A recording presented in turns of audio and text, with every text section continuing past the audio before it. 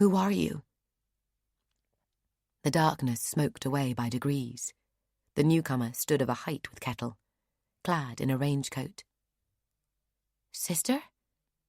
Kettle cocked her head, staring into the midnight still gathered beneath the hood. The figure made no reply, only stepped back, shaking the blood from her fingers as the last of the shadows left her. "Soul?" Kettle saw it before Nona did. Zol pushed back her hood. She looked at her hand in distaste and wiped it on the nearest tree.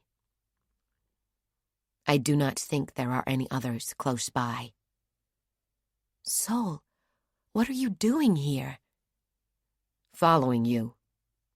She blinked, as if the answer were obvious. "Why?" Kettle glanced around at the trees that pressed on all sides, as if expecting more novices to emerge. "Because you are following Nona."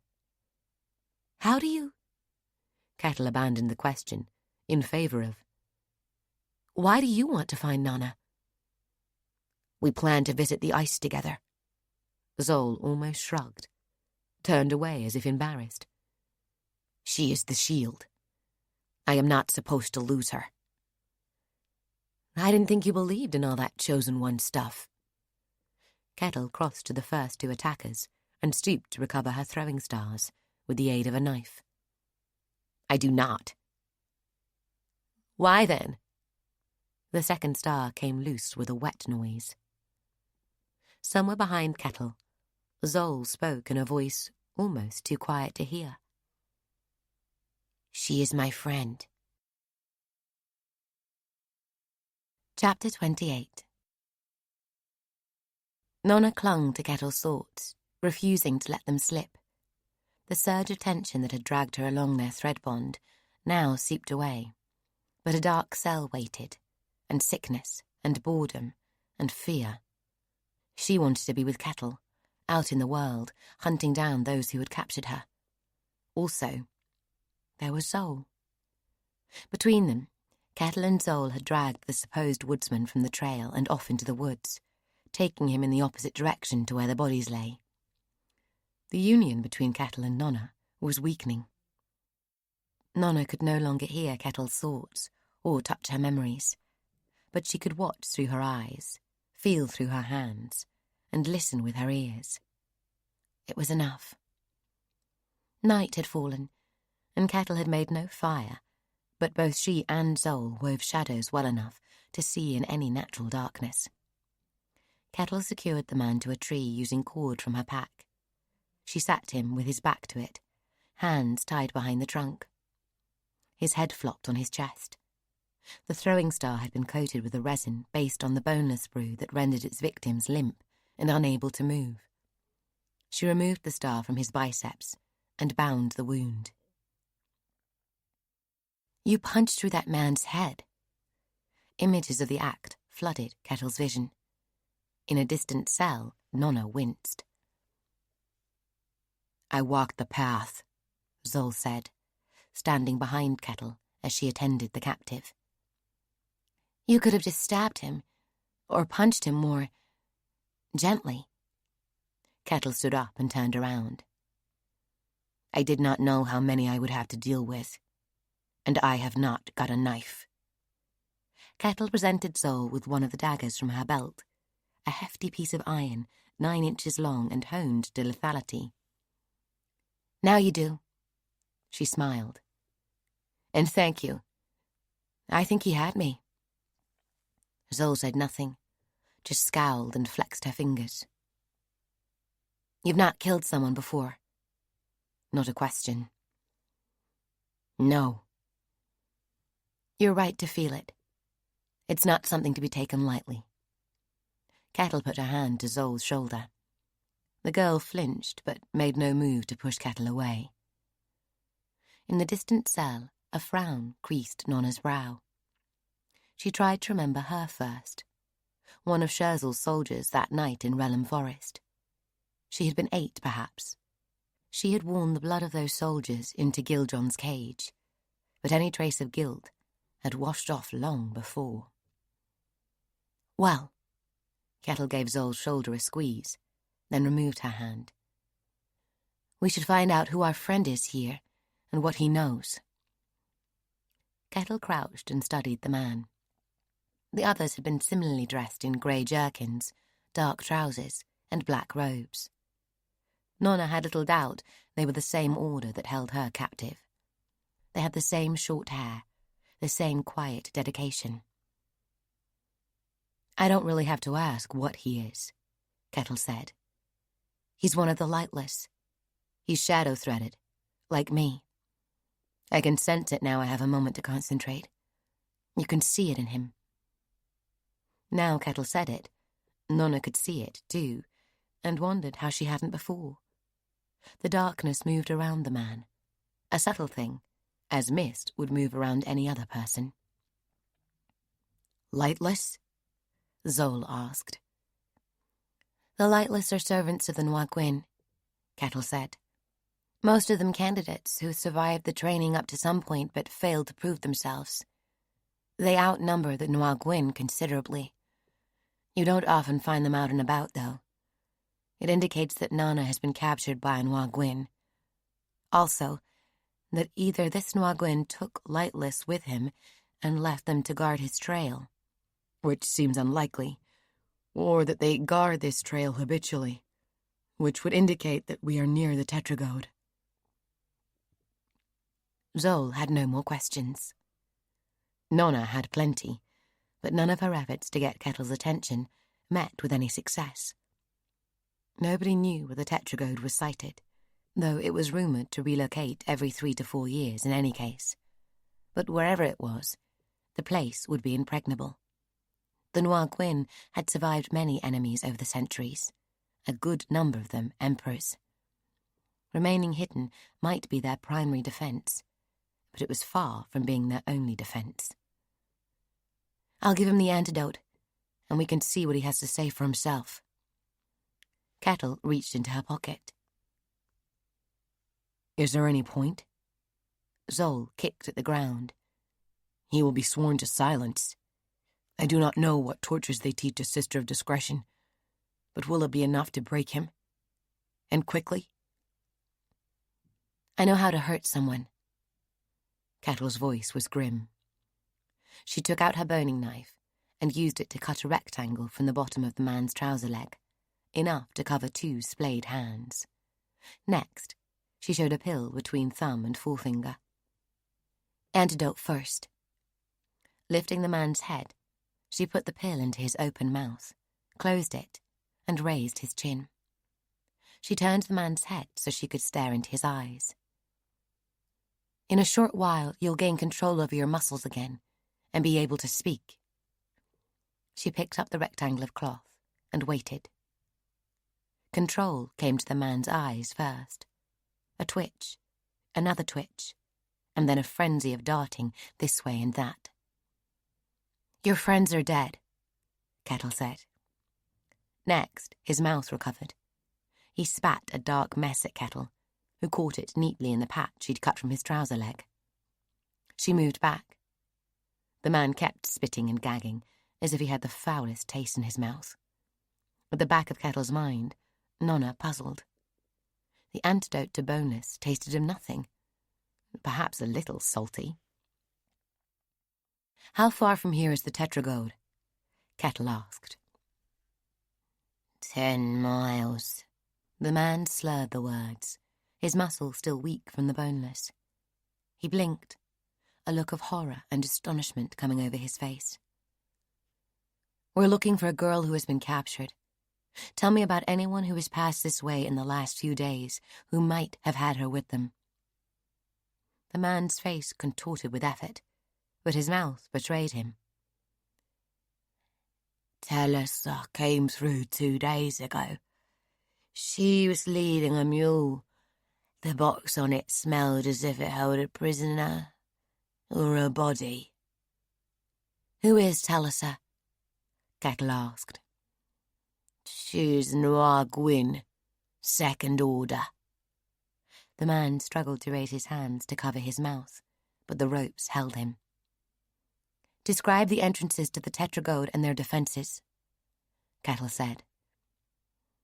The main entrance is a cave at the foot of cliffs in the Grampian Mountains, half a mile west of the With a scream, the man bit down hard, and blood splayed from his mouth. He gargled through it, as if he were still answering the question, but Nona couldn't make out the words. Kettle glanced down. Between the man's gore-spattered legs lay a chunk of flesh, a large piece of tongue. Nona felt Kettle clench her jaw. A moment later, her knife jutted from the man's left eye. His pain over. You gave him Mistress Shade's truth pill, along with the antidote? Zol asked, her voice as flat and free of emotion as ever. I did. How many more do you have? None. Kettle pulled her knife free and wiped the blade on the man's sleeve. It's not just a matter of rare ingredients. A powerful enchantment has to be used to bind them. Apple swapped favors with an academic named Hannistoy, but no help from the academy is ever cheap. No point trying to capture another one, then. Zol knelt and started searching through the man's pockets. They must have a camp near here. What is your plan? I don't have one. Kettle started back towards the trail. She paused. How did you follow me without my noticing? Carefully. Zol looked up, pocketing a few coins. Do not feel too bad about it. I am the chosen one, after all. Although there was no hint of a smile, Nona suspected that she might have witnessed Zol's first joke. We should take their robes. Kettle led the way back to the track, if we can find any that aren't obviously bloody, and cut our hair like they do. You're almost there as it is. She glanced back at Zol's black and bristling thicket. You should, Zol replied. You're shadowed like they are. I should be your prisoner. They won't buy it. Kettle reached the first of the fallen lightless. The woods were thick with the smell of death, clinging despite the wind. The guards will know this lot by sight. I can't believe there are so many out here that they wouldn't. And if there were that many, then there would be passwords and such. Besides, we'll probably be spotted hunting for the entrance. I doubt it's obvious. If we can get near, I can make them believe we belong there. Zol flexed her fingers. Really? Even detached from Kettle's thoughts, Nona could feel the Grey sister's doubt. This isn't like Pan's classroom, you know. These lightless are... Go home. Zol's narrow gaze rocked Kettle on her heels. Kettle paused, as if struggling with some reply. Then, without a word, she turned and strode back to the track. Once clear of the trees, she turned to the left and walked back the way she'd travelled. Overhead, the red stars bore witness, and in the east, the white eyes of the hope began to rise. It took perhaps 50 yards before Kettle's confident stride faltered. She glanced back, saw Zol following, and came to a halt. What? I changed your mind, Zol said. Kettle turned to face her. It was not easy, but a large part of you wants to go back to the convent anyhow, and I just helped it. Thread work? Kettle asked. Yes. Don't do that again. Kettle shivered. At least not on me. What makes you think it will be easier on a lightless? Because they are not you, sister, Zol said. You have a strong mind, and it is well trained. If you really did not want to do something, I could not make you do it. But making a guard believe that you are a lightless who is new to the order, or that the person next to them recognizes you, should be easier. Should be? Some people hold their threads more tightly than others. Zol shrugged. I can also do this. She thrust an open hand at Kettle, who burst into laughter. Even at the back of Kettle's mind, shielded from her emotions, Nona felt the echoes of it, and in the darkness of her cell, she smiled. Martial empathy, Zol said, over Kettle's snorts and giggles. Scherzel had academy tutors train me before I came to Sweet Mercy. Kettle fought for breath, bent double. You'll never need a punchline. More laughter, before she forced herself to stand, still grinning. It works on you because you trust me, Zol said, no hint of a smile on her. But with less guarded minds, I can have quite an effect. I don't trust anyone. Kettle dropped her smile. Not out here. Not on a mission. Trust is the most insidious of poisons. Zol quoted Sister Apple. But you do trust me, and you are not on a mission. Nobody told you to do this. Kettle frowned and glanced to the west, through the treetops. The moon's focus would be sweeping across the Marne by now, making the sea steam. Time was slipping away. So that's the plan? Present myself at the gates of the lightless with a prisoner, and hope that because I walk in shadow, it won't take too much of a push for you to make them believe it. Yes. And then what? Then we see. They're dangerous, these Nwagwin, Kettle said. They're like us, like Grey Sisters, but worse because killing is all they do. If just one of them spots us, we're done for. The Nwagwin are even spoken of on the ice. Zol rolled her head, clicking the bones in her neck. They come after people in the night and murder them in their sleep. We are going into their home, where they believe they are safe. If they find us, we will see what they are made of, and show them what we are made of. Kettle grinned. And what's that? Zol did not smile in return. Sweet Mercy. Chapter 29. Abbess Glass. The carriage that Brother Pelter had waiting for Abbess Glass proved to be quite luxurious. She had expected one of the usual black wagons with barred windows, normally used to transport suspects, but this one looked rather like the sort some lesser lord might own to bear him to the palace, although, if the doors had ever sported a coat of arms, the evidence had been expertly removed. For me? Abbess Glass pursed her lips. I'm impressed. Brother Pelter climbed in, and one of the Inquisition guards helped Glass into the opposite seat before joining her, another climbing up top. The other guards remained at the pillars as the carriage rattled away across the rock. 2 guards is all I warrant, brother.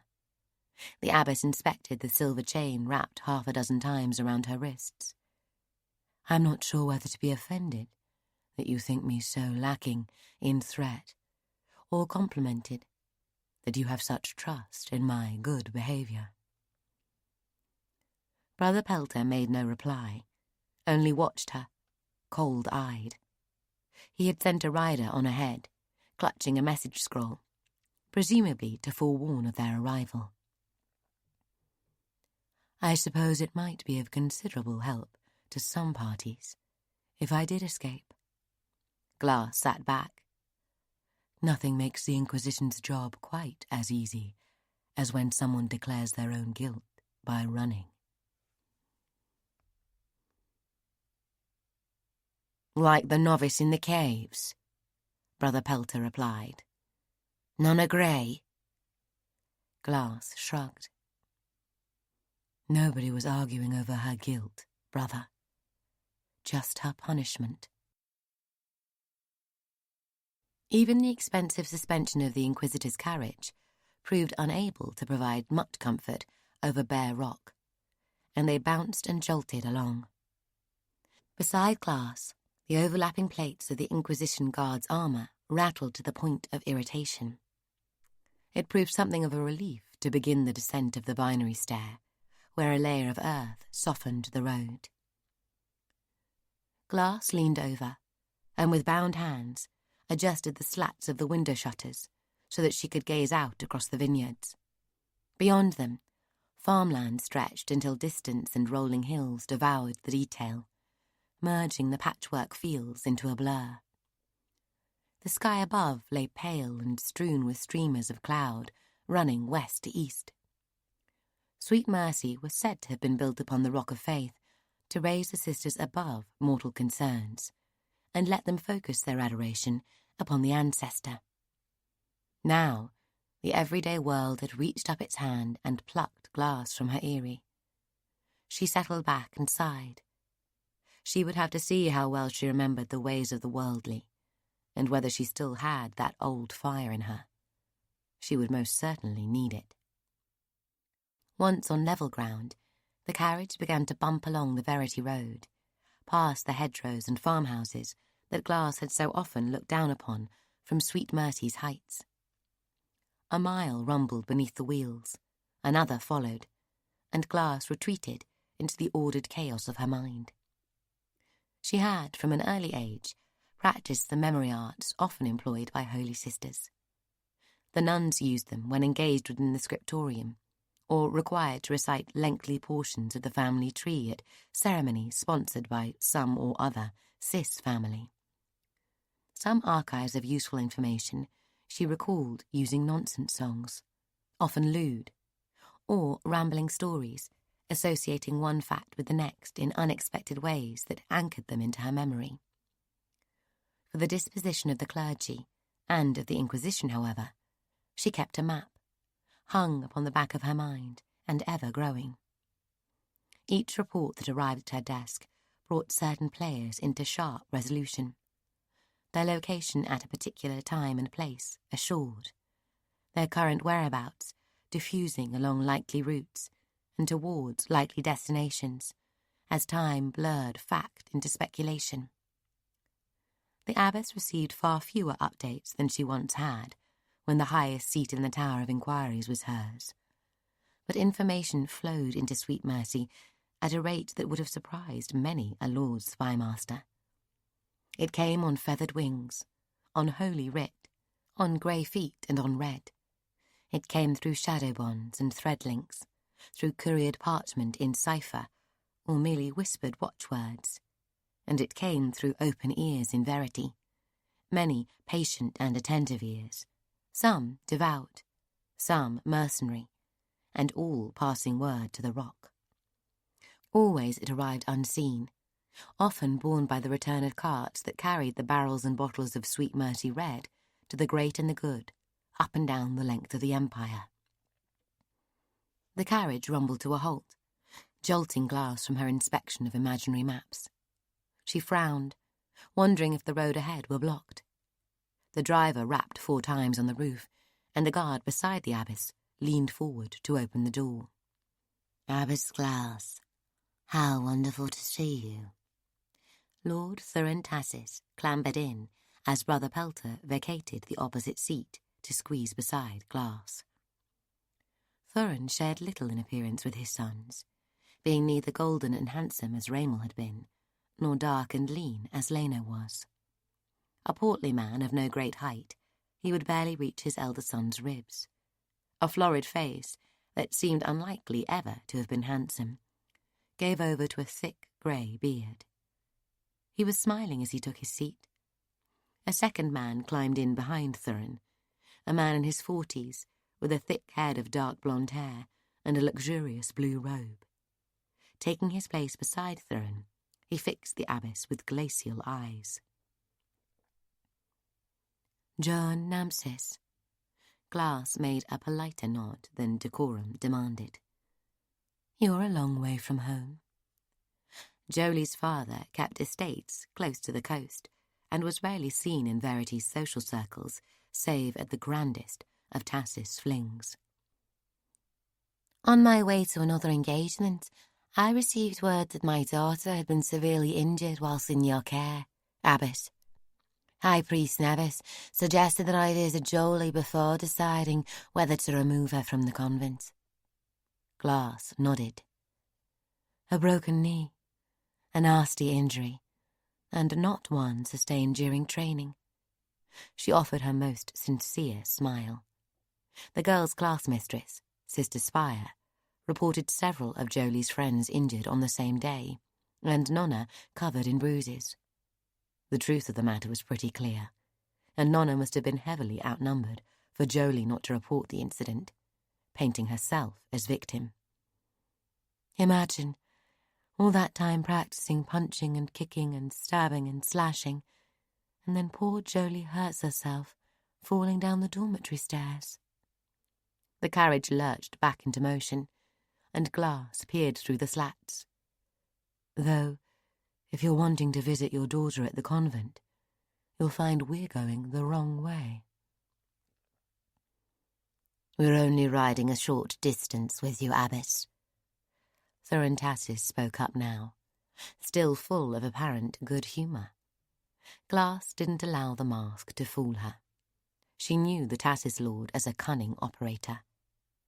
He wielded considerable power at court on account of the family's wealth, but he had also inherited and possibly improved upon many of the skills his distant ancestors had relied on to make that fortune in the first place. Joan must get to the convent and see his daughter.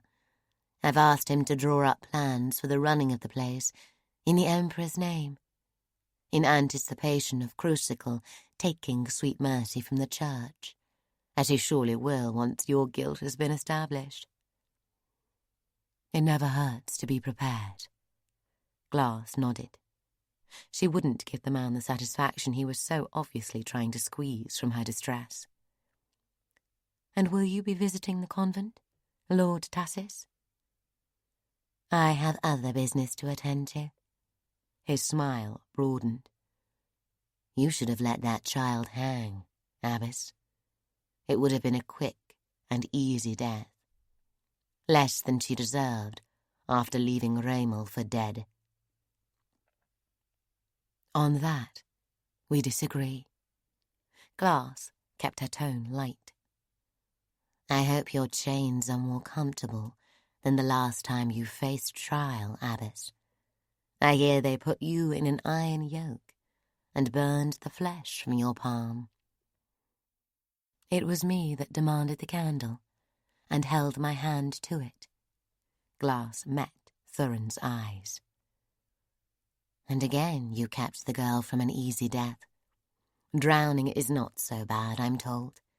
Takes no longer than a bad hanging, and hurts less. The assassin's knife would have been quick, too. I didn't believe she deserved death, easy or hard. No, you had her trained to kill instead. A flicker of anger now. And she killed my son. Glass kept her mouth shut, her gaze darting to the Inquisitor, and finding him peering through the window slats, studiously ignoring the conversation. And in the end, oh, delicious irony, Thurin forced the humour back onto his face. It is your own order that she breaks, and which sees her driven from your protection. He raised a hand to stroke his chin. Imagine if she were captured out there, somewhere in the corridor. Do you think she would meet an easy death then, dear Abbess? I would think anyone who tried to capture that girl would be taking their life in their hands.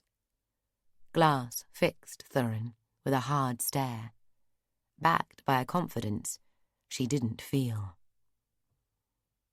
Imagine if she were captured, Thurin repeated, his voice soft now. Do you think they would invite me to watch her die? The Emperor forbade you. The Emperor will never know. He lurched forward, roaring his words, flecks of spittle peppering Glass's cheeks. Do you think you're going to tell him? Do you think it's Crucicle's palace the Inquisitor here is taking you to?" Thurin's face was now red and twisted. The rage he'd been holding back all this time let free in a sudden rush. "Did you think you'd won again with your forgotten laws and petty little rules? Did you, Abbess? Did you?"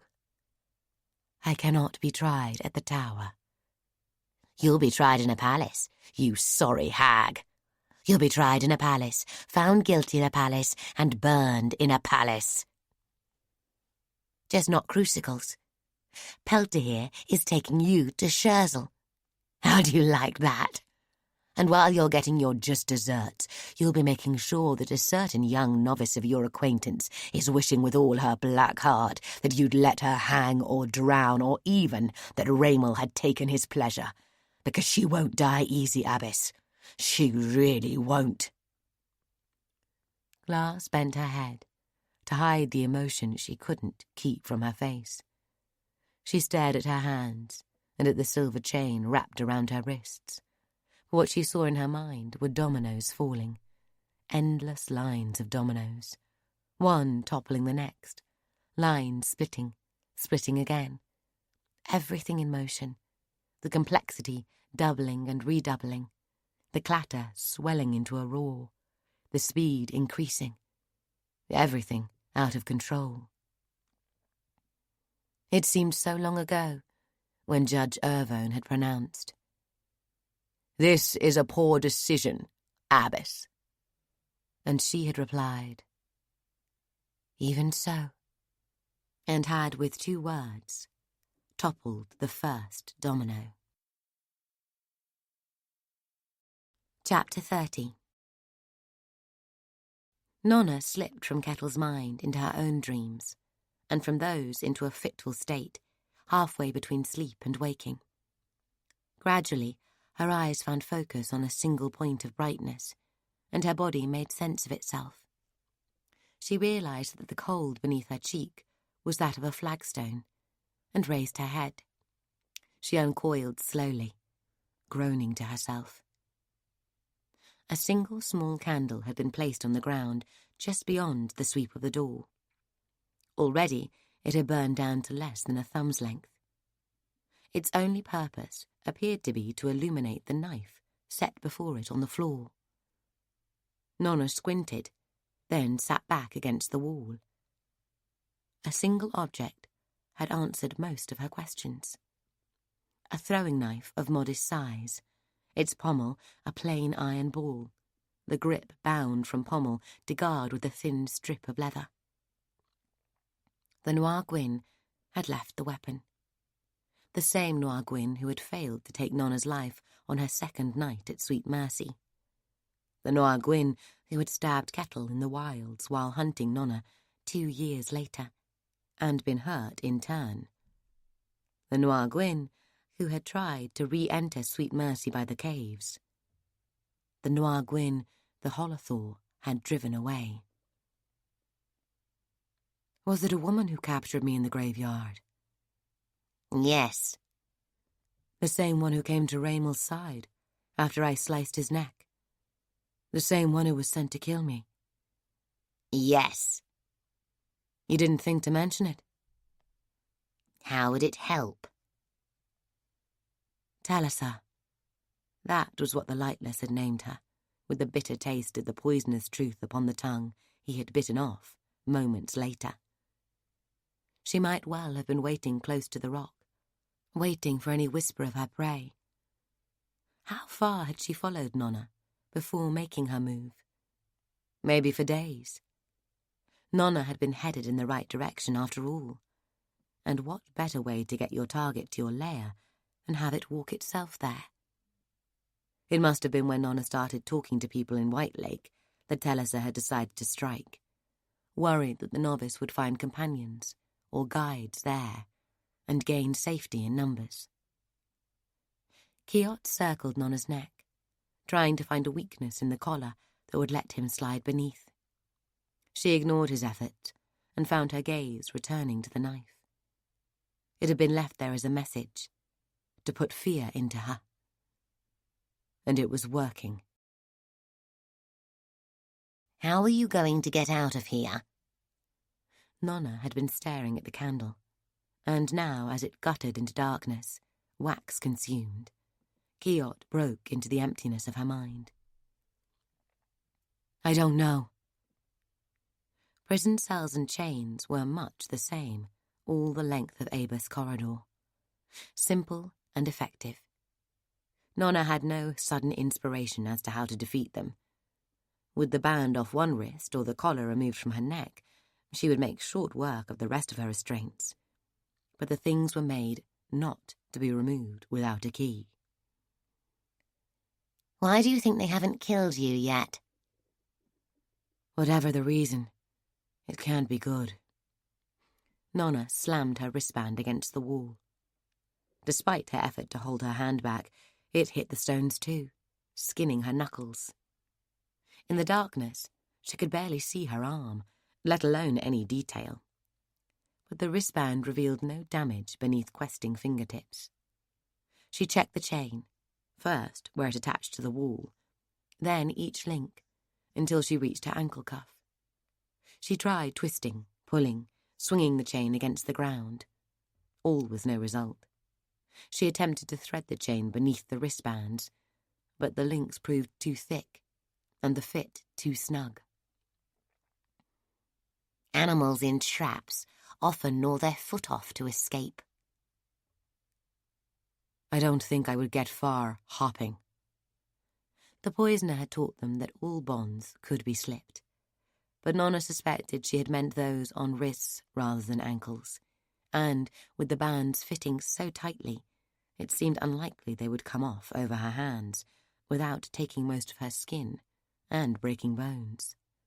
Perhaps not even then.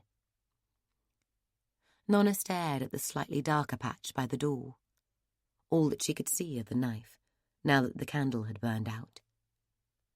It would be a useful thing to have, but at the full extension of the chain, and lying flat, she was still yards short of reaching it.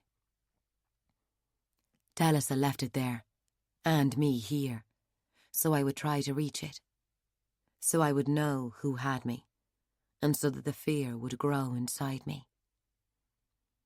Nona pulled off the smock they'd put her in. Immediately she felt the cold, as if invisible hands were touching her in the dark, pinching away her body warmth. She felt more vulnerable, too, which, she reminded herself, was ridiculous, given that she was chained in the dungeons of the Noir Gwyn.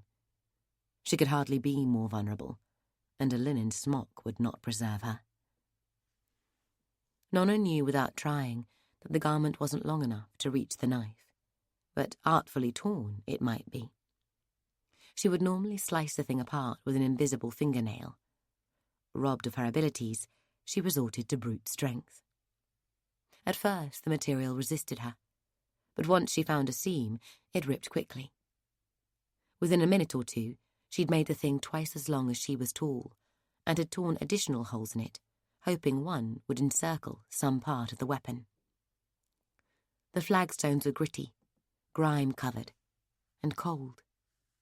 Lying naked, flat out, Nona began to flail with her torn smock.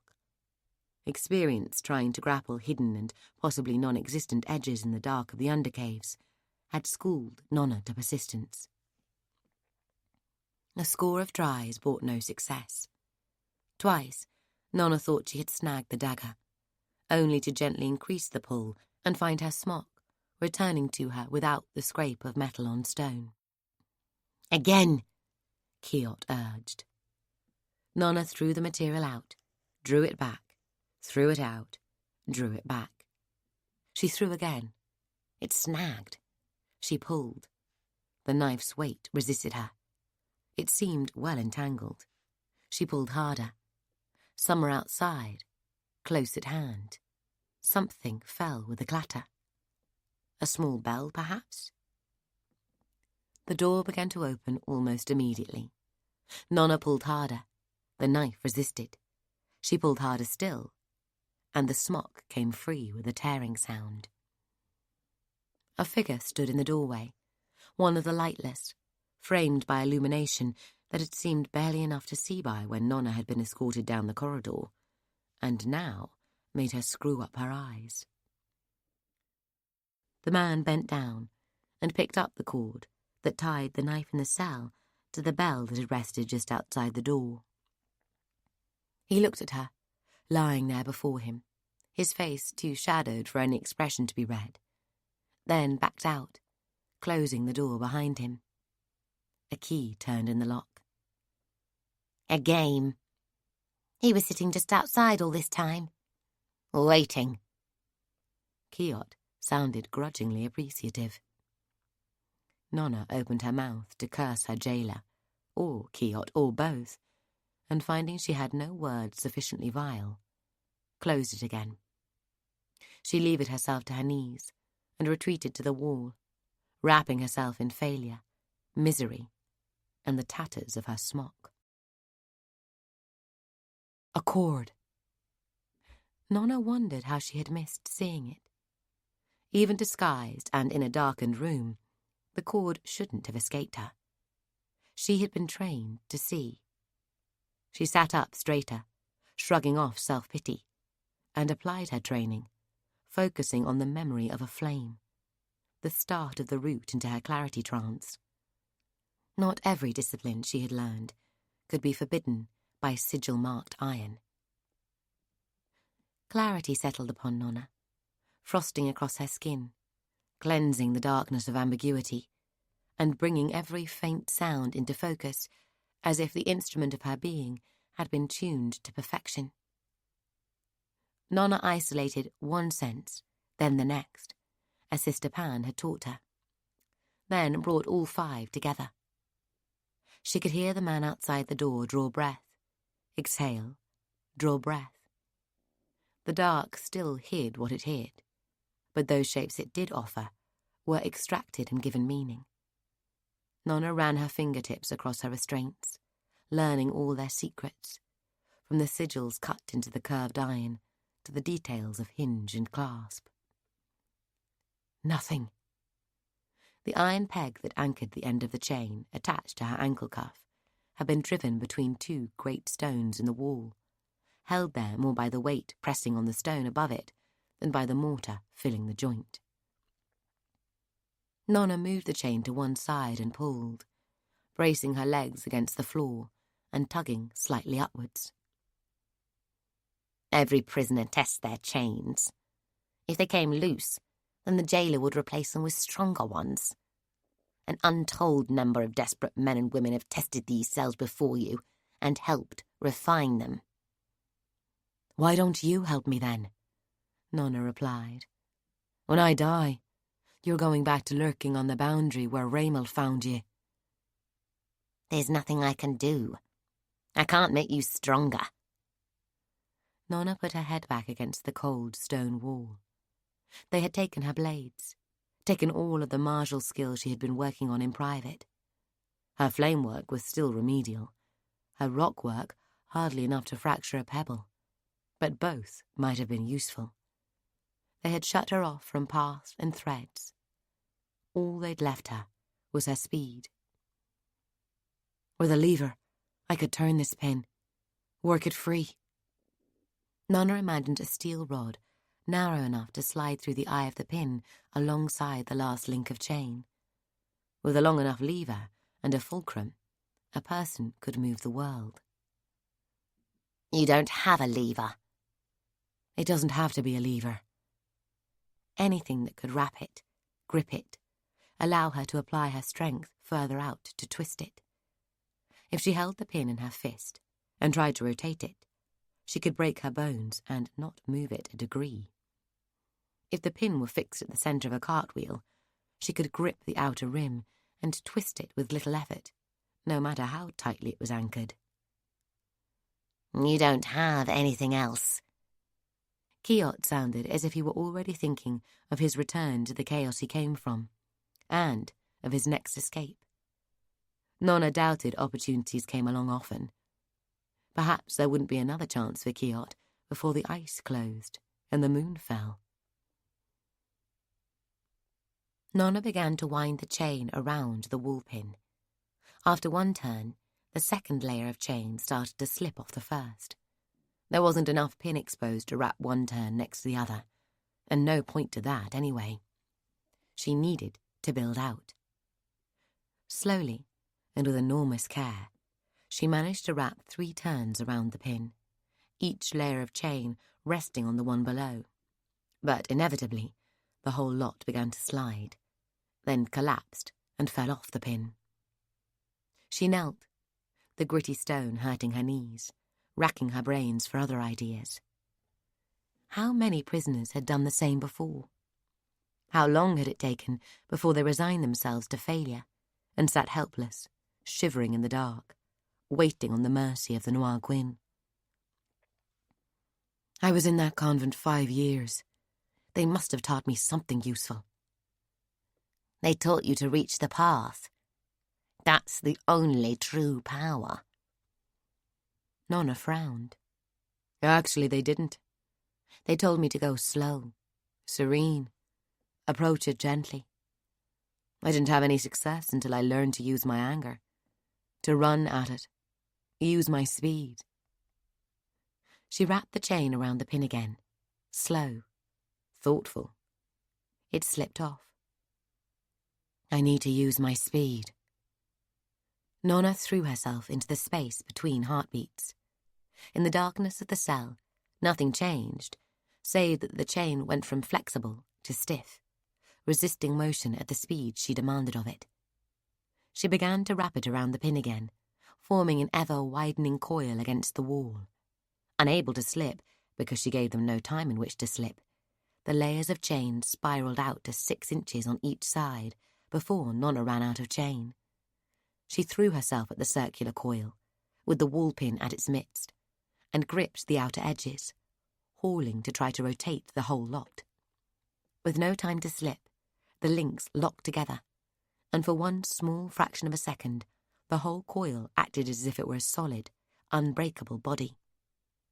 A moment later, the mass of links fell away from the wall, a shapeless weight of chain hanging from her fingers. Did it move? A note of interest from Kiot now.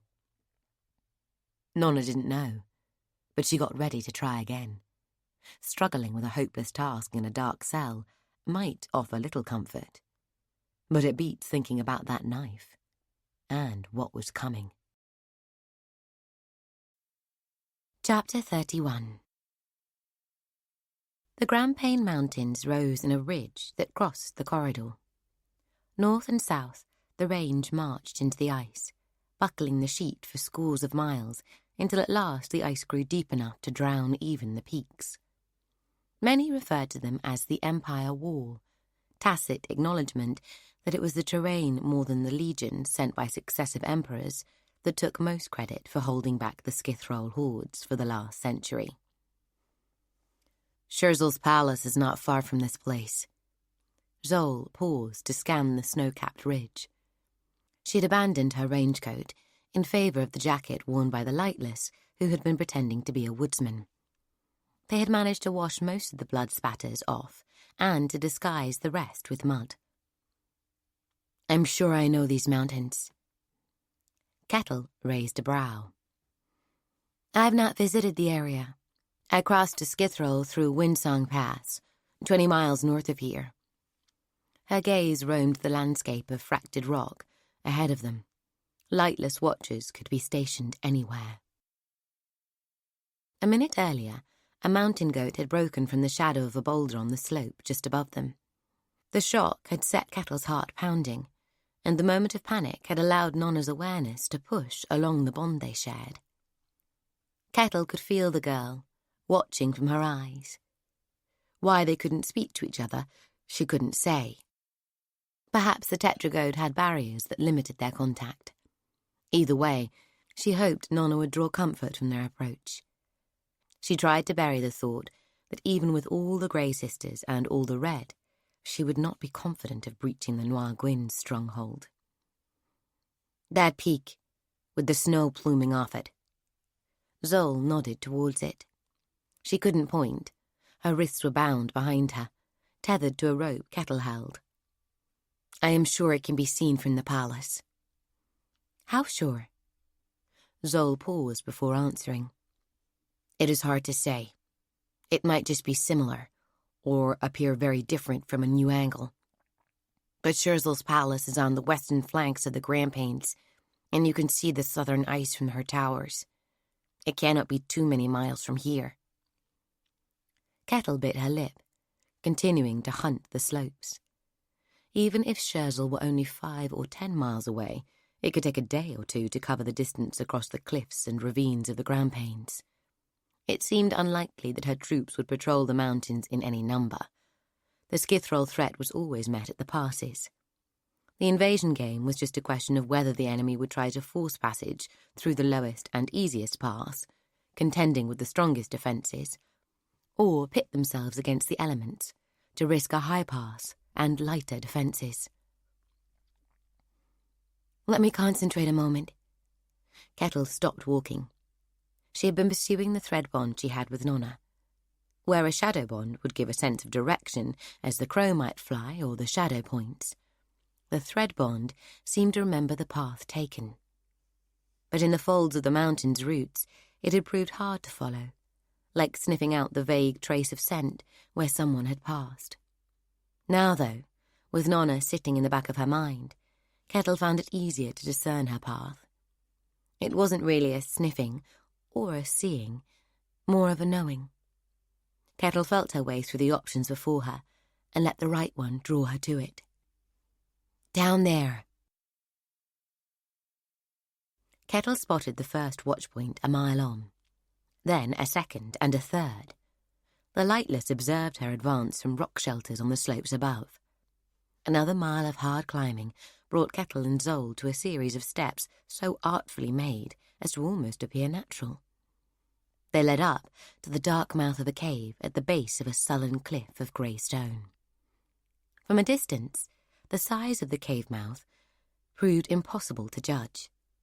The mountains offered nothing by which to gain a sense of scale, not even a stunted tree.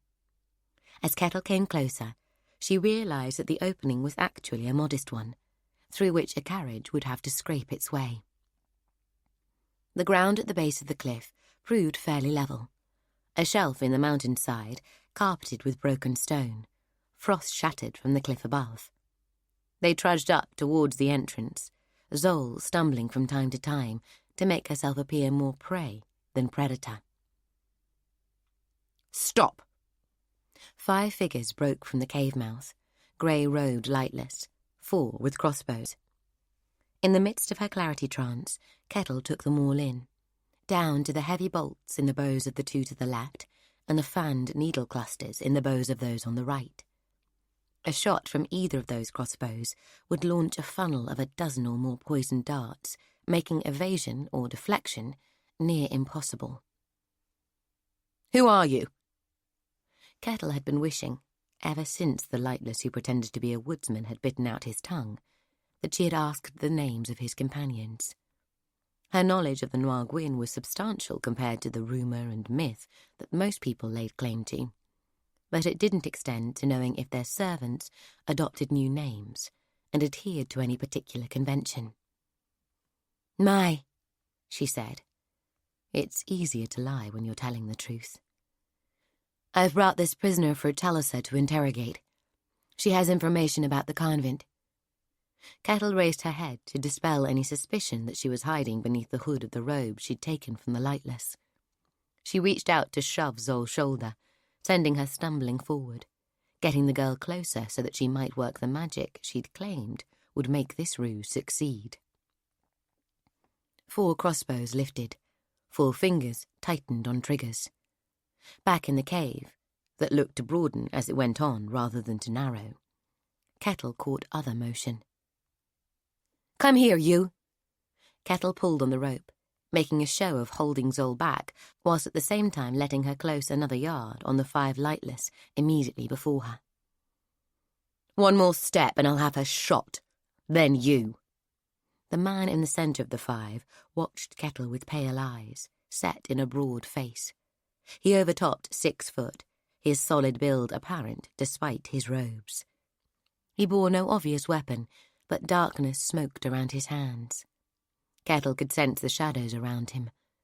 This one had been pushed further into the night than his companions, further than her, too. My of the lightless is taking me to Telsa. Zol kept her face down, and her voice was quiet, but it seemed to burn through the air. Nona sensed it buzzing in Kettle's skull. I am her prisoner. Kettle felt the words building up, spiraling around her, demanding that she accept their truth. It was almost true, after all. It would be easier to believe it. Telsa will want to see me, Zol said, her voice resonant. Telsa will want to see her. The officer nodded. His pale eyes never left Kettle's face. The lack of malice in them worried her. Cruelty bred stupidity, but the quiet dedication of the lightless promised only efficiency and success in attaining their goals. Escort Mai and her prisoner to the holding cells. The man indicated the cave, and at his signal 4 more lightless came forward. The first of them had a slightly puzzled look. I'm to take this woman to the cells, Athran? The man looked down at his subordinate, a frown creasing his forehead. Yes, take Mai and her prisoner to the cells. Kettle could see the tension in Zol's jaw as she stood, head down, some mutter on her lips. The woman nodded and indicated that Kettle should follow her. 2 of her companions moved to flank Kettle and Zol, the third bringing up the rear. Come. The entrance to the tetragode opened out beyond the cave mouth into a natural cavern of impressive dimensions. A score or so lightless occupied the space, some busy with a stack of barrels and crates near the centre, others armed and ready in natural galleries along the rear wall. Kettle tried not to look around too obviously, but set that desire against the need to understand the challenges attendant on leaving again. She wondered briefly how the supplies came to be there. If they were brought in by foot across the foothills, then the cost would be stupendous, and the trail left for any curious party to follow would be hard to miss.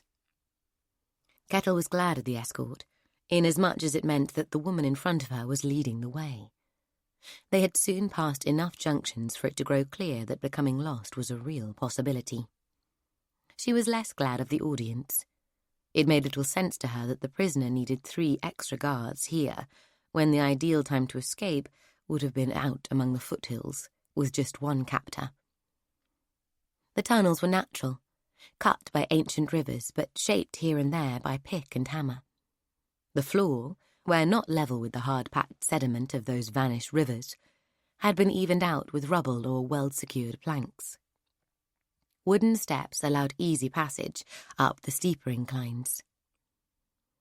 The spread-out and labyrinthine nature of the tetragode was perhaps as important a defence as the strong points, but did mean that most of the complex lay empty at any given time. The long galleries returned to darkness once Kettle's party had passed through, and silence stalked them. The nun felt a sense of familiarity, having explored the caverns beneath the Rock of Faith at length, and behind those thoughts, Nona added her own appreciation of deep places. The first major checkpoint came as a small fortress built around the exit from a cavern that could have housed a large fortress. Lightless watched from the battlements and raised a portcullis when hailed. In the long stone-clad tunnel that led through the fortress, a single Noir Gwyn waited, seated at a desk set in their path.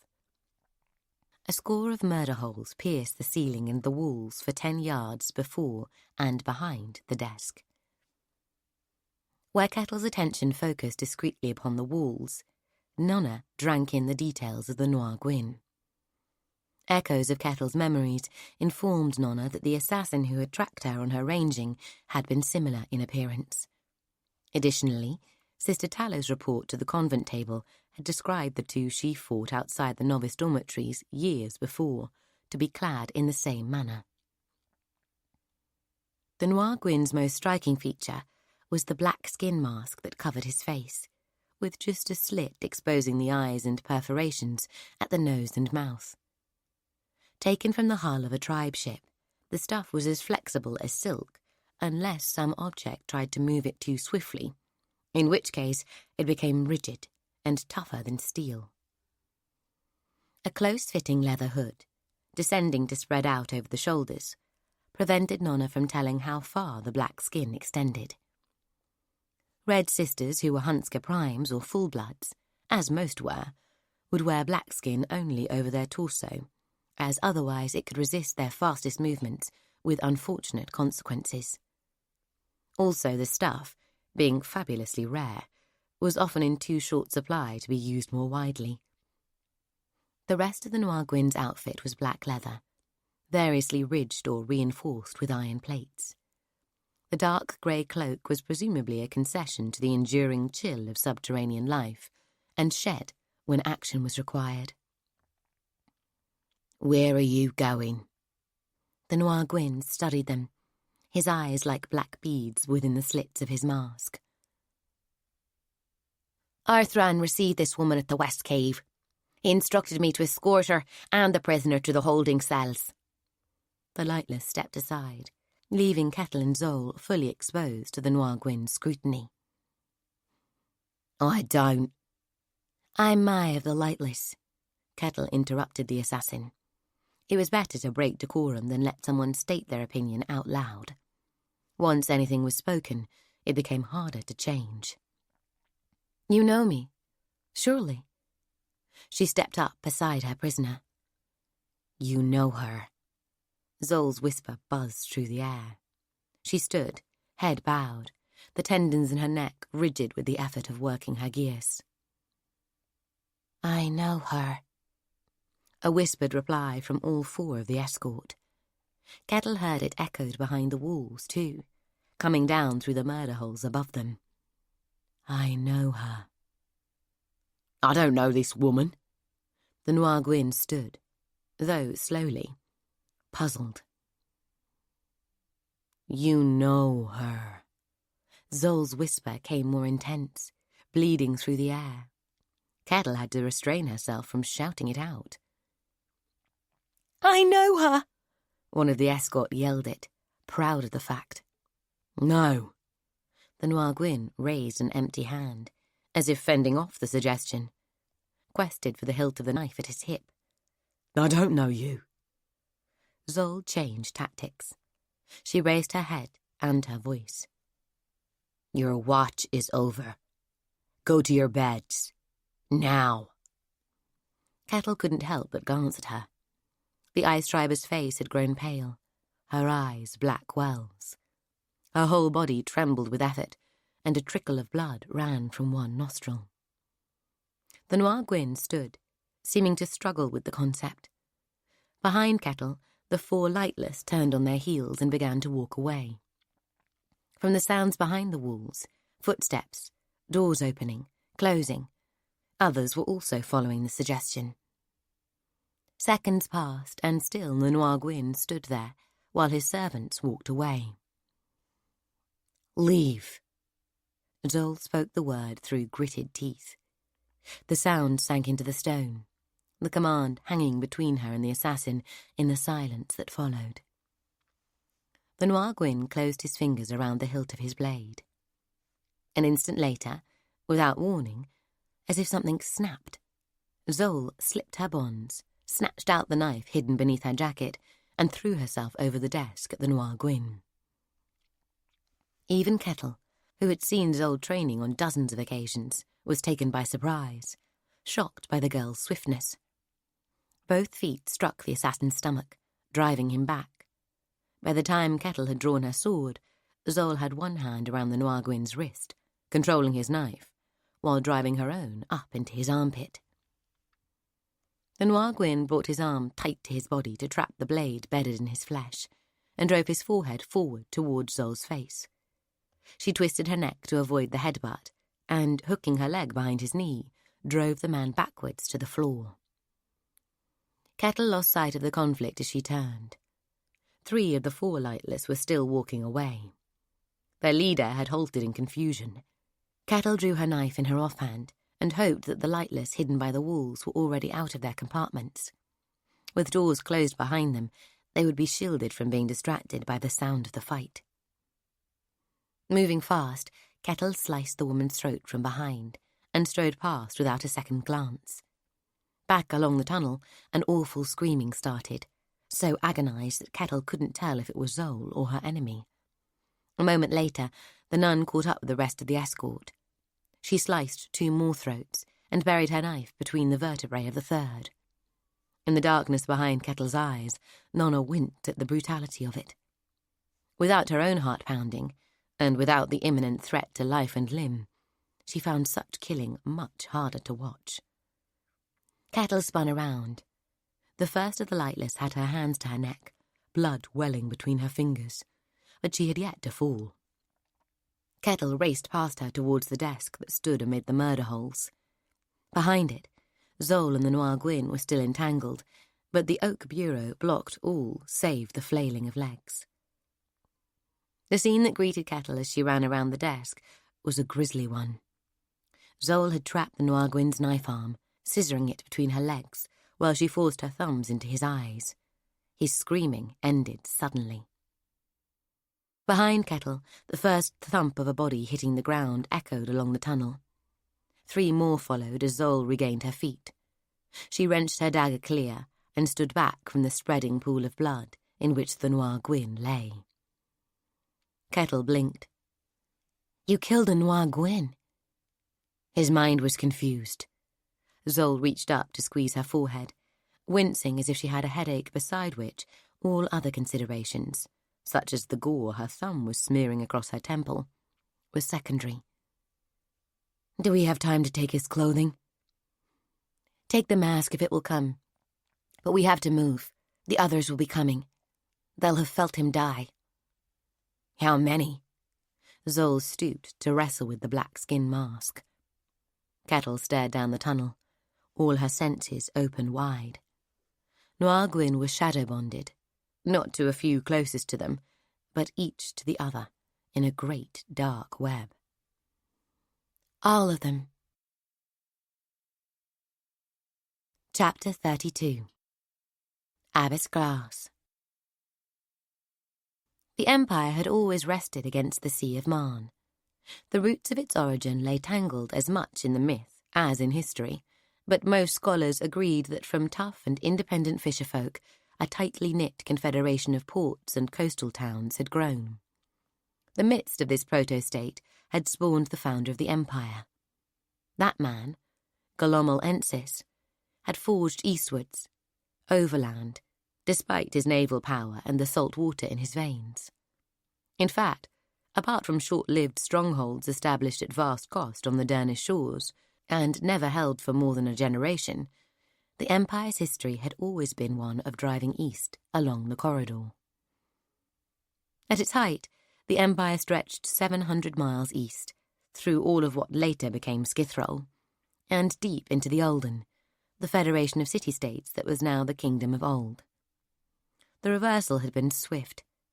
In the space of 40 years and 6 weak emperors, the border had fallen back against the rocky spine of the Grampians, and there it stayed, immovable. Some now declared Empire too grand a name for the territory currently held, and Emperor too lofty a title for the men and women who took its highest seat. To Abbess Glass's mind, both titles had been earned through centuries of greatness. Even so, she had to agree that when the corridor wind picked up its feet and raced eastwards, then the Empire could be crossed at such a speed that it really did feel quite small. Brother Pelter exchanged the carriage horses at various stops and had them driven hard. Along the spine of the Empire lay metalled roads, built in the reign of Golemel V for swift movement of troops in time of war. They had been well maintained ever since. Along such routes, the carriage devoured the miles before it. Twice they took to the rivers, pressed upstream by the wind's hand, swapping to new carriages at the Patience Monastery and at the estate of the newest archon, Hedda. Glass felt at each stage as though they were fleeing something, rather than just hastening towards Scherzel's palace.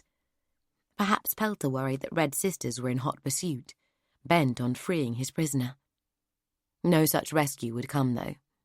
Glass had forbidden it, and, though she might never quite understand why, the loyalty that had grown around her came coupled with an obedience that was just as deep and enduring. During the long days of travel, Glass made conversation, or at least one half of it, and slowly the boredom and the pressure of questions unanswered eased Brother Pelter into supplying the other half. Glass sensed that the Inquisition guards, Melker and Sarah, who rotated from duty atop the carriage to duty beside her, would have liked to join in too. But Brother Pelter, whilst not following the stricture himself, had made it clear that nobody was to talk to the prisoner. And so Glass was left with only Brother Pelter to speak to.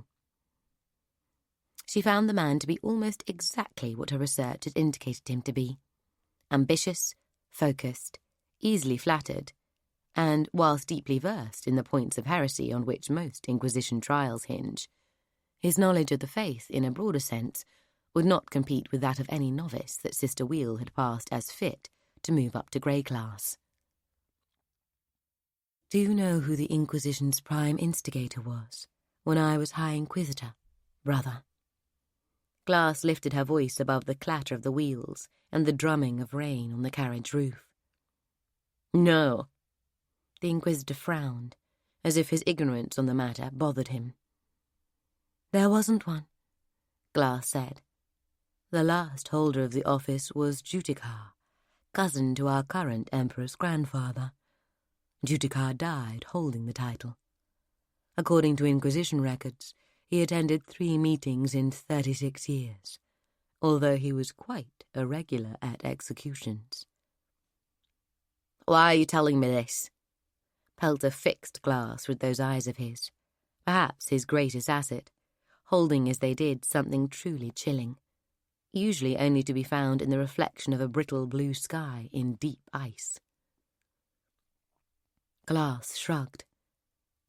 "By my reckoning, we'll be at Scherzel's palace sometime the day after tomorrow, so the office of Prime Instigator seems at least topical. It was a paper title, you see, an invention to please some emperor of long ago, an office meant for royalty, so that the crown could feel, if not a sense of ownership, at least some illusion of control of the Inquisition, and some more solid feeling that it could not be wielded against them. The raft of regulations protecting emperors and their siblings from the sharp edge of the Inquisition was part and parcel of it, similar to those laws protecting High Inquisitors. And former High Inquisitors. Brother Pelter took on a sour look, reminded of the fact that such details had him crossing half the Empire rather than hauling the abbess the 5 miles from Sweet Mercy to the Tower of Inquiry.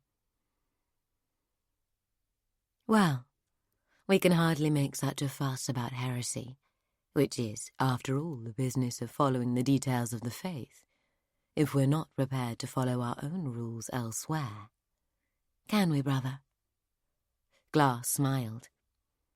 "If you're happy to set hot irons to a man to establish the degree of his piety, then at least you can endure a few days' ride to ensure you yourself follow the letter of the law."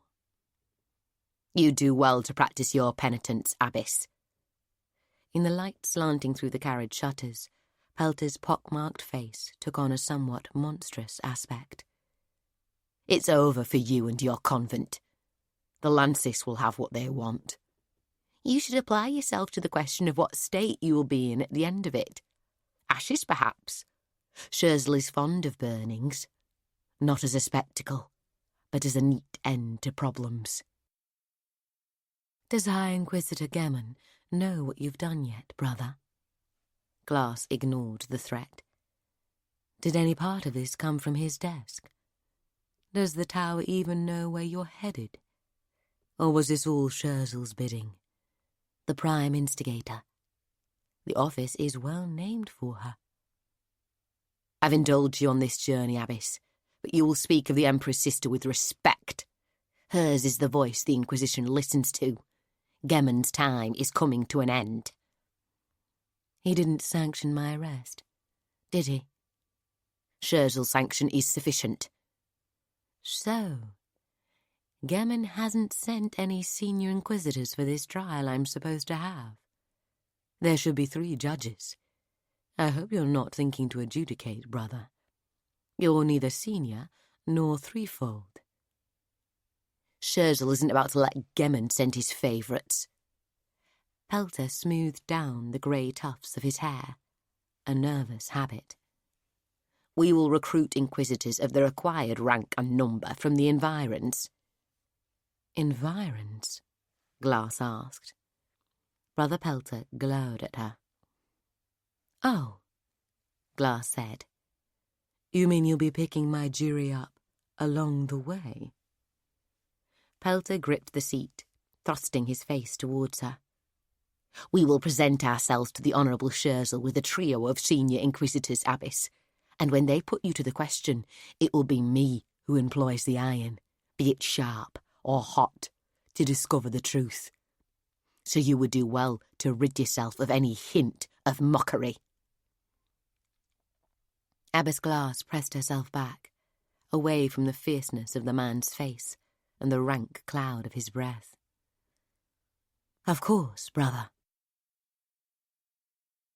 As night fell, Pelter had the carriage put in at Traytown, a settlement of modest size, perhaps 500 homes, many dependent upon the tin mines for a living. The place boasted a church of the ancestor considerably larger than most such towns could afford, and was able to provide lodgings for the inquisitor and his guards, along with a penitent cell for the abbess. Come morning, the local priest unlocked Glass's door, and she bore his disapproval as the yawning guards escorted her to the carriage. "We're making a diversion today." Brother Pelter handed her the prison ration, a brick of black bread that was supposed to last the day. "Indeed?" Glass accepted the bread into her chained hands. She had been tightening the rope on her habit daily. If the journey had been all the way to the Empire's old boundary, out in the Olden, she might have arrived with the figure she'd had at 20, though she wouldn't have counted it a good exchange for all those hungry days. "Where to?" "The shrine at Penrast," Pelter said. "I had Melchior and Sarah do a little investigating around town last night. It seems that the Inquisition is following reports of heresy at the shrine. An investigation led by senior inquisitors." "Who will be useful in judging at my trial," Glass supplied. "As I said, from the environs," Pelter nodded. "And who is leading this inquiry?" "Brother Seldom and Sister Ajika. Friends of yours, I believe." Pelter allowed himself a narrow smile. Abbess Glass folded her hands across her diminished belly and pressed her lips into a thin line. Seldom and Ajika had been trusted subordinates during most of her tenure in the Inquisition's highest seat, but the estrangement that had preceded the announcement of her departure had been the talk of the tower, and famously bitter. "It's when your power is taken, or given, away, that you discover who your friends are, brother. There's a lesson for us all in that." They reached the shrine by noon. From a distance, Penrast looked like a toy, discarded by some lordling child.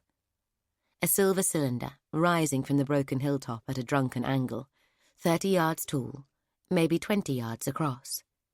Its walls were a yard thick, a weight of silver steel that to purchase would beggar empires greater than the one it stood in. Except no fire could melt the stuff. No blade could cut it.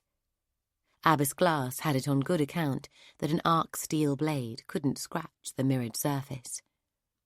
And so, by having the properties so valued in arc steel, but to an even greater degree, the thing moved from priceless resource to worthless curiosity. Steps led down into the underchambers via a tunnel hewn into the bedrock. Until the Church of the Ancestor took the site over, it had been claimed by the small folk that the missing had fashioned the tower, or the Titan's ring, as they called it. Now the official line was that the tribes had brought it with them from the stars. "You'll come with me, Abbess." Pelter gestured her down from the carriage. "The face of an old friend will help motivate the Inquisitors to step up and do their duty." Abbess Glass, with Sarah to steady her, emerged into the cold bluster of the day. After a short transit, huddled against the wind, the three of them escaped into shelter again, now bowed over to avoid scraping their heads as they descended the steep, rocky stairs. The missing, or whichever of the 4 tribes built the place, had not bothered with building material. The walls were either bedrock, sheared away with miraculous precision, or the soil itself, fused into a smooth, marble-like substance as hard as stone. Whatever inquiry had been underway appeared to be in the end stages. The Inquisition guards on duty had a bored look. Inquisitors Seldom and Ajika were not among those who favoured the more brutal methods of extracting information. Ajika was a martial touch, with a gift for coaxing the truth off unwilling tongues, and Seldom had come to Glass's way of thinking on the subject of interrogation, namely, that the information came more swiftly and more accurately if the questions were presented as a concerned attempt to reduce the subject's final punishment. Glass waited with Sarah while Brother Pelter went to speak to the Inquisitors. Sarah quickly fell into conversation with other guards at the doorway, men she'd not seen in months, leaving Glass to twiddle her thumbs or study the room. The chamber held benches for the faithful during services or contemplation, or whatever it was they did at the shrine. Of the original occupants, though, there were no signs remaining, save for one symbol carved into the glassy surface of the rear wall. To Glass's eye it had much in common with sigil work, though it didn't twist the mind as sigils did. If the marking held any magic, it was of a deeper kind, too deep for Glass to touch. Glass was tracing the symbol's curves with a finger when another guard arrived and thrust a peasant into the room. At the doorway, Sarah looked up, then returned to her conversation. Glass had the room's only lamp in one hand, using it to illuminate the symbol. She abandoned her inspection and crossed over to the new arrival. The young man looked worried enough, without being left in the dark. "Sit. Conserve your energy." Glass gestured to the nearest bench. The man gave her a look as blank as it was scared. Glass rephrased. "Sit. You need to rest." "Thank you, sister." The man slumped in the wooden pew. His jerkin looked to be made of sackcloth and mud. He had dirt along both cheekbones and smelled of pigs. "I don't understand what I've done." Glass took a seat and made a smile for him. "Perhaps you've done nothing." "I don't understand." The man shook his head, looking at his knees. "In my uncle's village, the old men leave the first cut of the harvest for the corn god. I heard they have a stone church to the Hope down in Whittle. Why are they arresting people here? The ancestors' own children. For what? They took Master Root, said he was reciting the ancestor prayer wrong. And the rector, they took him too because he said this place was here when the tribes came. It's madness." Glass shook her head. It was a confusion she had heard many times before, most often at the edges of the Empire. The greatest threat to any faith is not other faiths or beliefs, but the corruption and division of its own message. When the Dernish sail on us beneath their banners, we band together and become strong. Nobody begins to wonder if they should worship Orm or Gatar or the triple-headed goddess.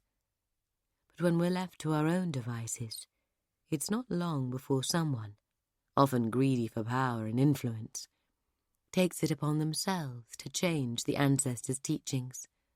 Just a little bit, but in a way that makes that person more important or special, or allows them privilege. And before you know it, you have 4 different churches, 4 high priests at war, a legion of archons arguing. This has happened time and again. More blood has watered our fields as the consequence of such internecine wars. She stopped seeing the man's incomprehension. We present more of a danger to ourselves than do the Derns or the Skithrol, and even the Skithrol wars can be said to have been over interpretations of the faith. But in my uncle's village, the ice closes and brings together many people and many faiths. The Emperor has sanctioned the Hope Church. Its holy texts are about the future and do not dispute the ancestors' teachings. The ancestors' church itself has declared that those who follow the small gods may do so unmolested in the more remote corners of the empire. Only in the cities, and those towns declared as church towns, is such practice forbidden. She raised a hand to deflect the next question on his lips. The thing for you to do is wait and see whether the clerics who taught at this shrine have been found guilty of heresy. Answer any questions truthfully. If it turns out that they are guilty, and that you were part of their flock, then you must do the penitence placed upon you and attend a sanctioned church to learn the true teaching. After that, you will be without taint, and of no further interest to the Inquisition. Glass had given that speech, or one similar, an untold number of times. She had repeated it so often that, like a word repeated again and again, it had lost its meaning for her. In the end, she saw only the immediate consequences, the victims in the here and now, rather than those postulated casualties from the wars of a divided church. She had begun to lose heart for the work before her boy died, and when Abel choked out the last of his life before her, her heart had broken entirely. She had never returned to the Tower of Inquiry. New figures arrived with lanterns at the doorway, and Sarah gestured for Glass to approach. Glass got to her feet, aided by the peasant who for the first time noticed the chains around her wrists. "Thank you, sister," he said, gaze still held by the silver chain. Brother Pelter bustled into the room. At his shoulders stood the hawk-like Seldom and the slender Ajika, dark-eyed and sceptical. "The senior inquisitors have agreed to accompany us to Scherzel's palace, Abbess."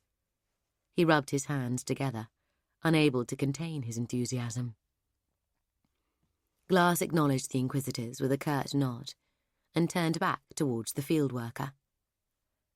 "Remember what I've told you, young man. Honesty and penitence." She glanced towards the waiting inquisitors. "You'll be fine." She meant it, too. He likely would be. Of her own prospects, she was far less certain. Chapter 33. Zol ran beside Kettle, the Noir Gwyn's black skin hanging from her hand, twisting strangely, as though it were a live thing. "We have to lose ourselves." The tunnel ahead held Kettle's attention. The most obvious of the side passages had been blocked off, but any cave system is riddled with fissures and holes. "The last are hard to find." They ran another 50 yards, Kettle slowing to investigate an opening low in the wall. 2 days and 2 nights. Then we make our move." "We should separate," Zol said. Her left hand bristled with cross knives stolen from the dead assassin. "We should not." Kettle abandoned the narrow opening and moved on, veering down the smaller fork where the passage split. "You're in my care, novice. And how would I find you again?" "I found you before. I can do it again. I will make a diversion. You can rescue Nona." "This is the Tetragode, Zol. The Tetragode. You're a novice. You shouldn't be here, neither should I." Kettle took a right turn down a narrow passage, delving steeply into the mountain's depths. The floor fell in uneven, muddy steps, a steady trickle of water spilling down them. "I am the chosen one." Zol stopped by a fissure in the wall, a vertical slot wide enough for an arm, but not a shoulder. "That is what they say. So either have faith in me, or stop worrying. If the Argartha's prophecy is a piece of nonsense, then I am just a child from the ice, of no particular value." She reached into the crack beside her, the nitra-caked walls scraping her arm. "You're of particular value, chosen or not." Kettle clasped the girl's shoulder, knowing anything more affectionate would unsettle her. Zol twisted her mouth into an almost smile. Her hand was empty now, the black skin and cross knives stowed away. She slid deeper into the crack and laid her palm against the rock where it gripped her. "Worry about yourself, sister. And Nona." Her brow furrowed, and with obvious effort, she pushed. And somehow the rock moved. The whole fissure widened, the wall bulging to accommodate the displaced volume, as if the whole thing was semi-liquid. "How?" "Yesh was my mentor." Zol eased her way into the crack. The blood began to trickle from her left nostril again as she taxed her powers. "And there is a ship heart in this place. Can you not feel it?" Kettle thought for a moment. She felt nothing specific, but it was true that she saw through the utter darkness of the caves with greater clarity than she had experienced before. And prior to Yish's theft of the Sweet Mercy's ship heart, Kettle's shadow working had always improved when she neared the vault in which it was kept. "Be careful," she called after Zol. "They will not find me." The fissure narrowed, rock groaning, as the novice moved from sight. "I will find them." "Watch for traps."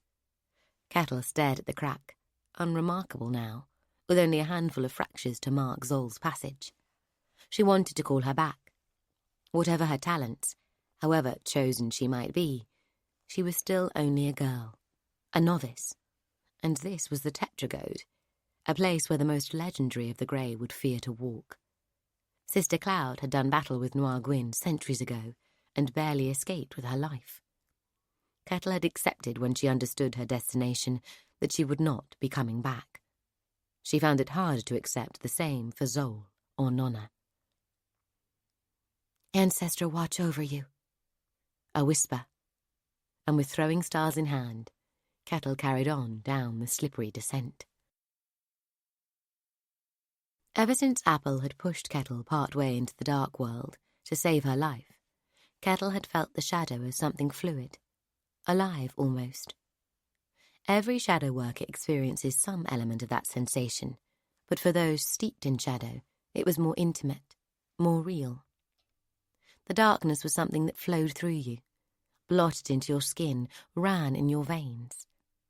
In the depths of the Tetragode, Kettle could feel the Noir Gwyn's web of shadow links all around her, alarms pulsing from one to the other. And something more, something dark and awful, like a spider lurking in the midst of that web, some many-legged monstrosity ready to scurry out to devour any foreign body trapped in its strands. Something singular, in charge. Kettle continued to go deeper, taking care to leave as few traces of her passing as possible, choosing the narrow paths over the broad, winding her way down among the roots of the mountains. She wrapped herself in the clarity trance, waking the meaning in every twist and turn. Twice she found traps. The first barbed and rusty blades anchored beneath the soft mud, covering an area of tunnel floor. The second a fall of rocks, ready to drop at the tug of a thin, black chain that crossed the stony ground. They marked the limits of the Noir Gwyn territory, designed to thwart infiltration via any of the unknown ways snaking beneath the grampanes. There are times to attack fast and relentlessly, allowing your foe no moment to regroup, but that is a tactic best suited to a place you know well, or have studied in diagrams to the point at which you could navigate it blind. Having rung the Tetragode's doorbell, the best policy, the one Sister Apple would suggest from her study of the Grey tomes, was to lie low. Let the defenders expose and exhaust themselves, and then to learn what needed to be learned before striking, and striking hard. The waiting game is a difficult one, especially when a friend is in danger. The Noir Gwyn would not know that Nona was the target of the intrusion. They had many enemies, after all. But she would be high on the list of reasons for the attack. Probably they would move Nona, maybe even kill her, and be done with it. Kettle didn't think so, though. If they thought Nona the target, then Nona was also the bait. The Noir Gwyn were vengeful, and even if they were not vengeful, an attack on the Tetragode was an attack on their reputation, and could not be allowed to go unpunished. If Nona were killed, then perhaps the attackers would melt away, uncaught, and that could not be permitted. Kettle thought that the most probable course of action for the Noir Gwyn, if they believed Nona to be the likely target, would be to torture her in the hope of drawing the attackers out. They would consider the possibility that she was thread-bound to at least one of her would-be saviours. The only other alternative would be to accept that the Noir Gwyn who had brought her in had allowed herself to be tracked to the Tetragode by more conventional means, and that was unthinkable. Kettle settled herself deep at the end of a chain of choices, committed to memory, and waited. She crouched in the chill, utter darkness of a passage where perhaps no person had ever been before in all the long millennia since the stream that carved it had found a different course. She wrapped herself in clarity, ears open to the smallest suggestion of sound, her mind touching the darkness, sensitive to any vibration that a shadow worker's power might cause. She ate, chewing slowly on the trail biscuit from her pack, letting the moment slide by and accumulate into hours. And Nona, summoned along the thread bond by the terror that Kettle had experienced approaching the Tetragode, albeit suppressed and channeled into more useful forms by her training, now found her grip on the nun's perception slipping. As fear mellowed into calm, and boredom became the most immediate threat, Nona's place in the back of Kettle's mind became smaller and smaller. At the last, she began to feel the cold of her cell and the shivering of her own flesh, which, unlike Kettle's, was wrapped in nothing but the torn remnants of a smock. Nona's eyes snapped open. "Damn!" "What? Where were you?" Kiot burned across her throat, just below the collar. "With Kettle. She's here with Zol. They killed a Noir Gwyn and now they're hiding. Kettle thinks the other Noir Gwyn will torture me to bring her and Zol into the open." "You had better escape, then." Nona uncurled, finding her muscles stiff, her arm and hip sore from supporting her on the stone floor. She stood and faced the wall, feeling for the iron pin that secured the chain leading from her ankle cuff. She didn't know if the winding trick had worked, or even if it could work, but it was all she had. With every ounce of the speed at her disposal, she repeated the process, winding the chain around the pin so fast that the disc she built against the wall had no time to collapse. At the last circuit, she gripped the outer edge before the links could shift, and applied all her strength to turning it. Nothing. Just a double handful of chain dangling from scraped fingers. "Again!" Kiot flowed across her skin, trying to reach her right hand, but finding himself blocked by the wristband. Nona tried again, and again. She lost count of her efforts. Any Hunska, even a full-blood, tires quickly when using their speed at its limit. Eventually Nona slumped on the floor, exhausted, her fingernails splintered, hand sore. She lay, reaching for her serenity trance, waiting while her body gathered its resources for more bursts of speed. She heard people approaching, many of them, on soft feet. Her serenity shielded her from the jolt of shock, but the fear still rose, a tide of it. She gained her feet and prepared to fight. The door remained closed. Nona heard the newcomers arrange themselves outside her cell, exchanging a muttered comment or two. And then, nothing. Kettle was half right, perhaps. The Noir Gwyn were ready for any attempt to free her, but not ready to hurt her. Not yet. Their reticence made little sense to Nona. What were they waiting for? Telesa could claim the kill that had been denied her for so long. She could do it before her peers. If she wanted to torment Nona, she could do that too. Why wait? Nona sniffed at the water they'd left her, stale stuff in a mud-clay jug. If she broke it, the pieces would be too brittle to serve as weapons, too crumbly to bear any edge that might cut an enemy or even her own wrists. The water might be laced with drugs, but if she didn't continue to drink it, she wouldn't be much use. She took a sip and returned to her battle against the pin. Hours passed, many of them, perhaps days. The guards outside changed shifts. Nona snatched fitful sleep. Her stomach growled, and true hunger, her childhood friend, returned to her for the first time in years. Nona wound her chain 100 times, tried 100 times to twist the pin to the left or right. The iron resisted her.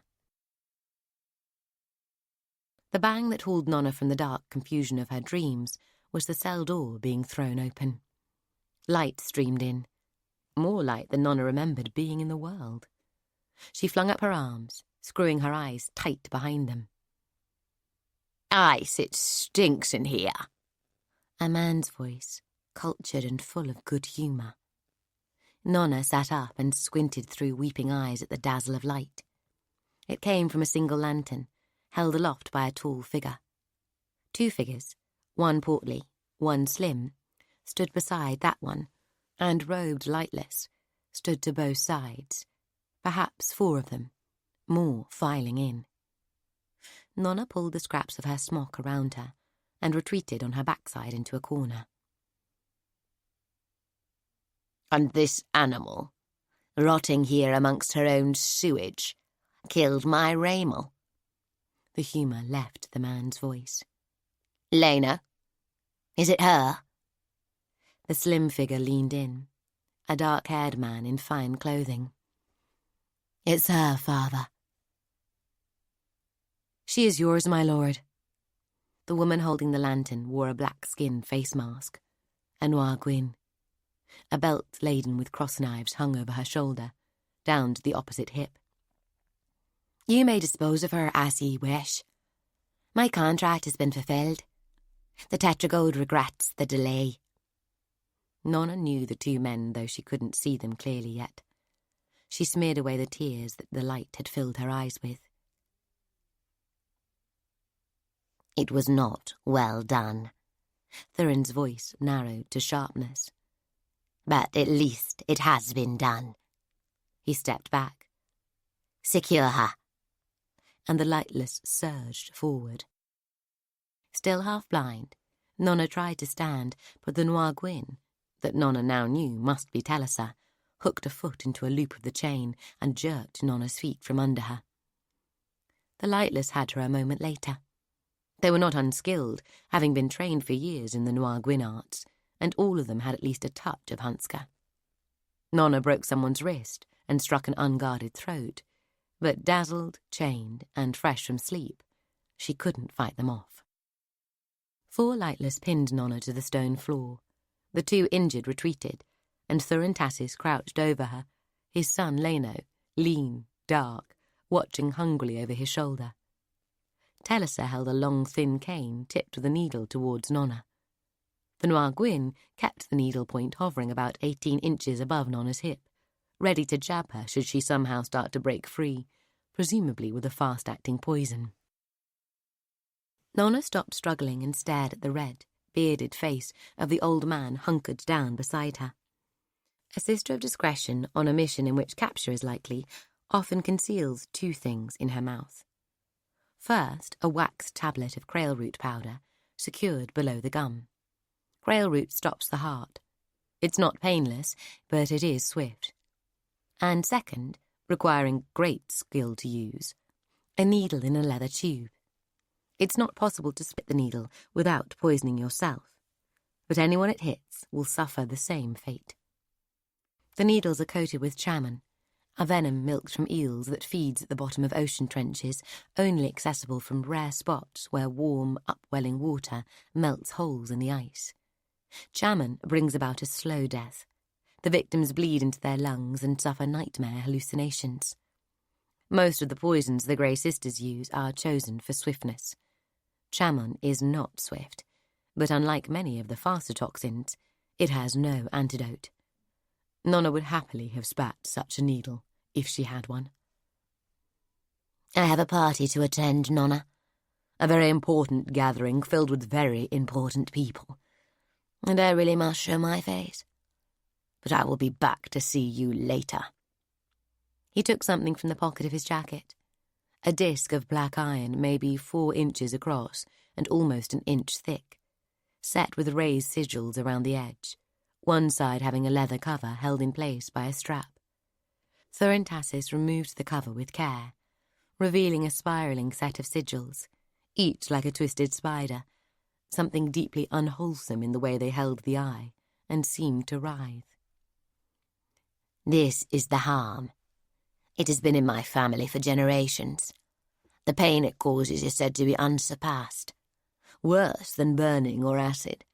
Worse than any venom. And it doesn't leave a mark. Thurin held the device above Nona's stomach. He frowned. It's very effective, but I've never really enjoyed it. Pain should leave a mark. Pain should be ugly and irreversible. So when I come back from mingling with lords and ladies, the highest of the cis, when I'm done with the wonderful music, the exquisite food, conversing with my peers, I will return to this cell and hurt you in more primitive and more satisfying ways.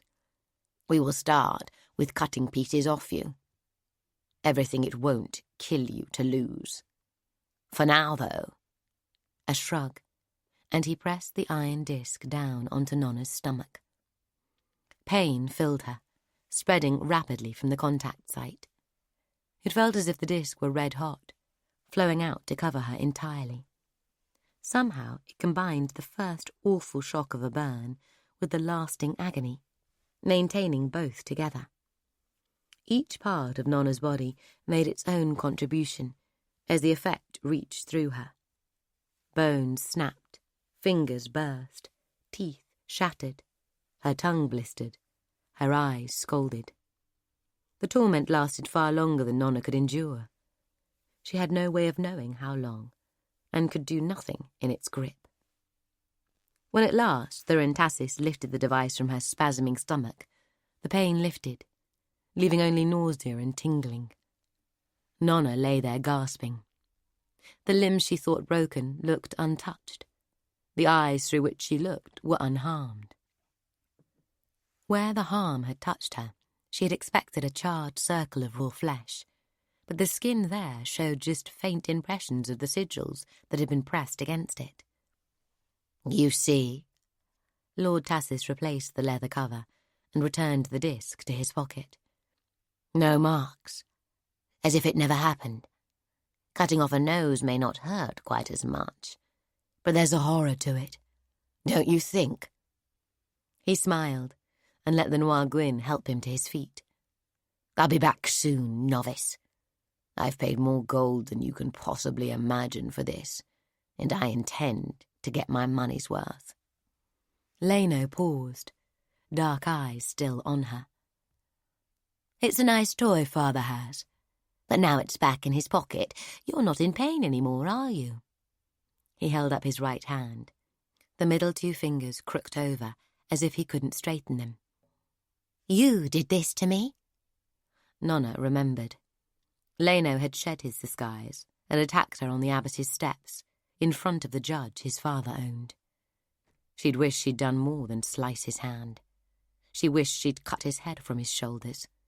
She wanted to say it, to spit defiance at him. But pinned on the floor at his feet, her body still spasming with the aftershocks of the agony that had run through the marrow of her, she lacked the courage. And she hated herself for it. A heartbeat later, with full-blood Hunsker swiftness, Leno was leaning over her, his face close to hers, the point of a thin blade inserted into her left nostril. She felt his breath on her lips. Before you die, I'll take your fingers, one by one, and then your eyes." He stood, and at the last moment pulled his knife up through her nose. The sudden burning pain made her cry out. Hot blood spilled across her face, the taste of it filling her mouth. "Back soon?" A grin, and Leno hastened after his father. Nona lay helpless and shaking for a long time after the last of the lightless left her cell. She hunched around herself, soiled and weak, and made no move until at last Kiot's voice sounded in her skull. "You have to admire their cruelty." "They're sick. Evil." "Those are just words. Thurin's desire is a pure thing. Just because it's at odds with your own does not make it lesser." "He's a monster. So is Leno." Nona rolled, surprised to find no lingering pain save the burn of her cut nostril. She levered herself to her hands and knees. "Why didn't you pass into him if you admire him so much?" "We're bound until death, Nona. But when the old one kills you..." "The two of you deserve each other." Nona spat and started to follow her chain hand over hand to the wall. "So pious. You can't claim to be much different. You have felt that same desire to hurt, motivated by revenge. I found a home in you because of it, because of how you killed Raymel Tassis." Nona paused before replying. It was true that part of her had rejoiced in taking Raymel's life. There had been an unholy joy in plunging the knife into him, over and over. She had told herself it was for Hessa, but in the moment it had been an end in and of itself. "People are complicated. We're all made of parts we like and parts we don't." She tugged absently at her chain. "Zol said you were part of the missing. All of you devils. Parts they didn't want anymore." It was Kiot's turn to fall silent. He went so quiet while Nona returned to working at the chain-pin that she wondered if he might have left entirely. An hour later she abandoned the chain to let her muscles recover their speed. Her mind returned to the agony Thurin Tassis had inflicted and to the threat of his return. The wound on her nose still throbbed and ached. So much hurt for so little a thing. She tried to distract herself. "What's Kettle up to?" Nona couldn't understand how the nun could be inside the tetragode and have the thread bond between them remain so quiet. Kettle must have joined her when the Tassis Lord had used the harm on her. Nona hoped Kettle hadn't felt the full horror of it. The idea that Kettle might suffer the tortures that Thurin Tassis had planned for her filled Nona with despair. She hadn't thought you could add anything to being tortured that would make it worse, but forcing Kettle to watch and to share the pain, that was worse. Finding her thoughts had once again returned to what awaited her, Nona forced them onto a new path. Clearly, Kettle's plan to lie low was working. She only hoped Zol was hidden just as successfully. "Maybe the nun has run away. The girl from the ice, too." Kiot had tired of Nona's efforts against the wall pin, seeming to have abandoned hope, and resigned himself to Nona's destruction. His ambitions now lay in the chance that she could at least maim one of the lightless before they secured her for the Tassis Lord's next visit. If she were honest, Nona's own plans didn't extend much beyond that either. For Nona, though, what followed would end in pain and death. Kiot had hopes that Thurin Tassis would be his new home, once he had finally put an end to Nona. Unable to keep her mind from the Tassis Lord and his plans, Nona returned to her work. Coil, twist, coil, twist. One effort became the next, each consuming precious time, devouring the gap before Thurin Tassis returned from his party. In a pause in which she gathered her strength, Nona tried to imagine what social event could have drawn the sis into the barren mountains she'd seen through Kettle's eyes. Her imagination failed her, and she returned to her labour. Coil, twist, coil, twist. She stopped to examine the pin. "It's moved. It turned." She tried to twist the pin by hand and found no give in it. Really? Kiot sounded unconvinced. Nona tried again, coiling the chain and twisting. She returned to the pin once more. It's moved again. I can feel powdered stone on it. She tried again, first to the left, then the right, before gripping the pin in her fist. I can almost turn it. Again to the left. She knelt and seized the chain close to the pin. She yanked it to the right, and it shifted minutely, grating against the rock. She repeated the effort, right, left, right, tugging from one side then the other, and suddenly the pin came free, dangling from the end of the chain in her hand. Impossible. A miracle. Nona stood, panting. She held the chain taut against her hip, the length of it running up from her ankle. What now? Kiot asked. It was a good question, and one for which Nona had no answer. A key rattled in the lock. Another trick, Kiot howled. Like the knife. They were watching, waiting. The cell door began to open, and suddenly Nona had her answer to what now. Now I kill as many of them as I can, before they get me. Chapter 34. Nona swung her leg, flailing the chain, getting the feel of it. In the convent, the novice's game of step involved a rope looped around an ankle with a block of wood at the far end. The game was to spin it around one ankle while stepping over the rope with the other leg each time it came round. Naturally, the novices most keen on earning the red also made a fight of it. The first lightless through the door had a club raised above his head, a 2-foot staff that Nona would struggle to close her hand around. She lashed out with her foot, and the chain followed, snapping out to its full length. The last 2 links hit the lightless between the eyes, breaking his forehead. He collapsed to his knees and toppled to the floor, face first. 3 lightless stood around the doorway behind the fallen man, black silhouettes against the faint candlelight in the hall.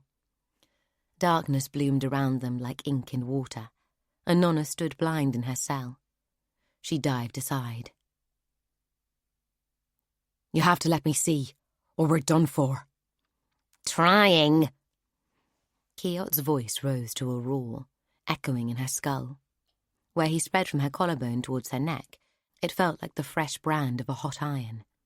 The devil knifed deep into the flesh of her neck to gain distance from the sigil-cut metal, and forced a path beneath the collar. Once past it, he poured upwards into her eyes. Nona saw a club swinging down and jerked her head back with no time to spare. The weapon's end scraped her cheek. 2 other lightless were coming forward, drifting to either side, more in the doorway, dragging the dead man aside. Kiot's vision painted all the walls in fire tones, and the lightless themselves as black-skinned, wearing robes of pale, shifting silver. Nona, having evaded the club, punched the man in the eye. She swung her leg, wrapping the chain around his ankles, then stepped away, yanking his feet from under him. He fell heavily on his back. Great. Now you have an anchor. Nona ignored Kiot. She swayed out of the path of another descending club and elbowed the woman wielding it in the throat. The man attacking, simultaneously from the other side, swung horizontally. Nona kicked his wrist, sending his club flying. None of the lightless so far had much more than a touch of Hunska blood, and they proved easy work. The man on the floor in front of Nona kicked loose of the chain and started to rise. As he did so, a noir gwyn flitted across the doorway, releasing, with a crack of the wrist, a spreading cloud of needles. Kiot's sight painted them as a score or more of glowing red dashes in the enchanted dark. Nona turned side on to minimize the target she presented and drove to the left. Hunska can't fall faster than anyone else. A Hunska can rise faster, driven by swift muscles, but with the needles centered on her torso, Nona couldn't jump clear without first crouching. Think. It's the puzzle. Nona saw the needles, envisioned their lines of flight, saw the voids between them. If she was fast enough, she could adopt a shape that would evade many of them, but no contortion would permit all the needles to pass her by. She fell, twisting, flexing her knees to allow one of the widest spread needles passage beneath them. Still 5 needles would hit her square on, with perhaps 3 more that might catch her. The tatters of her smock wouldn't slow them. The needles closed half the distance as Nona swept her arms up. She deflected the first on the wristband of her right hand. Her enemy had provided her armour. She knocked aside another with the back of that hand and stopped 2 more against the metal of her left wristband. The 5th she let hit her in the throat. It bounced off her collar. Was the Noir Gwyn Taliesin? Nona hoped so. The assassin had stalked her for years and finally captured her for Thurin Tassis's demented pleasures. If Nona had to fight a Noir Gwyn, she would rather it be the one she hated. Nona hit the ground awkwardly, a bruising impact, her hands instantly hunting to see if she'd been struck by any of the other needles. Nothing. She rolled, kicking the lightless she had tripped. The blow landed between his legs, while still rising, and he lost all interest in continuing to get up. The lightless that Nona had disarmed now drew his knife, rather than chase his club. Nona hauled herself around and up him, using his body to shield her from any further attacks from the doorway. The man hardly moved to stop her, mired in the moment as he was. She brought her elbow down in an overhead blow, hammering into the base of his neck. He started to fall. The Noir Gwyn came in fast, knives in hand, amid billowing darkness that even registered on Kiot's sight like swirls of mist. Nona stepped around the falling man to meet the assassin, tugging the knife from the lightless's hand as he dropped, and circled her ankle, swinging the chain towards the assassin's legs. The Noir Gwyn, whose shape hinted at female, leapt over the chain's arc. Nona slowed the world to the limit her body allowed, exhausted as it was from the constant efforts to free the wool pin. The Noir Gwyn came straight on without hesitation, stabbing both her blades towards Nona's chest. Nona turned the first on her stolen dagger and the other on her wristband, struggling not to let it slide off and gash her arm. They slipped past each other and separated. No cross knives. Kiot was right. Taliesin had been wearing a bandolier of cross knives. This Noir Gwyn had none. Nona threw herself forward, still furious. Zol would have been coldly clinical. Kettle fought in the serenity trance. But Tarkak's ice spear had been the one to see Nona's true nature, reflecting his own. Rage drove them both at such times, and only by embracing that rising fury could they approach perfection. The clash of metal on metal punctuated the brief exchange that followed, as rapid a tempo as any drummer could beat. The Noir Gwyn's attack left no time for thought. Nona sank into instinct, letting her muscles lead by memory. Once she slashed across the woman's torso, finding her blade unable to cut what lay beneath. Once the Noir Gwyn's thrust came too close as Nona twisted, and scored a burning line across her upper arm. Nona found herself pitted against a better knife fighter, but she was a beat faster. She broke from their sharp engagement, pivoting on one heel, throwing her torso towards the floor and bringing her other leg up in a kick towards the woman's face, trailing chain. The Noir Gwyn snapped back away from the kick, but the chain slammed across her mouth and cheek. Nona went into a roll and came up onto her feet. The Noir Gwyn staggered back towards the doorway. The black skin across her face took the chain's force, but the shock of the impact still rattled her brain. Behind her, 2 lightless took off running down the corridor. Nona followed the assassin, knocking aside the dagger thrown at her. They met in the doorway, 1 knife each now. Nona kicked at the Noir Gwyn's offhand, stopping her attempt to pull some new weapon or poison from her belt. They feinted, jabbed, slashed, Kiot raging behind Nona's eyes, howling for blood.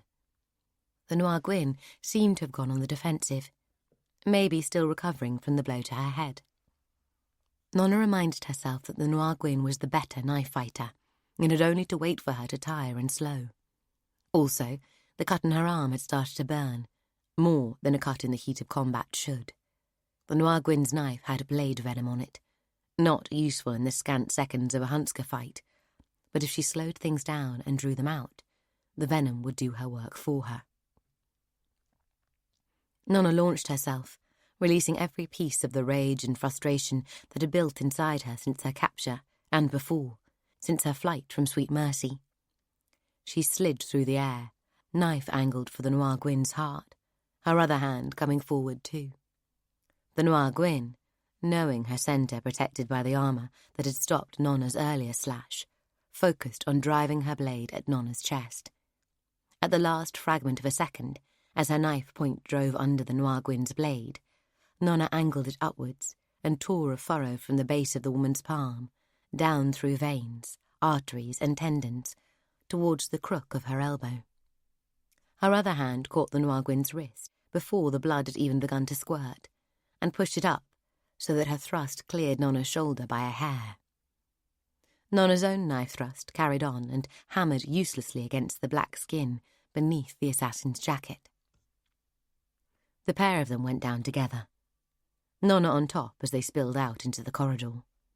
She dashed the Noir Gwyn's blade from her injured hand, sliding over her to control the other arm with both legs. The Noir Gwyn hammered her knees up into Nona's side. The white pain of breaking ribs threatened to take her consciousness, but Nona hung on, cursing. She reached down to cut the arteries in the woman's thigh. The Noir Gwyn thrashed out. Nona shifted her weight to keep her pinned. One surge nearly flipped her off, and then the assassin's strength was spent, pooled in crimson around her. At the far end of the corridor, the heavy door slammed, and a key turned in the lock. The fight had taken only the time required for the two lightless to run the length of the passage. Nona pushed herself clear and made an end of her enemy, cutting first the black skin straps, then the pale throat revealed as she lifted it. The assassin made no cry, only gargled on her blood, then stiffened and went limp. Painfully, Nona got to her feet. Her vision was blurred, her body weighed 3 times what it ought to, and her breath came laboured. "You are poisoned." "I know." It didn't really seem important. "Do something about it." "I didn't know you cared." "If you die here, I have nowhere to go." "I might like you more if you were less honest." Nona felt herself floating up, out of her body. "Nona!" Almost with regret, she fought the sensation. Inch by hard-won inch, she clawed her way back into her heavy, painful flesh, and found herself kneeling beside the Noir Gwyn, knees in the blood pool. She began cutting open the woman's leather tunic. A score or more steel vials with glass liners studded the garment's interior, arranged in a row of tight little pockets. All identical, marked with raised symbols that meant nothing to her. Nona took the only one that stood out, being larger than the others, which were all the size of half her little finger. She worked the stopper free and sniffed from a distance. "Thought so." "The cure?" Nona tried to laugh and ended up coughing, nearly spilling the contents. "No." She held her wristband up and dribbled liquid from the vial into the lock. Immediately it started to smoke, and the air filled with acrid fumes that set Nona coughing again. She tried to open the band, but found it still locked. She dripped more acid in. The lock fizzed and bubbled. The metal protested, and then gave suddenly. A hot spatter of half-spent acid drops ate holes in Nona's smock and her skin. The wristband fell away. "That took a lot." Nona shook the vial. Most of the contents had been used. "Make your blades." Nona tried, straining the non-existent muscle that sat at the back of the mind. Her floor blades pushed into being, shimmering out to their full length, vanishing, appearing again, unstable. In Kiot's sight, the blades were a blue-white that was almost painful to look upon. Nona made to slice the other wristband off, but the blades melted away from it, refusing to cut just as they had once refused to cut Ray Maltassis. Sigil protected. Burn it open. Nona shook the vial. Not enough. Her fingers sought the lock on her collar, hoping it would be smaller. It wasn't. She lifted the vial. You will waste it. It is not enough, you said. Nona's fingertips found the sigils on her collar. 3 of them. She fell back across the assassin's corpse, tilting her head. Gritting her teeth, she spilled the acid across the sigil marks. Searingly hot trickles ran down onto her neck, and Nona cursed, tearing pieces from her smock to wipe them away. She kept still, though, letting the acid hiss and bubble, eating at the metal, pitting it. The ship heart's presence reached her as the acid spoiled the sigil's deep-cut perfection. Not the full measure of it, but some of that old pressure she remembered from the convent, fingering in past the fractured wards. Familiar but different. This wasn't the sweet Murty ship heart, but another, beating with its own rhythm. Nona tried to see the path, but the collar's damaged sigils still blocked her way, like a thicket of thorns. She felt the poison closing her throat, driving her heart into a frenzy. Find the cure. She looked down at the vials. Too many of them. She wasn't sure what had been on the blade. Fever cut would race the heart to destruction. A bitterwood would strangle. Redwort would paralyze with pain. It could be any of those, all of them, or something else, and to identify the antidotes by smell and taste alone. Nana? Another voice in her skull, not Quixote's. Come to me. And as the pain from Nona's broken ribs turned from unbearable to incandescent, magnified by the venom in her blood, Nona leapt from her flesh to kettles. Chapter 35. Nona found herself running, awkwardly careering from one side of the uneven natural passage to the other. She understood that she was in Kettle's mind once again, but not why Kettle was staggering as if drunk, nor why she couldn't hear even a whisper of Kettle's thoughts. The unlit passage hid no secrets from Kettle's eyes, and yet she still managed to stub her toe against a ridge of rock and go sprawling clumsily onto all fours. The pain from Kettle's foot was small compared to what Nona had left behind, but she still swore at the shock. Bleed on it! Kettle remained on all fours, looking from one splayed hand to the other. She wiggled the fingers of the left hand. I'm doing this. She raised her head. Me. Nana. Nana. Nana? Her voice echoed. The sound of distant running reached down the tunnel into the silence that followed. People were coming. Oh, hells! Nona stood Kettle up, finding the length of her somehow disorienting, even though they were of a similar height now. She ran her hands, Kettle's hands, over Kettle's body. Where are you? The sound of pursuit grew louder, closer. Nona patted her unfamiliar body once more, then set it running again, concentrating on the task of not tripping over her own feet, a task that had somehow become very taxing. 10 steps later on, she tangled her legs on Kettle's scabbarded sword and fell again. Help? Nona got to all fours again. Her legs felt too long, her top unbalanced. She spotted a sinkhole, a stone gullet just wide enough to take her. Kettle's dark sight revealed no bottom, just a near-vertical shaft plummeting away. Nona hesitated. Shouts rang out. Not far away, she thought, though the echoes could play tricks. They're hunting me. Where are you, Kettle? She could jump down and risk being trapped in a narrowing rock throat, a gift for the lightless, who could either winkle her out or leave her to die, or run on, slow and falling, to be overtaken and killed within minutes. There's a paralysis in choice, especially when what's at stake is more precious to a person than what they own. Nona risked her own life with frightening regularity and without hesitation, But tasked with deciding how to save Kettle from the inside, she found herself frozen. "Kettle?"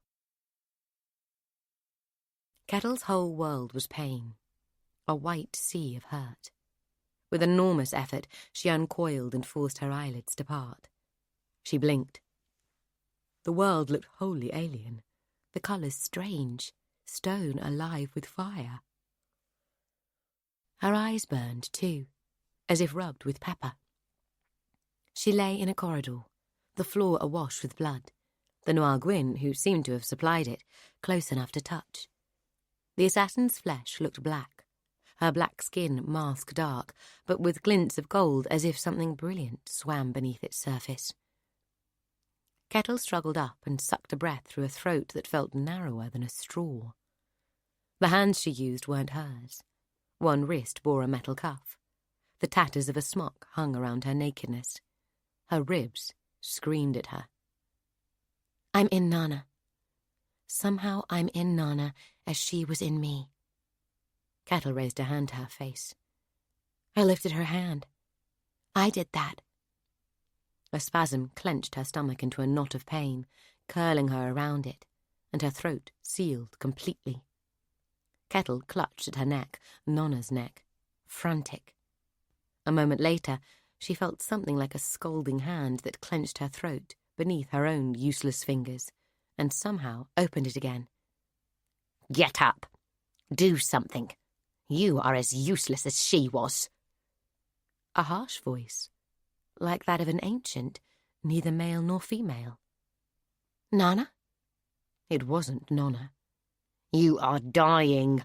Move!" Kettle drew a throttled breath and crawled to the Noir Gwyn. Her jacket had been cut open, exposing the antidotes and poisons she carried. Pain, weakness, strangulation, what poison, think. Kettle's memories surged, carried with her into Nona's empty mind. She heard Apple's voice, the lecturing tone she reserved for class. "You have close on 100 choices for blade venom, unless, of course, you want it to stay potent for more than a day. Then you have only a score. If you also want it to have a chance of disabling your opponent before the fight would have ended naturally, then you have only a dozen. If you want it to be something people can't build up resistance against, 2, then you have fewer still. If you want to source the ingredients locally, rather than bring them halfway around the corridor, there are 5. 5 choices. Pain, strangulation, it has to be blue scorpion. But weakness? Varnish of boneless? You can build resistance. Maybe that's why Nona can still move?" Kettle began opening vials in an ecstasy of fumbling, stoppers popping off, contents spilling. A splash of the wrong poison on her skin, and her problems could be compounded. The Grey sisters had ideas about the Noir Gwyn scripts, theories, but the Noir Gwyn rotated their ciphers, and Kettle would rather die because she was failed by her senses than because of an error in translation. The Greys had training in sniffing unknown compounds, not just for a day or 2, or a week. Kettle had been drilled with her 2 fellow would-be sisters of discretion for a solid month. A month during which she came as close as she ever had to disliking, even hating, Apple. 2 sniffs, one at a distance, one close. Then decide, and if you think it's safe, take it. The distant sniff gave a first and vital impression, and a chance to survive any trap. Noir Gwyn in particular were known for packing a tube marked with some or other antidote, in cipher, with grey mustard, which, when inhaled, would eat away your lungs. "Blind eye!" Kettle wheezed a breath and tossed the vial aside. "Cramps!" Another tossed. "Blue scorpion!" A sharp scent, and the stuff inside looked viscous. Spread on the blade, it would dry to a clear coating like a resin varnish. "White blood!" The first antidote, but no use. 4 more, 3 unpleasant poisons, and an antidote to the blind eye. Her throat tightened again, so that each breath was sucked in with a wheezing rattle. Her heartbeat was now so fast, it practically vibrated in her chest, and the effort of keeping her arm raised was starting to defeat her. And the pain. It made death seem welcome. If she had the air in her lungs for it, she would be screaming. "Hurry!" The stranger's voice in her head. In Nona's head. The next one had that sharp, almost lemon smell that made Kettle's gut roil. Proper lemons, grown at vast expense in the orangery of some lord, had a smell that made her mouth water. But somewhere between proper and almost, something went very wrong. It was the red cure. Kettle would bet her life on it. The mixture had to be prepared much like the black cure, but lacked some of the more dangerous ingredients, and included a couple of others, specific to counteracting the scorpionoid venoms. Kettle bet her life on it. With the last of Nona's strength, she lifted the vial to her mouth and tipped in the contents, trying not to choke as they leaked down the constricted passage to her stomach. Nona lay deep below the tunnel she had first found herself running through. The narrow sinkhole had swallowed her. Gravity had pulled her over yard upon yard of slippery rock, a sinuous, near-vertical descent, weaving around harder intrusions of igneous stone, the passage growing narrower, starting to grip Kettle's body on all sides. Nona raised her arms and, just as she thought she might have become wedged, her heels found a ridge. She'd slid down so far that the sounds of her pursuers no longer reached her. Nona held her breath and listened. She couldn't imagine any lightless so dedicated to the hunt, or so scared of failure, that they would voluntarily lower themselves feet first into the stony throat and allow themselves to be swallowed, too. Nona stood, clutched by the cold rock, damp, shivering, alone in the deep, blind dark, yet seeing. The darkness pressed on her and into her. Nona understood the power she held over it, here in this body. But more than that, she was vulnerable to it too, in new ways. The dark was neither empty nor kind. She felt the shadows flowing through Kettle's flesh in a way that she hadn't on the previous occasions she had shared her body. This time was different. Kettle had gone. Given a moment to think, Nona remembered where she had fled from. Somewhere not so far away, her own body lay poisoned. Dead by now, surely. She would go back if she could, but there seemed no way to do it. She sensed no connection. An awful suspicion rose through her. Somehow Kettle had taken her place along the thread pond. Somehow Nona had allowed it when she had weakened the sigils that walled off her power. Nona reached through the echoes of Kettle's memories, hoping for some clue. She ground Kettle's teeth with concentration and forced the most recent collections to the surface, sifting through them with the fingers of her mind. Kettle had been hiding, waiting where she came to rest after her long flight from the fortified tunnel. Judging the passage of time can be hard when you're alone in a dark place, far from the sun and moon. But the Sisters of Discretion have their ways, and Kettle had sat her first day and night in silence. At some point she had slept, dipping into that feather light and dreamless sleep in which those of the grey are trained. Kettle had spent time remembering, without pleasure, the long, arduous weeks of her instruction on remaining alert. She had endured those weeks in the undercaves, as had a trio of other candidates for the grey. It had been her first trial on reaching Holy Class. Sapphira was one of her 3 companions. Sister Apple and Kettle's classmates had made scores of attempts to take her unawares, day and night, creeping to the cabin where she waited, coming at her from any of 5 entrances. She had to last 6 days.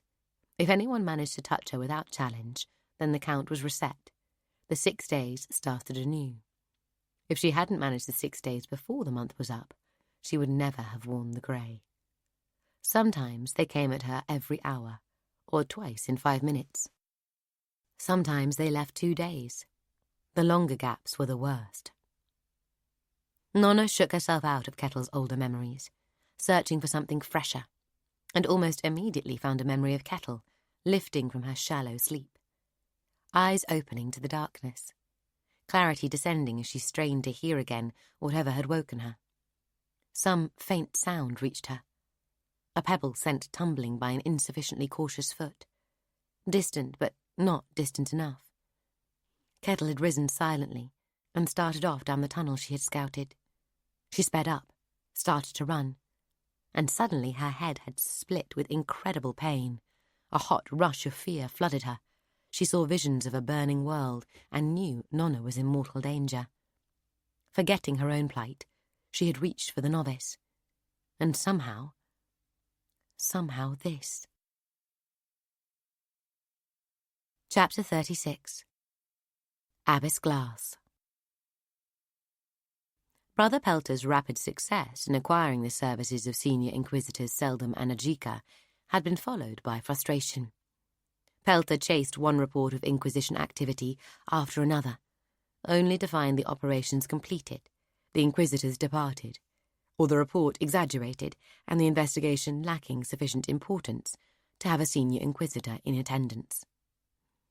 On their infrequent returns to the swift toll roads, the paved thoroughfares that constituted the Empire's spine, Glass had seen an unusual number of grand carriages hastening east.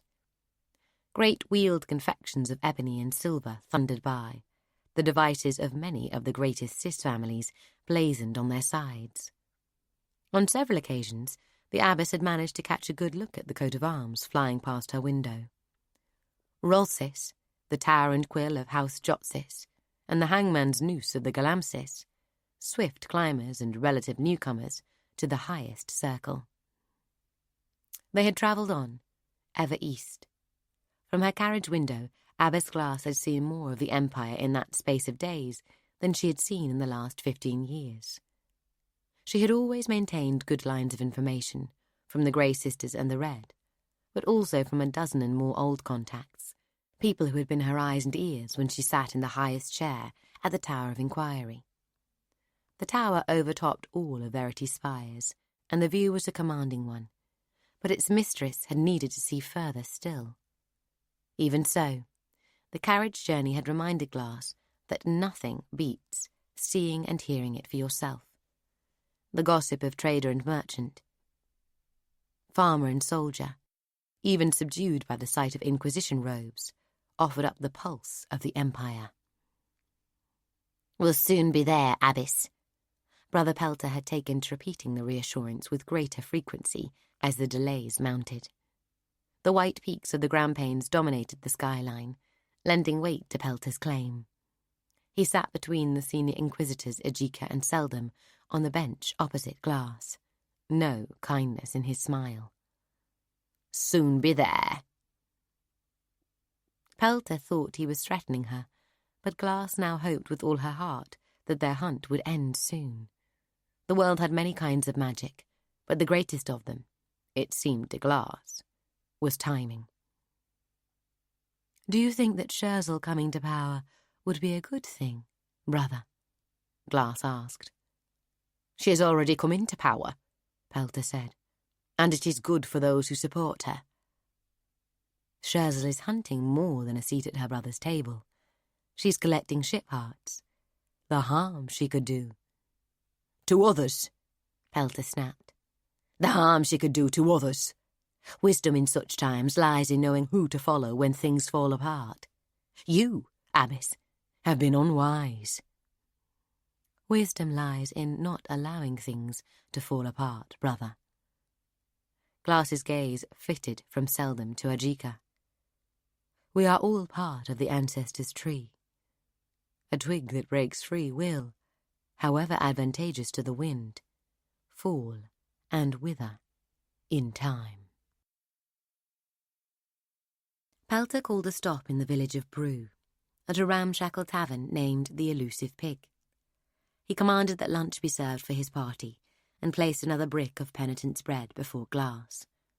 She sat, chewing the coarse slice that Sarah, applying her guard sword to the purpose, had cut for her. And while Pelter asked after Senior Inquisitor Hames, who supposedly was investigating the heretical reinvention of some would-be lordling's family tree, Glass listened to the chat at neighbouring tables. Individuals, families, and whole clans had arrived in Brew, and inlying villages all along the corridor, in past months, all of them displaced from the margins by the advancing ice. More came in last night. The speaker 2 tables away had a rumbling voice that slid under the general chatter, each word like a boulder rolled out for inspection. They says as how these beggars are coming in from the margins. A narrow-faced merchant opposite Rumbler, dark-complexioned and sour. They says it's wrong, though. We're the margins now. We'd better toughen up, then, and protect what's ours, Rumbler said. Harder than nails, these frost farmers are. Poorer than Hope Church mice. What are they gonna do when they get hungry? They're hungry now. Well, they won't starve quietly in the road. I'll tell you that for nothing. On the table behind Glass, the patrons were, with voices amplified by ale, discussing both the Skithrol threat and the Derns. Pest drown the Derns. What do we care about Empire ports 300 miles west of us? They're closer to their land than they are to us. Let them fight it out on the beaches, Derns and their little boats. The speaker spat mightily, giving her companion a chance to break in and air his opinions. Chase Lena hunts white lion up on the east slopes. You want to listen to that man? See clear across the border from those slopes you can. He says you can't hardly spot the ground in Skifrow. There's that many battle tribes gathered. Adama will have them over the passes before the year's out, mark me. Like a tide, a red tide. Beggars off the margins won't matter then. Derns won't matter then. She wants the ark, they say. A third voice. An old man, Glass thought. That's what the Battle Queen wants. That's what they say. It's always about the ark. Me, I think it's about the land. They want acres. They want our acres, and they're happy to water them with our blood. Once they've got the land, they won't give 3 whistles for Crucicle peering out of the ark at them. Glass sat back, her gaze on the table, immune to the malice in Pelter's glances, listening. Perhaps 5 minutes later, the sea of voices, from which she fished her gossip, fell to near silence. Glass lifted her gaze and turned, like almost everyone else, to see 3 large men in furs and iron come through the inn's main door. Duregs. Like the Palathi in the north, in the south the Duregs reigned largely unchallenged, as the fiercest and most feared of the tribes that stalked the ice margins. Unlike the ice tribes, they did not want to live out on the sheets, nor could they survive there long. But they could certainly retreat 10 or 20 miles onto the ice when Empire troops threatened, then march east or west to reappear unannounced, weaving down between the crevices on a glacier's back and abseiling from the heights where the moon's focus sheared off the ice's snout. The Durex scanned the crowded taproom, wolves eyeing the flock. To either side of Glass, Pelter's guards, Melker and Syrah, quietly slipped hands to sword hilts. Ajika and Seldom exchanged glances. Duregs were known for taking clergy for ransom. Even if a packed inn discouraged them from immediate action, the chances were that they would follow the carriage when it left.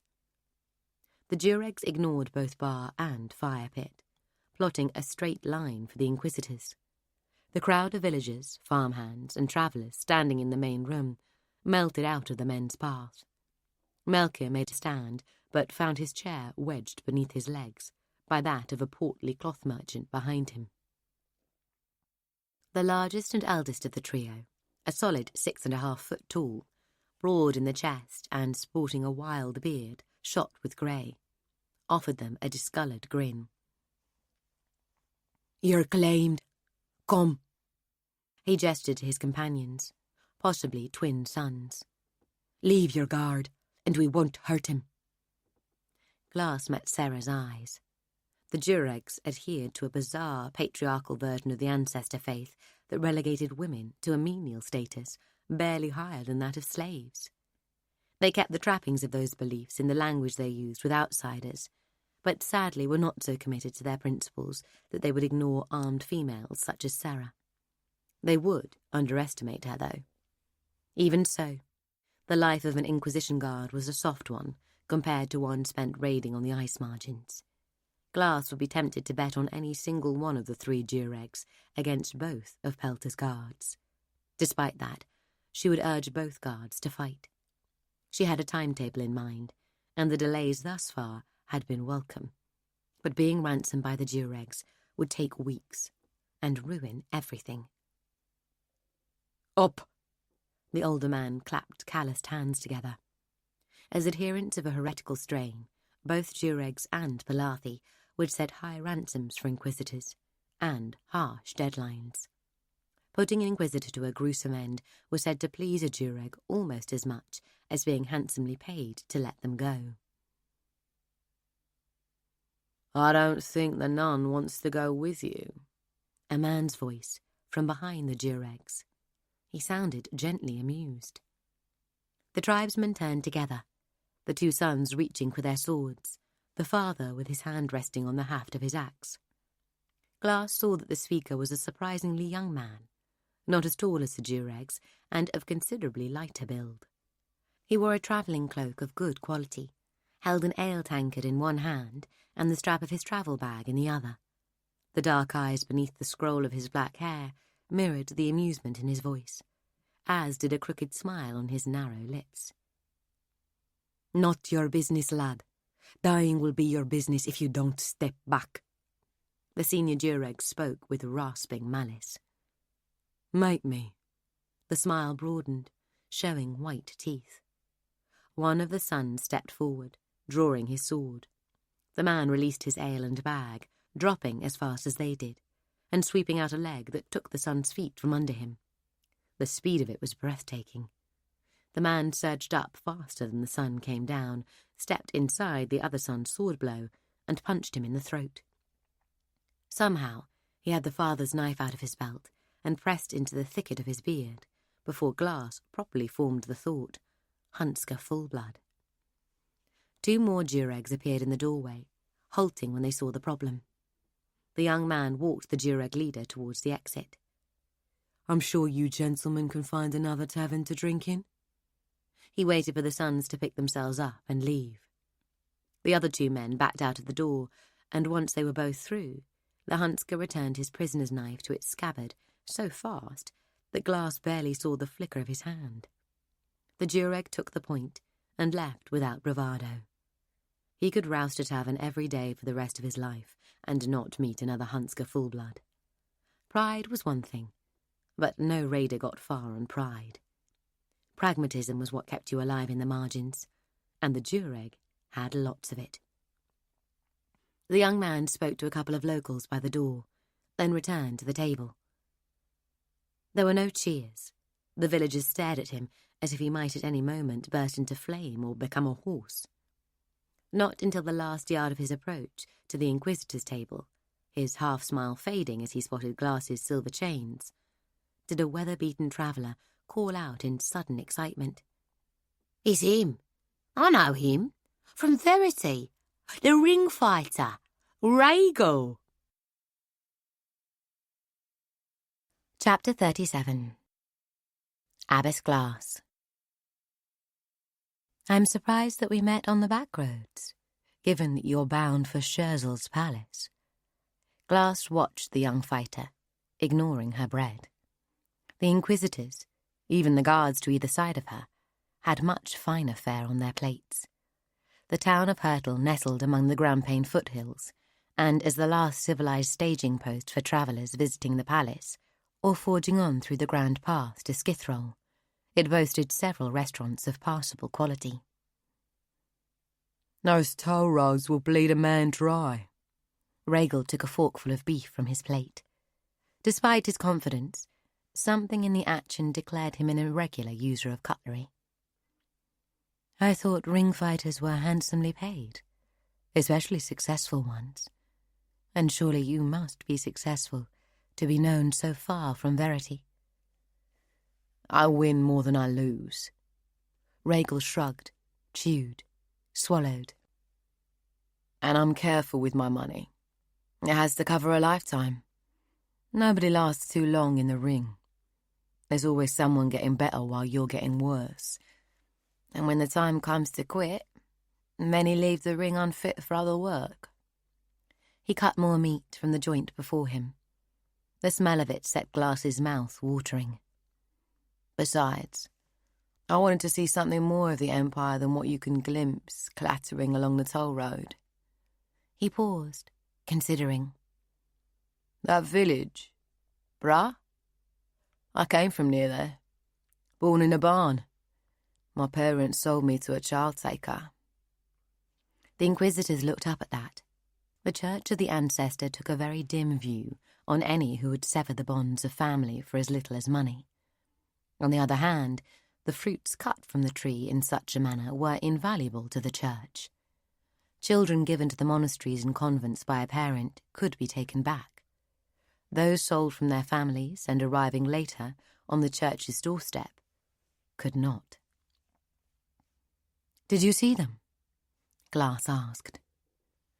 Them? Rhaegal looked up from his meal, flashing her a dark glance from beneath his brows. Glas made no reply. They both knew what she meant. Rhaegal turned his gaze to his knife and fork, cutting his meat ever smaller. My father died a few years ago. I saw my mother in the crowd that gathered when I rode in. She didn't recognize me. Glas leaned back and let the young fighter pretend to concentrate on his food. Properly, Rhaegal should not be allowed to address a prisoner, but Brother Pelter had needed him. The Inquisitor had engaged Rhaegal as additional security, offering the promise of Scherzel's gratitude as well as a handsome purse. Glas welcomed the company. Rhaegal, for his part, once realizing that Glas had been the Abbess of Sweet Mercy, had been keen to talk about the blade training, then the Countess forging, and gradually, like an artist revealing their subject from a confusion of lines, Nona Grey. With her trial jury watching on, Glas knew she had to guard her tongue when Nona and her escape were concerned. She knew that keeping Rhaegal happy and continuing to offer his protection was certainly among Brother Pelter's motives in letting him talk with her. But a stronger motive for Brother Pelter was doubtless the desire to give her enough rope to hang herself with. Even so, she told the ring fighter as much of the truth as she dared. Brother Pelter perhaps had never known the emotions that rule the young. He might claim that he was old enough to forget such passions, but Glas had as many years as Pelter, and her first love still burned bright among the dusty archives of her memory. They waited around forgotten corners, waiting to surprise her at the strangest of times. Glas saw in Rhaegal's careful dance around the missing girl an interest she recognized. She saw a domino standing, others lined behind it. She saw the time to push it. We always hope that other people will see past the skin and bones we wear, Rhaegal. These masks we've been given. We hope they'll see us. Some spark, some flame, something special, something that's of worth. Some people are born without that sight. Some mothers find they lack it even when they look at their children. They are as crippled as the blind. Worse, perhaps. Your mother didn't see you when you returned because she had never seen you. I would know my Abel after 50 years unseen, though he were old and grey himself. Her fingers still remembered her child's hair. The clean scent of him as a baby still haunted her at unexpected moments, causing her breath to catch and her heart to ache. Glas watched Rhaegal. He seemed still a boy to her. Young man he should rightly be called, but she could still see the lines of the child that Partness Reeve had purchased for the Countess. She had watched him, watched his sarcasm, the lightly mocking smile, the sardonic airs and assumed ennui. She knew armour when she saw it. And who wears such heavy armour if they are not vulnerable without it? All I know is my mother didn't see me. Just the clothes and the horse, The fault isn't yours, boy. Glass picked at the penitent's bread. She may lack that sight, but it's burning in your eyes. And you've seen the flame in others, in someone who could be precious to you. Later, Glass would speak again of Nona Grey, of how she fled the Inquisition, and of how Lord Tassis had promised her life would end. Later, but not now. Under Rhaegal's protection, their luck had turned within the day, and a third senior inquisitor, Brother Dimian, had been located and won to the cause. It hadn't been hard for Brother Pelter to convince him. Brother Dimian's antagonism towards the abbess was well known. Glass had kept him on a tight rein and at a low rank during her tenure. Since her departure, Dimian's star had risen swiftly. With their party complete, Pelter had directed that they return to the toll roads, and the carriage had made swift progress. Their driver promised to have them at the palace by evening. "Come." Pelter placed a silver coin on the table and stood to leave. "Time we were going." Glass rose slowly. She broke a piece from the brick of penitent's bread before her and began to chew. The Grand Pass proved less grand than its name. Although the Grampians boasted no deeper or broader pass this side of the corridor, the Grand Pass was neither deep nor broad. The road grew narrow and wound its way up slopes of frightening steepness to gain altitude. With the increased elevation, the winds grew fiercer and colder. Ice clung to the rock and gathered in any hollow. The dark stone of the Grampians became white-clad, the carriage frost-bearded. They left the trees behind first, then the grass, until all about lay pale as death, unmarred by any sign of vegetation. Small forts studded the pass at regular intervals. Not primarily for preventing passage. Blenai's Fist served that purpose on the eastern slopes, but to house the soldiers who made regular sorties into the peaks, patrolling for Skithrol spies, or raiders, or the forerunners of any mass invasion.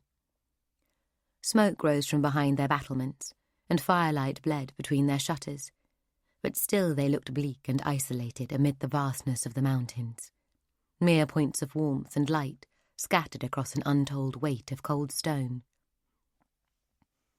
The wind ceased to moan, and took up howling instead, running its teeth along the carriage's slatted windows. Ice fragments peppered the backboard, and the stronger gusts set the whole vehicle lurching first one way, then the other. Although all manner of perils lay ahead for Glass, she found herself at that moment feeling rather sorry for Rhaegal, leading the way on his painted mare, sorry for Heb the driver, hunched in his seat, and even a twinge of sympathy for Sarah, atop the wagon, whose job it was to cut her down should she try to escape. The sky above was a deep maroon, shading towards black, strewn with dark ribbons of cloud that looked like lacerations, where jagged peaks tore the heavens. Despite the twisty narrowness of the route, the road they followed was not without traffic. The dim waylights of carriages, carts and wagons punctuated the sinuous length of the pass, snaking up towards the highest point and the long descent that followed. And there, cradled and largely hidden by the arms of a side valley, a glow that might have risen from a small town, but instead hinted at the lights of Scherzel's lonely palace. I would say that anyone who secretes themselves so high, in such a forsaken place, must be plotting something. Glass continued to peer through the slats, speaking to nobody in particular. But that might hold just as well for a convent atop a rock, or an inquisitor in a tall tower. The 3 senior inquisitors dozing on the seat opposite made no reply. Brother Pelter only curled his lip. But Melchior, though he stiffened his face into the guard's mask, couldn't help but twitch the corner of his mouth in the direction of a smile. They advanced in fits and starts, seeming to halt at every second one of 100 and more passing places to allow wagons and carts coming in the opposite direction to go by. Trade flourished across almost every border in the corridor. Any closed border sealed off the world to the east from all nations to the west. The pressure that then grew to reopen such a border built rapidly and was exerted by a growing number of nations, starved of whatever delicacy or local rarity their people craved. And as conflict threatened, trade boomed. Merchants suddenly desperate to stockpile goods that might not be available again for long and bloody months, even years. Glass had no real basis for comparison, but given how many heavily laden wagons they were having to stop to let pass, she guessed this might be a boom. To many of the cis, Scherzel's decision to isolate herself amid the Grampanes had seemed like madness. Granted, the Emperor's youngest sister had also taken herself to the very edge of the Empire, but Valera's palace lay in the thriving port of Geron, a city that had few equals in terms of wealth and society. Scherzel's palace was, by necessity, more of a fortress, at least from the outside. In fact, it had been a fortress before she took command of it and set her masons to work. The Grand Pass offered no hospitality, no concessions to the frailties of humankind. For grounds and gardens, Scherzel had windswept rock. Her home's reply to the constant gales was to offer only slit windows, and few of those. The Emperor's eldest sister lived behind thick walls of dark grey stone, quarried from the mountains themselves. Her palace squatted between the arms of a side valley, seeking shelter, with only 3 towers brave enough to push above the sullen bulk of stone. High walls enclosed a courtyard in front of the main palace. Glass watched through the window slats as guards drew open the huge gates and ushered them within. No plumes and pomp for the hardy souls manning Scherzel's door or patrolling her battlements. These were soldiers, dark-cloaked, armoured veterans who had known both victory and defeat. Wheels clattered over flagstones and crunched over gravel. The driver brought his horses to a stop. Sarah opened the door, and Brother Pelter stepped down into the swirling wind. Glass followed with Melchior, holding her elbow to steady her on the step down. She took in the scene. Constructing a level area wide enough for the scores of carriages now lined up within Scherzel's courtyard must have been the largest feat of engineering involved in the whole project. The Emperor's sister might have taken herself away from society, but clearly she'd intended from the very start that society should come to visit, and in numbers. The emblems, resplendent in glowing colours beneath rain-beaded varnish, announced a gathered throng of unmatchable pedigree. Glass hadn't time to catalogue many before 2 footmen descended the steps from the grand portico and begged that the esteemed inquisitors follow them out of the wind. And so Glass, together with her guards, her accuser, and her judges, climbed Scherzel's marble stairs. They passed beneath the arched doorway, leaving the wild night behind. The great door clanged shut behind them. For a moment, inquisitors, guards, and prisoner stood blinking, adjusting to the sudden warmth and absence of wind. The brilliance of scores of crystal lamps bathed the vaulted hall. Statues lined the walls, members of the Lancis dynasty, proud, regal, dwarfing all members of Glass's party, emperors side by side with those who never sat upon a throne. Between one statue and the next lay a niche, each hung with a crystal lamp, and displaying a single object fashioned by artisans, some ugly, some exquisite, all of breathtaking value simply on the basis of the kind and weight of the materials from which they were made. Servants came forward to take the inquisitors' coats. Others went out to collect luggage, while a butler, an older man with an impressive mane of white hair, established the credentials and business of the new arrivals. Inquisitors are seldom welcome at parties, even when the host is the Inquisition's prime instigator. From what Glass could catch of the low-voiced conversation between Brother Pelter and the butler, it seemed that their arrival was expected, and that, contrary to decorum, they were invited to join Scherzel's gathering immediately. Glass knew that Scherzel's parties typically lasted a week or more to allow for the uncertainties of travel, her guests often being far-flung. She would accommodate a sizable fraction of the Empire's nobility, providing scattered entertainments during the day with grand balls and banquets to crown each evening. "We're road-stained and tired," Brother Dimian grumbled. A big man with an unhealthy pallor and puffy flesh, the Inquisitor had proved a poor traveller, clambering from the carriage at every pause to stretch his back. "I want a room, clean robes and a rest." "I concur," Ajika nodded. Her hair was in disarray after dozing against Brother Seldom for the last 2 hours of their journey. She hid a yawn behind her hand.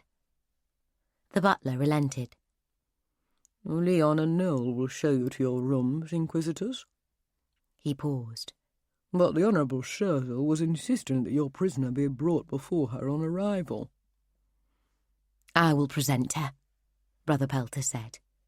With a motion of his hand, he invited the senior Inquisitors to follow the servants to their rooms. "I'll come too," Rhaegal said, showing his smile. "They'll expect a ring fighter to look like a ruffian." His black cape sparkled with melting ice fragments, and he smelled of wet horse. Glass imagined him striding in among the bejewelled throng in Scherzel's hall, and found an echo of his smile on her lips. A glance in Brother Pelter's direction wiped all humour from her mouth. The palace opulence might make it easier to forget why they were here, but the narrow malice on Pelter's face allowed no doubt. He wanted to see her burn. Scherzel's guests were already gathering before their banquet. Scores of the cis moved in loose groups between 3 huge reception chambers. In one, a gallery held several musicians, and the gentle tones of harp, thimule, and flute drifted across the conversation. In another, acrobats performed feats of balance and strength, largely ignored by the glittering crowd, and in the third, dancers twirled, pulsing to the soft beat of drums. The butler led Brother Pelter and Glass with deft surety, navigating the sea of silk and diamonds, gold and brocade. Sarah followed with Melchior, their services wholly unnecessary, but perhaps calculated to add an implication of guilt and danger, in case any should miss the abbess's chains. Any crowd can be a lonely place, but Glass knew that those who have experienced a hostile crowd would choose loneliness in an instant. In such a place, there was always someone at your back. Hard glances, sharp comments, laughter behind hands. The church adjured its flock to be humble, but it was hard to hold high office and not grow accustomed to the respect it brought. Glass had worn that authority and approval like a cloak for many years. It had grown around her, slow and insidious, but now it had been stripped away in an instant. She felt diminished, naked, an old woman paraded for show and mockery. She kept her head high, but her body lied, a last defence against the humiliation Scherzel must have planned for her. However, of all their party, it was Rhaegal, following the 2 guards, who claimed the most attention. Glass was grateful to have the focus taken from her. It seemed that more of the cis frequented the Countess than anyone might suspect. But then again, few families rose to such heights without having at least a little taste for blood. Recognition, greetings, and invitations rang out where the ring fighter passed, though none would mistake them for friendship.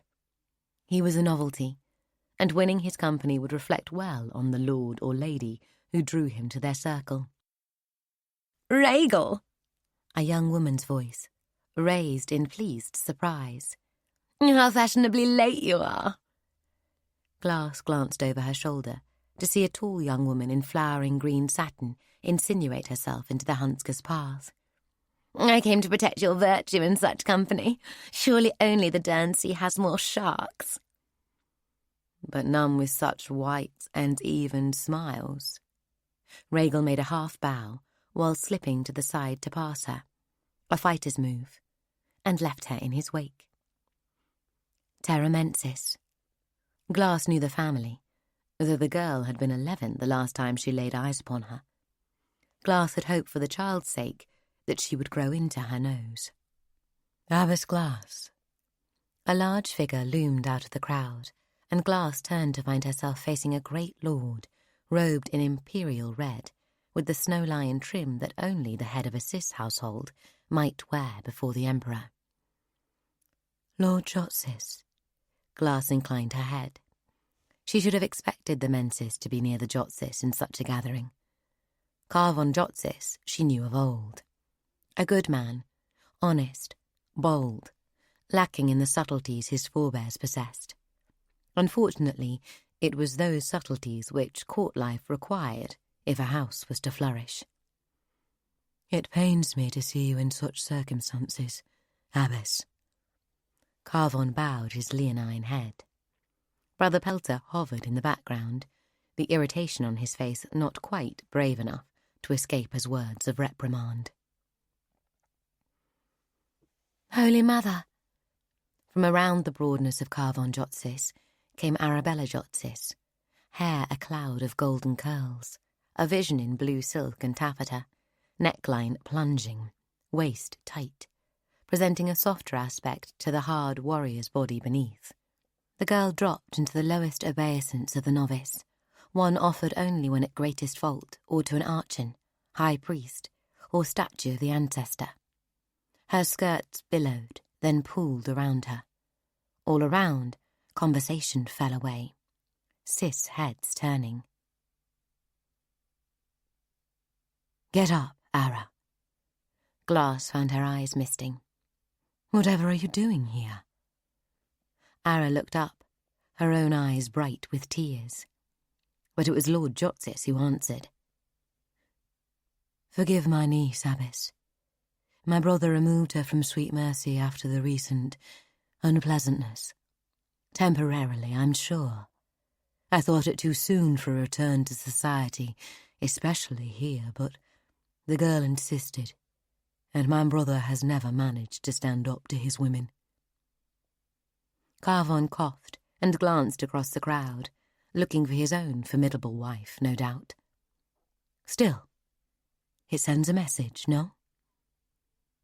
Glass nodded and smiled as Ara rose beside her. The message sent, that the Jotsis fear no one, was rather undermined by the fact that many knew Scherzel's interest in Ara had evaporated on discovering that Nona filled the Chosen One's shoes still better, and then that Zol met all requirements. Perhaps the true message was one of peace rather than defiance, and by sending both, Carvon's brother had demonstrated some of that necessary subtlety the Lord himself lacked. Glass! Brother Pelter found his voice, staring pointedly at Serra and Melchior. Glass ignored him. Ara? I came to be of service, Abbess Glass, Ara said. Although her maids had made her beyond pretty, with all the arts of powders and rouge, there was still something in those blue eyes that promised a world of hurt to any who crossed her. You only have to ask. And I am not alone. She motioned with her gaze, pointing out Darla, who towered above her father, the renowned General Rathan, newly promoted and surely just one more victory from his lordship. Glass found herself oddly touched that the two novices had contrived to have their family connections move them to her destination as soon as they had discovered it. The delays encountered while Pelter hunted her judges had allowed Darla and Ara to overtake her along the more direct roads. Heretic! A vicious whisper, close at hand. A glance found the source, decked in diamonds and lace. Jolie Nampsis. Her whisper spread, giving license to tongues held still in the moment. Abbess Glass! A malicious smile. Were chains all you could find to wear that would get you past the door to so grand a home? This girl wasn't 17 yet, but she could pass as a woman of 21 among the gathered heiresses. And I had heard that you were supposed to be good at these games of empire. Glass! Pelter again. The abbess turned away from Jolie, nodded to Lord Jotsis, and pushed on before Melchior's hand quite found her elbow. The butler pressed forward, employing some personal magic to forge a path through the assembled aristocracy without causing offence. Ahead, the throng thickened as cattle will around a feeding trough, the conversations joining and swelling, each voice raising itself by degrees in order to be heard. Like a martial water worker, the butler parted the vivid sea before them, and revealed, at its midst, Scherzel in flowing black. Abbess Glass! Her already wide smile widened. Have you brought my daughter to me? Novice Zol's whereabouts are unknown to me. Glass studied the woman. Scherzel looked younger than the 39 years recorded against her name. Nobody would call her beautiful. Perhaps striking would be closer to the truth. Undeniably, the energies that animated her created a personal magnetism about the Emperor's sister. A disappointment. Scherzel managed to hide the alleged disappointment from her face. And you come to us in chains. All eyes, save Scherzel's, fell to Glass's wrists. Are we to have a trial? How exciting! Glass raised her wrists, palms turning upwards, and drew the crowd's gaze back to her face. A trial without inquisitors would be impossible, I'm afraid. And it would be remiss of me not to note that Brother Pelter is here illegally, along with Brothers Seldom and Dimian, and Sister Ajika. They have entered a royal palace without permission, and must remove themselves immediately to await punishment in the Tower of Inquiry. 2 vertical lines appeared momentarily between Scherzel's brows. No matter. Their transgression is forgiven. Glass kept herself erect, despite the weight of the crowd's regard. Forgiveness is admirable in one so blessed with position, but the fact remains that without invitation, none of them can be beneath your roof. As lawbreakers, they lack the authority to hold me, and these chains, however silver, become the tools of the abductor. I invite them, Scherzel snapped, the violence beneath her skin suddenly manifest. All of them. Welcome guests. We shall have our trial at midnight. A man pushed by Glass, his robes lordly, but a faint rankness swirling in their wake. The trial will be something to settle stomachs after the banquet and before the dancing. Lord Thurintassis reached Scherzel's side. He bowed low. My apologies, Honourable Scherzel, for returning in haste and disarray, but I heard our new guest had arrived, and I had to greet her. He turned to direct the blaze of his good humour upon Glass. I'm glad to see you here, Abbess. Or perhaps it should just be prisoner, now. A huge grin. He patted the ample belly beneath his robes. I've been attending to that matter we discussed back on the road to Verity, if you recall. On Thurin's snow-lined collar, a small grey smear of mud drew Glass's eye. Scherzel clapped her hands, suddenly serious. Enough! Inquisitor Pelter, take the prisoner away and let your jury know they sit at midnight. Glass found herself being bustled back through the press of Scherzel's guests. She had no eye towards their faces this time, and no care for any jibes. Thurintassis had come to them in haste from wherever Nona was being held. Glass knew the smell he carried. Mud and shit. But more than that, it was a scent she knew from her time beneath Sweet Mercy on the night before another trial. The smell of deep places, of a cell in caves far below the ground. Had the Noir Gwyn delivered Nona to Scherzel's dungeons? Glass had known the Emperor's sister was reckless, but not so reckless as to allow Thurin Tassis to flout the Emperor's ruling in her own palace. Crucicle had forbidden the Tassis from pursuing Nona for revenge or justice. He had made it a capital command after Raymel broke the first declaration. Everyone involved in any further contravention could be summarily executed. Glass had been sure the Noir Gwyn would take Nona to the Tetragode, and that if Thurin were to gloat over his prize, it would be there. There was perhaps no place in the Empire so far from the Emperor's eye. Crucicle probably didn't even know where the Tetragode currently lay. It seldom remained in one place for long.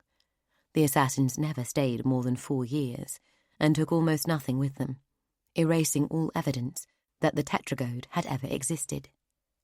They took only their wealth, rumoured to be in diamonds of exceptional quality, their ship heart, and the Book of Shadows, the list of clients and targets dating back over 600 years. The Noir Gwyn and the Lightless would melt away one by one, regathering at some new location with the most extravagant care. "Hurry!" Pelter snapped, and Sarah gave a push to encourage Glass along.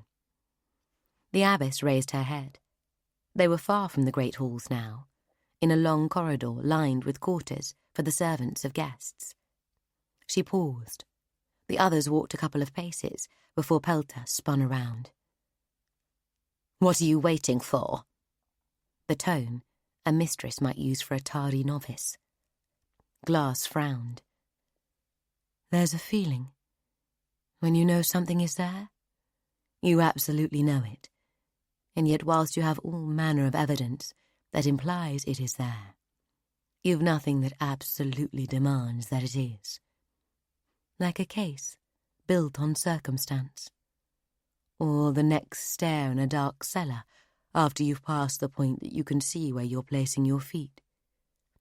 There's a feeling you get sometimes in those situations, a crisis of doubt and faith. You step down, feeling for the next stair. You pass the point where you might pull back, and still not stumble. And you keep going, with just faith and guesswork to keep you from breaking your neck in a black place beneath the ground." Glass lifted her foot for the next step. "I just had that feeling. That's why I was waiting." Chapter 38. Nona plummeted through empty darkness. She wasn't sure how long she had been falling for, or where she had fallen from. All she knew was the terrible certainty that soon she would hit something hard and at speed that would spread her across it. The impact, when at last it came, jolted open eyes she had thought already open. She found herself staring at a wall just inches before her face, all her plunging speed arrested with just enough momentum remaining to jerk her forward and bang her head against the stonework. "Bleed me!" The curse came weakly from a raw throat. Her eyes hurt, and the world looked to be on fire. "Kiot!" "You're back." He sounded unsurprised. "She left you a message." Nona levered herself from the wall and rubbed her forehead, fingers coming away sticky with blood. Scratches covered the surface of the stone block immediately before her. Slowly, her eyes found focus, and the scratches gathered into letters, the letters into words. "They're breaking in. You've taken Red Cure. You're still sick. I'm coming." Nona became aware of distant pounding. Actually, not so distant. Hammers or axes being applied to the door at the end of the corridor. "Why don't they just—" "The nun jammed the lock to stop them coming back in. There are many of them out there." Nona tried to get up and failed, her muscles too weak and too full of hurt to lift her from the ground. She fell back, one of Clara's worst curse words escaping through clenched teeth. The manacles on her ankles and right wrist remained in place, the collar still locked around her neck. She appeared to be just inside her cell. Rolling, she saw the noir gwyn's sprawled remains. She dragged herself painfully to the cell door and looked towards the far end of the corridor. The first splinters were beginning to break away from the wood around the lock. The door wouldn't hold much longer. Nona considered the door to her own cell, the timber 2 inches thick. She forced floor blades into being around the fingers of her freed hand. With one stroke, she shaved off a curling sliver of wood. Then 3 more. Gathering her strength, she struck down at a steeper angle, muscles screaming, and sliced off a narrow triangle several feet in length. Then a second chunk. Panting with effort, she bundled the shavings and chunks of wood into the noir gwyn's cloak and shuffled on her hip towards the failing door at the corridor's end. The bright crescent of an axe greeted Nona's arrival at the door. More blows fell as the weapon was levered out. Nona took a few moments to pit her blades against the pieces of timber she dragged with her, dividing them further. Using the wall as support, she reached up for the candle guttering above her, barely half an inch remaining to it. She lit the wood shavings and held the cloak above the flames until it caught. With the lengths of wood balanced against each other above the blazing material, she retreated. More pieces splintered from the door. Those beyond would be smelling the smoke now. "It's not enough," Kiot said. The smoke followed Nona back, swirling a pale, luminous green in the altered sight the devil granted her. She heard coughing beyond the door and bit down on a cough of her own. Some heavy piece of the door fell, hitting the ground with a metallic clunk. The lock. Nona could see the flames, an ethereal scarlet, through the coiling smoke. The scene had an otherworldly beauty to it. It wouldn't keep the lightless back for long, maybe not at all. But it was all she could do. Shuddering and sweating as the red cure fought the blade toxin in a battle raging all the length of her veins, Nona staggered to her feet to make her last stand. "Hey!" A voice behind her. "Quick! Over here!" A woman's voice. Nona turned from the corridor's end, where choking and cursing now mixed with the splintering of timbers. A figure leaned out of the doorway of a cell on the opposite side to Nona's, and the 3 doors further back. A spiky-haired figure with a lantern in hand. In the devil's sight's skewed colour palette, it was hard for Nona to know if she should recognise the person. Kiot drained from Nona's eyes, leaving her blinking, stumbling forward. "Cattle?" The woman caught Nona as she fell, her strength spent. Back along the corridor, the sound of advancing feet, coughing and confusion. The newcomer dragged Nona back into the cell, pushing the door shut, locking it as she struggled with Nona's weight. "Shit on a skith roll? You've got fat?" Nona managed to look up at that. Only one person cursed quite as colourfully as that. "Clara! Come on, help me out. It's like I'm dragging a whale." Clara grinned down at her, face pale and mud-smeared. Behind her, a small square door in the wall stood open. The kind that every prisoner dreams about, stone-clad, perfectly disguised, leading onto a narrow tunnel that stretched away from captivity. Nona kicked ineffectually as Clara bundled her backwards, through the door, pushing her head first along the crawlway. While Nona lay panting on her back, the stone ceiling just a foot above her face, Clara went to get the lantern. She joined Nona on all fours moments later, and reached back to pull the secret door closed behind them, setting several bolts in place. "Shh!" A finger to lips. "I'll have to go first." Clara wriggled her way over Nona, a snug fit in the confines of the tunnel. When their faces drew level, she paused, her nose almost touching Nona's. "You look awful. You're not going to die, are you?" Poisoned." "What was it? I've got some antidotes." "On noir gwyn knife. Took red cure." Nona's ribs screamed protest against Clara's weight, and her breath came in gasps. All of her hurt, but it seemed as though she'd been hurting forever, and after so long alone in such dire straits, it felt good to be with a friend, even with Clara, who long ago had betrayed her to the Tassis. Just having someone there, albeit on top of her, was a wonderful thing. If there had been space, she might even have put her arms around the girl. Red cure. That should work. Let's just hope your eyes don't turn red this time. Clara grinned, licked the end of Nona's nose, and continued to wriggle past, as if for all the world they were playing some convent game, not escaping torture and death in the bowels of the tetragode. What are you doing here? Nona whispered, her words largely lost as Clara's chest scraped across her face. Clara ignored the question. I can't turn around here, so if you can't follow me, I'll have to go ahead and come back before I can drag you. Legs slithered around Nona's head, and Clara was clear. I can do it. Nona braced her heels against a lump in the tunnel floor and pushed. She inched forward, gasping. Too slow and too noisy, Clara hissed. From beyond the door, faint shouts could be heard. Wait here. I'll come back and drag you. Be quiet. Nona wanted to ask her not to leave, but bit her tongue. She felt weak and tearful.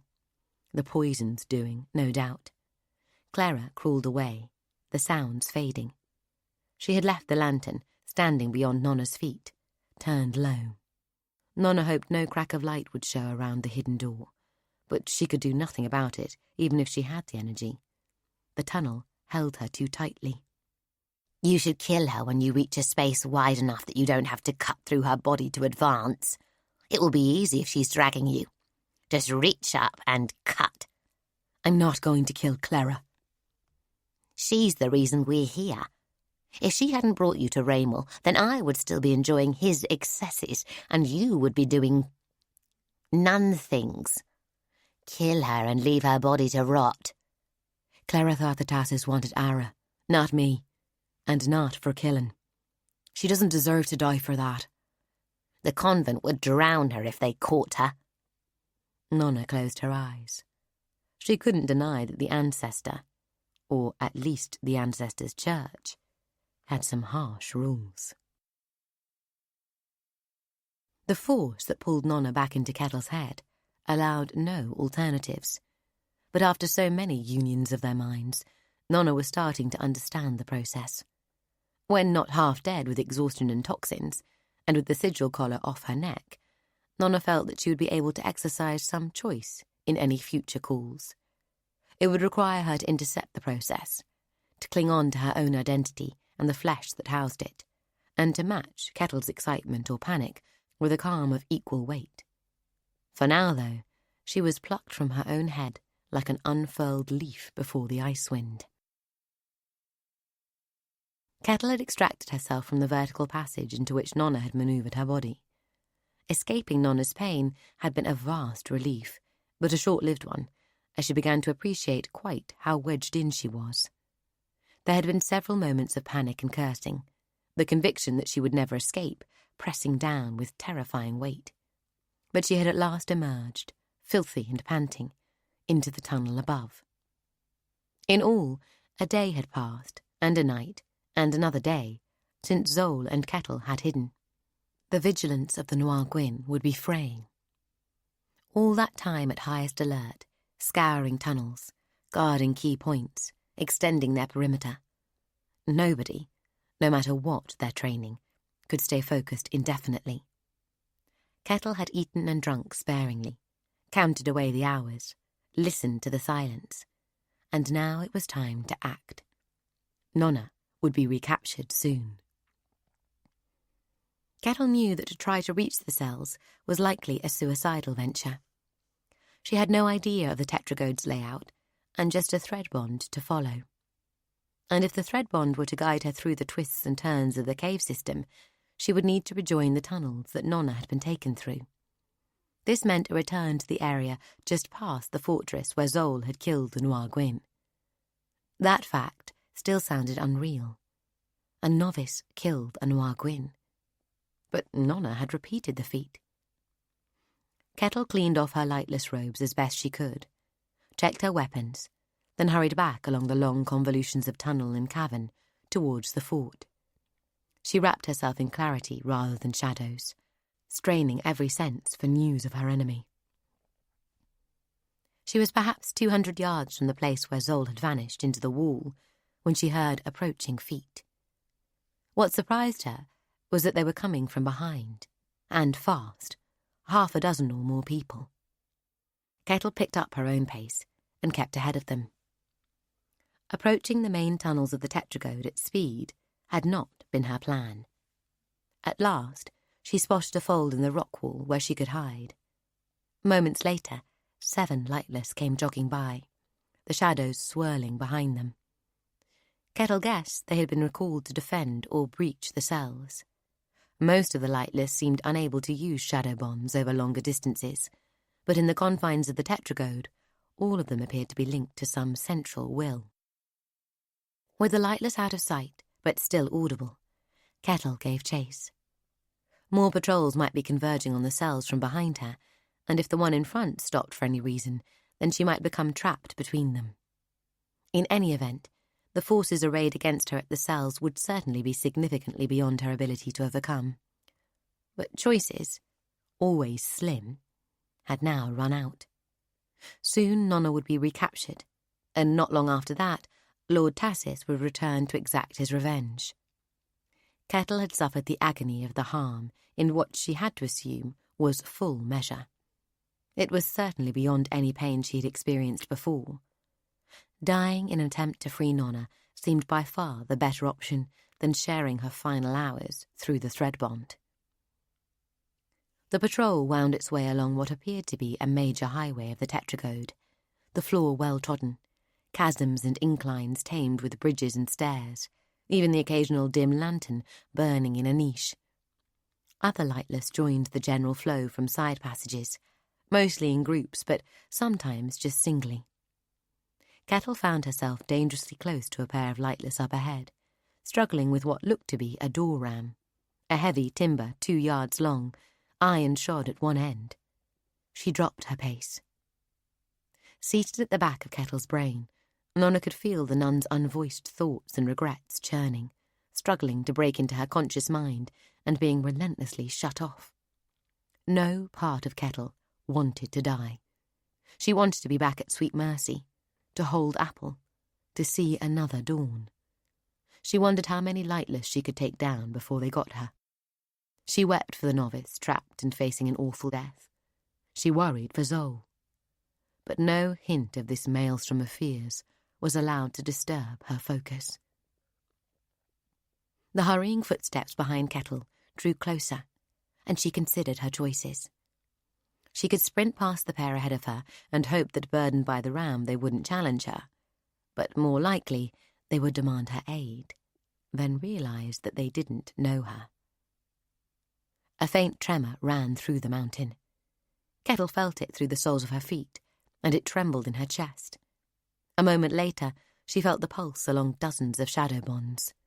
What message was imparted, Kettle couldn't tell, and a shadow bond usually allowed for only the simplest of communications. But enough of the emotion leaked out for her to get a taste of it. Panic. The lightless approaching from behind stopped, reversed their course, and started to sprint away. The pair ahead dropped the ram. Kettle heard it hit the ground and pressed herself to the wall as the men who had been carrying it raced past her, robes streaming. They should have seen her, but they didn't. Kettle followed them a short way until she found a side passage where she waited, as a full dozen more of their comrades hurried past, swift, silent, determined. Zol. It had to be.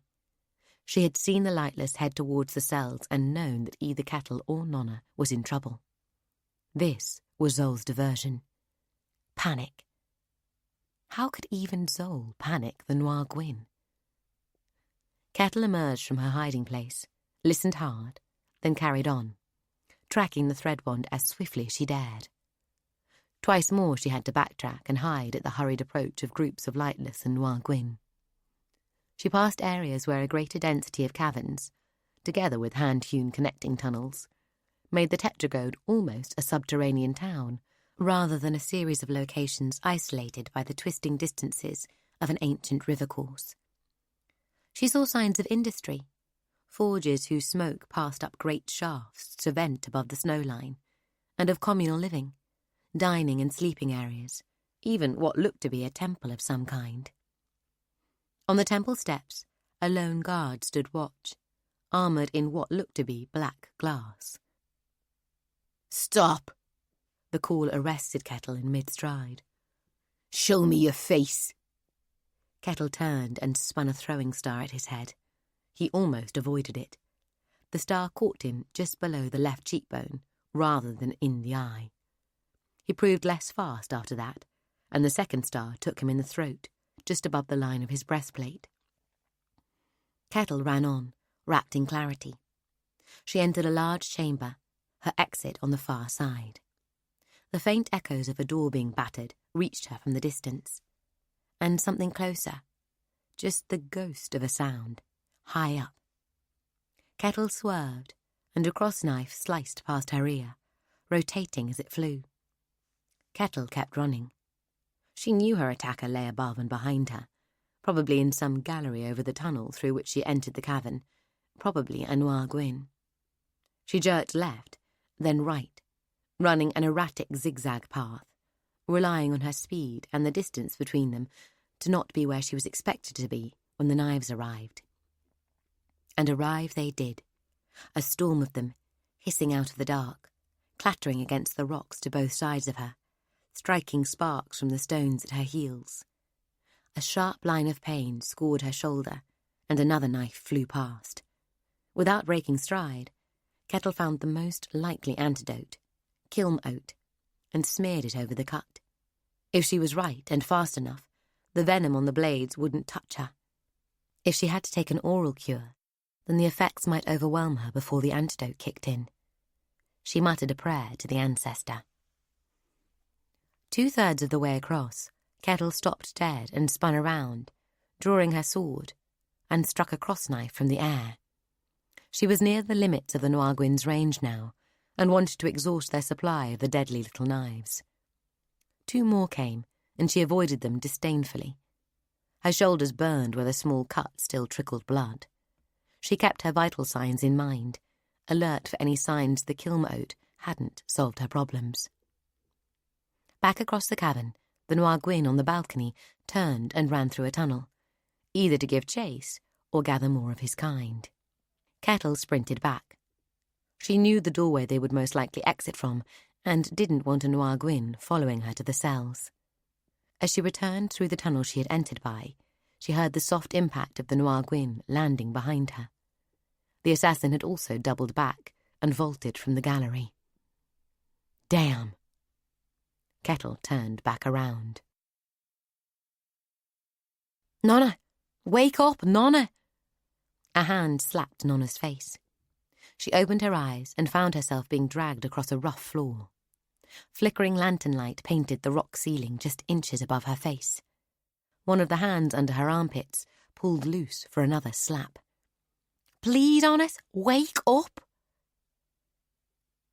"Kettle." "You're stuck with boring old Clara." Another grunt, another heave. Nona felt herself inch across the rock. "Little help?" Nona began to wriggle her shoulders and push with her feet. Their progress accelerated markedly. "Kettle's in trouble."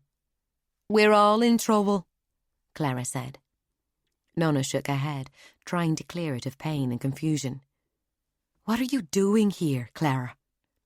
"Besides saving you." Another heave.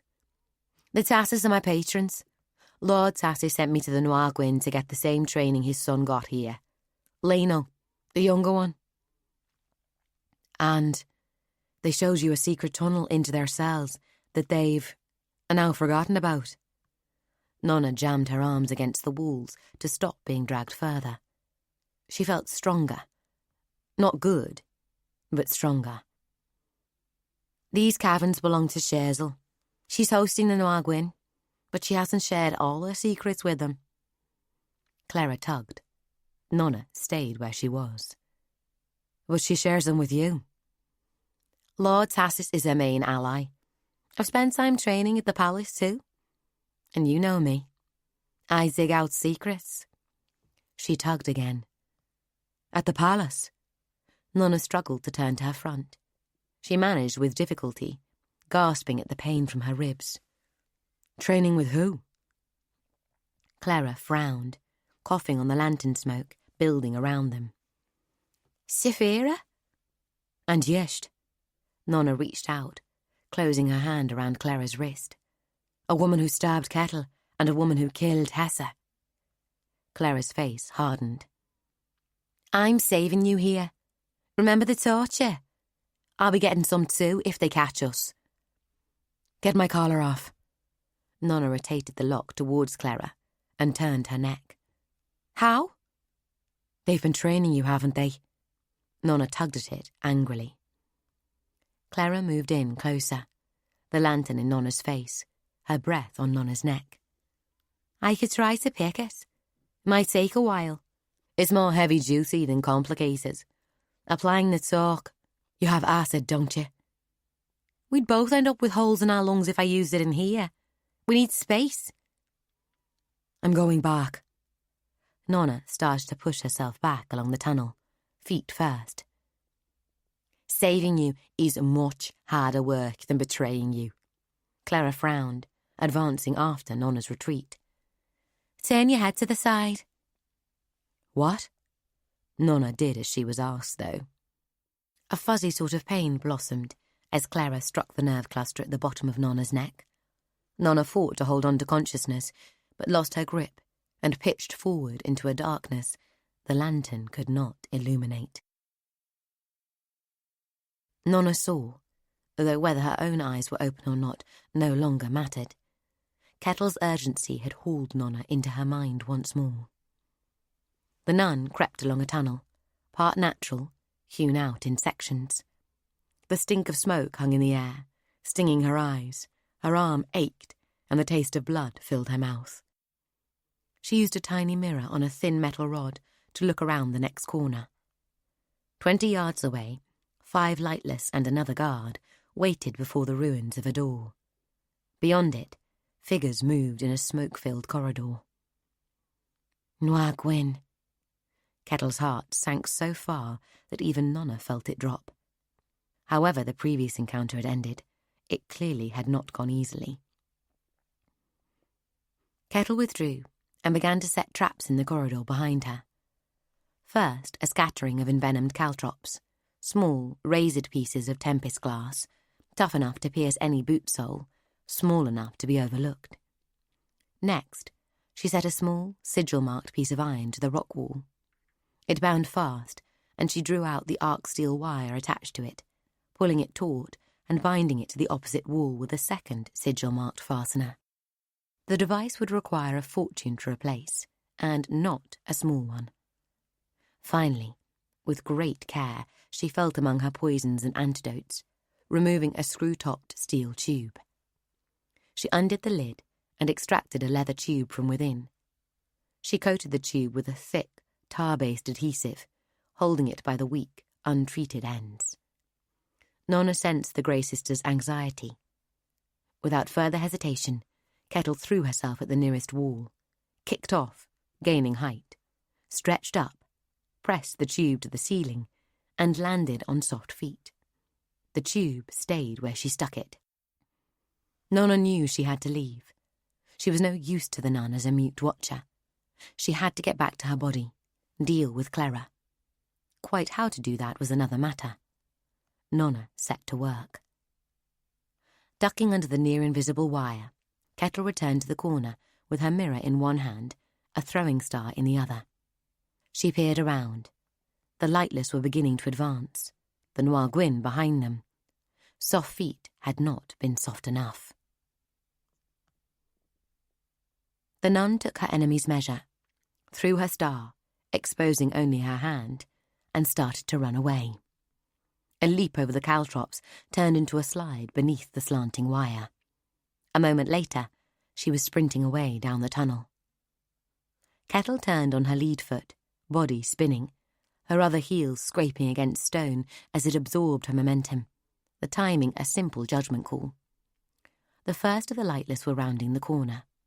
Throwing stars spat from both her hands, the aim of less importance than the rate of fire. The lightless, Hunsker fast themselves, spun and twisted to avoid the incoming stars. Caltrop spikes pierced leather soles and found flesh, the ball of a foot, the soft instep, the heel. A point that's driven through leather is apt to have any venom wiped from it, but the weaponsmiths who wrought these particular works of devilry for the convent included shallow wells along each spike, reservoirs where toxins might be smeared, waiting to be washed out with blood. Some lightless failed in their attempts to dodge Kettle's throwing stars. Others lamed themselves on the caltrops. The first to pass these twin threats unscathed, a woman, ran into the wire. The effects were ugly. Arc steel is reluctant to break. The wire cut in across her face, sliding down across the resistance offered by the skull beneath, cutting into her neck. The man hopping behind her hit the wire lower down. It sliced into his thigh. A third lightless, tearing at the throwing star embedded in his pectoral muscle, stumbled into the pair before him, and their joint weight at last parted the wire. The three of them fell in a welter of blood and sliced flesh. The Noir Gwyn came around the corner at a rush, batting away a throwing star that would have hit him. He wove between the remaining pair of lightless. Kettle had 6 stars left. She threw one high, so high that the Noir Gwyn became suspicious at the last and lunged upwards with his knife, trying to intercept it. His effort came too late. The throwing star hit the tube Kettle had stuck to the ceiling. Grey mustard powder jetted out with the force of the impact, blooming into a cloud. If the Noir Gwyn hadn't been lunging upwards, tracking the star, he might have been able to run on, avoiding all but the outermost edges of the cloud. As it was, he dropped immediately, but not quite fast enough. Kettle allowed herself no pity. When the Noir Gwyn tore off his black skin mask with a blistered hand, reaching towards his mouth with the other, a steel vial in his grip, she threw another star at his fingers, then drew back from the screaming. Grey mustard spores become rapidly denatured by exposure to air, with even a slight moisture content. Quite how quickly they would lose their bite in the dampness of the tetragode, Kettle wasn't sure, but she also knew she couldn't afford to wait long. She smeared mud from a nearby seep over her face, neck, ears and hands, took a deep breath, drew her sword, and ran, avoiding the bodies of those still busy dying. She rounded the corner, praying to every aspect of the ancestor that there wouldn't be another Noir Gwyn lined against her, and slid into the turn, dropping to avoid the reflex-thrown cross-knives. There wasn't a Noir Gwyn waiting for her. There were 3. A dozen lightless stood ready before them. "Take her alive," the voice of the central Noir Gwyn. She held a sword that looked like a ribbon of darkness. "You may injure her." The lightless came forward, fearless despite the fact that her sword overreached their knives. Kettle considered retreat, but the tunnel behind her was strewn with bodies and blood, not to mention caltrops. Instead, she charged the foe, sword sweeping out at throat height in a wide arc. It's perhaps not true to say that no amount of training or skill concentrated into one person will undo a determined group of fighters. But when space is limited and the opposition are themselves swift and skilled, it turns out almost always to be true. Kettle had time for 2 swings of her sword. Both killed and injured, but she could find no way through or around the lightless, nor could she retreat faster than they could advance. After 2 blood-soaked seconds, she found herself tackled, grappled, stabbed, and brought to the ground, where she lay cursing, bleeding, and struggling, beneath several assailants, with a knife to her neck. In that moment, she had no regrets. She gathered her strength for the sudden lunge that would push the blade through her throat. Being taken alive wasn't an option. It wasn't fear that stopped her. It was the light. It was so unexpected that Kettle turned her head and watched it from the floor through slitted eyes and a forest of limbs. Something impossibly bright was coming from the cell block. First, a metal ring, perhaps 6 inches wide, rolled out into the corridor, sparking. It wobbled and fell, dancing on its rim like a spinning coin that has almost stopped. The light grew and grew again. A figure stepped out of the cell block, a figure wreathed in arc-bright streamers of crackling energy that snapped back and forth from one path across her body to another. She looked like the night sky in the worst of lightning storms, the land breakers that rage on those rarest of occasions when a northern ice wind meets a southern one above the corridor. Persistent lines of jagged lightning reached out from all across the figure, touching the walls, the ceiling, the floor, the burning points of contact wandering slowly over the stone. It looked almost as if the person was some strange and many-legged insect, propelled by a multitude of thin, brilliant limbs. Light shone from dazzling eyes, erupted from an open mouth, bled from their skin. The whole of their body pulsed erratically, brightening to a blinding intensity, dying away to leave Kettle watching a dance of after-images. It seemed at any moment the creature's skin might lift with the brightening, and the flesh melt from the bones. The angle of its legs and arms, its uneven advance, spoke of agony, as if whatever energies it contained might at any moment tear the creature apart. The leftmost of the Noir Gwyn recovered first, and, shielding his eyes behind a hand, reached for some weapon at his belt. The explosion happened in that instant. A directed release, snapping the newcomer upright, arms splayed. A crackling bolt of white energy erupted from its chest, turning every body into a silhouette. The central horizontal column of power extended the length of the hall, surrounded by smaller threads or streamers that quested in all directions. It blasted through the Noir Gwyn and Lightless, as if they weren't there. An agonizing shock ran through the Lightless holding Kettle, ran through Kettle herself, and leaked away into the floor, taking everything with it. Nona collapsed, dimly aware that her body was smoking. The stone lay scorched all around her, and somewhere far off Kiot was howling. A yard from her rested the sigil collar that she had rolled ahead of her entry to the tunnel, now charred almost beyond recognition. "Ancestor?" Clara fell back on the simplest of oaths, taking her hands from her eyes. "I didn't know you could do that." "I didn't either." Nona lay where she had fallen. Steam issued with her words, drifting up in the lantern light. The flame behind the cowl seemed pale now, weak though it had been turned to full. "Don't ask me to do it again any time soon." She felt hollow, cored, brittle, as if her arm might simply come away should Clara take it to haul her to her feet. "Go and find Kettle." "She'll probably try to arrest me or something." Clara looked dubiously at the charred and smoking ruin of the Noir Gwyn and the heap of their servants behind them. Some of the corpses were still twitching. "I'll probably arrest you or something." Nona tried to make her blades form, but failed.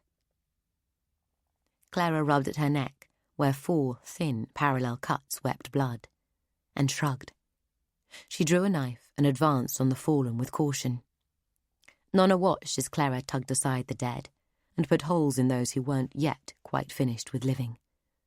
Nona's limbs twitched from time to time, like those of the Lightless, and the memory of how close she'd come to being torn apart kept returning, distressingly vivid. Nona had extracted herself from Kettle's mind and woken inside her own flesh, still dimly aware of Kettle's progress. Opening one eye a crack, Nona had found that Clara had dragged her to a place where the tunnel pierced a small natural void. Feigning unconsciousness, Nona had waited until Clara drew near and had reached out for the girl's neck with all the speed she could muster. "You're going to get this collar off me, and I'm going back for Kettle," Nona had said. The hint of floor blade along the middle of each finger had convinced Clara of Nona's sincerity. Clara had produced an array of square lockpicks, suited to the simple, heavy mechanism on the manacles, and in short order the collar had dropped away, to clang against the rocks. "She's here," Clara called, standing up. Nona crawled towards them. She lacked the energy to stand, though strangely her limbs seemed to be buzzing with the stuff, legs twitching, hands a-tremble, the occasional miniature lightning bolt arcing from one finger to the next. The past's gift was raw power, to be shaped and released as light, as heat, as a blast. Nona's rage had given the energies form as lightning. It seemed to suit the storm that had built within her over her captivity. Kettle had been at the bottom of quite a heap of bodies. First, those that had been holding her down, then those around her who had been blown forward over their kneeling friends. In 2 places, holes an inch or so across had been burned through her robes, the flesh beneath scorched. "She looks dead," Clara said, failing to sound particularly sorry about it. "She's not dead." Nona's whole body convulsed, nearly pitching her forward onto her face. "I would know." Clara squatted again and held her hand against Kettle's neck. "She's not breathing, and there's no pulse. That's pretty dead. Sorry, Nona." She turned towards the Noir Gwyn. "I wish you'd left bigger pieces. I really wanted my own black skin." "She's not dead." Nona arrived at Kettle's side.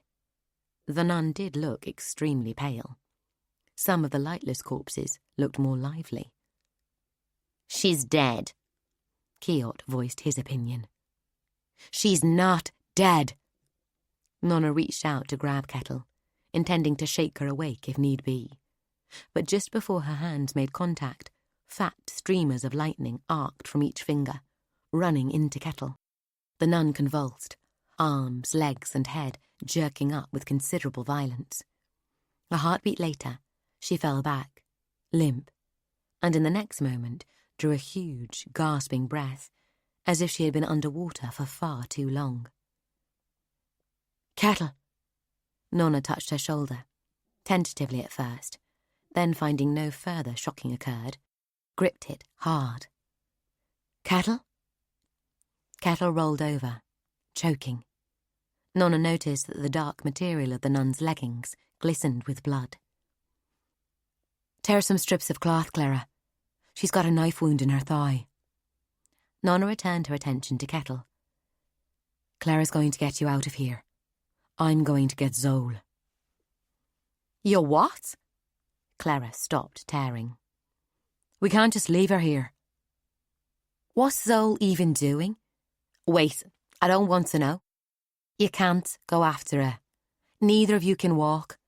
Even if you were fighting fit, it would be insanity." "Well, I'm going." Nona edged to the wall and used it to get to her feet. "You're insane. Leave her." Kiot sounded weak. Not only was he quieter than before, but the voice in her head cracked and trembled. "We can't leave her," Nona snarled, angrier at the truth than at Kiot or Clara. A tug at her ankle drew her gaze to the floor. Kettle had reached out to grasp her. "Zol can hide in the walls. Go where we can't follow." Kettle's voice still vibrated with the shock that had brought her back to life. "That's right." Clara sounded surprised, but she jumped on the idea. "If Yish taught her rock working, she can hide anywhere. We'd turn up, and instead of finding her, we'd just find half the tetragode hunting the halls and thirsty for blood." Nona wanted to shout, to curse, to grab the front of Clara's tunic and shake her for her cowardice. But it was true. Zol had made the diversion that had saved them. Whatever it had cost her would be a price wasted if they now staggered into the arms of the Noir Gwyn. Nona? Clara had started to bind Kettle's leg wound. We fix Kettle, then we go. Nona looked away to where the tunnel turned. Beyond it, some of the lightless brought down with the grey mustard were still bubbling out their pain. All right. She bit her lip, frowning. We go. Chapter 39. Abbess Glass. The light of the focus moon found chinks even in Scherzel's shutters. Moonbeams lanced through, painting brilliant red spots on the far wall of Glass's small room. Outside, the slopes creaked, ice melting, water steaming, even the rocks themselves giving voice in the heat. Glass rose with a sigh. Sarah and Melchior would be coming any moment now to escort her to the trial. When, decades before, she had first been tasked to speak in public, Glass had found herself seized by a fear that made no sense. Why did words she would say to any single person without hesitation become so hard to force from her lips when all those single persons were seated side by side? She had, of course, conquered her nerves in time, but even now, after 1,000 sermons, a certain anxiety gripped her stomach before every performance. And Glass had, in all her long years, never performed before a crowd so high, mighty, rich, and hostile as the one she faced at midnight. In such trials, the judges would, on rare occasions, find the accused innocent, and they would be free to leave, reputation unblemished. If it was decided there was a case to answer, the accusing inquisitor would be granted license to put the prisoner to question, using either light, moderate, or severe methods. Light methods included beating and sleep deprivation, and were reserved for those deemed probably innocent. Very few prisoners subjected to severe methods during questioning ever failed to confess to the charges against them. Of course, a guilty verdict was more often reached, in which case proceedings would simply move swiftly to the execution of the sentence. The knock came sooner than Glass expected, before the focus had fully waned. At least they did knock, though. The two guards treated her with a respect wholly lacking in Brother Pelter. Coming. She rose. Fading spots of moonlight slid across her and let one play in her palm. Scherzel's ambition was, based on Glass's analysis of the reports from dozens of grey missions, to hold the moon itself in her palm. Did Scherzel's belief stem from the fake Agartha prophecy, or from the older tales that might have inspired it? What was clear was that the woman had set her mind to gathering ship hearts. Trusted documents held in the most secret of church vaults hinted that the arks could command the moon. Other, more dubious writings claimed it as fact and offered instruction in the practice. They too were placed in vaults. In the whole circle of the corridor there were only 3 arks, and the Emperor made his home in one of them. Glass suspected that very little discussion had passed between Crucicle and his sister on this matter, a conversation long overdue. The lengthy walk to the banqueting hall passed in silence, led by a different butler from the one who had guided them earlier. Brother Pelter followed the man, then Glass, with the 2 guards bringing up the rear, clanking. Glass turned to inspect Sarah and Melchior over her shoulder, both of them resplendent in the full regalia of Inquisition enforcers. A momentary pang of sympathy ran through her. The pair's duties today would likely prove more onerous than either of them suspected.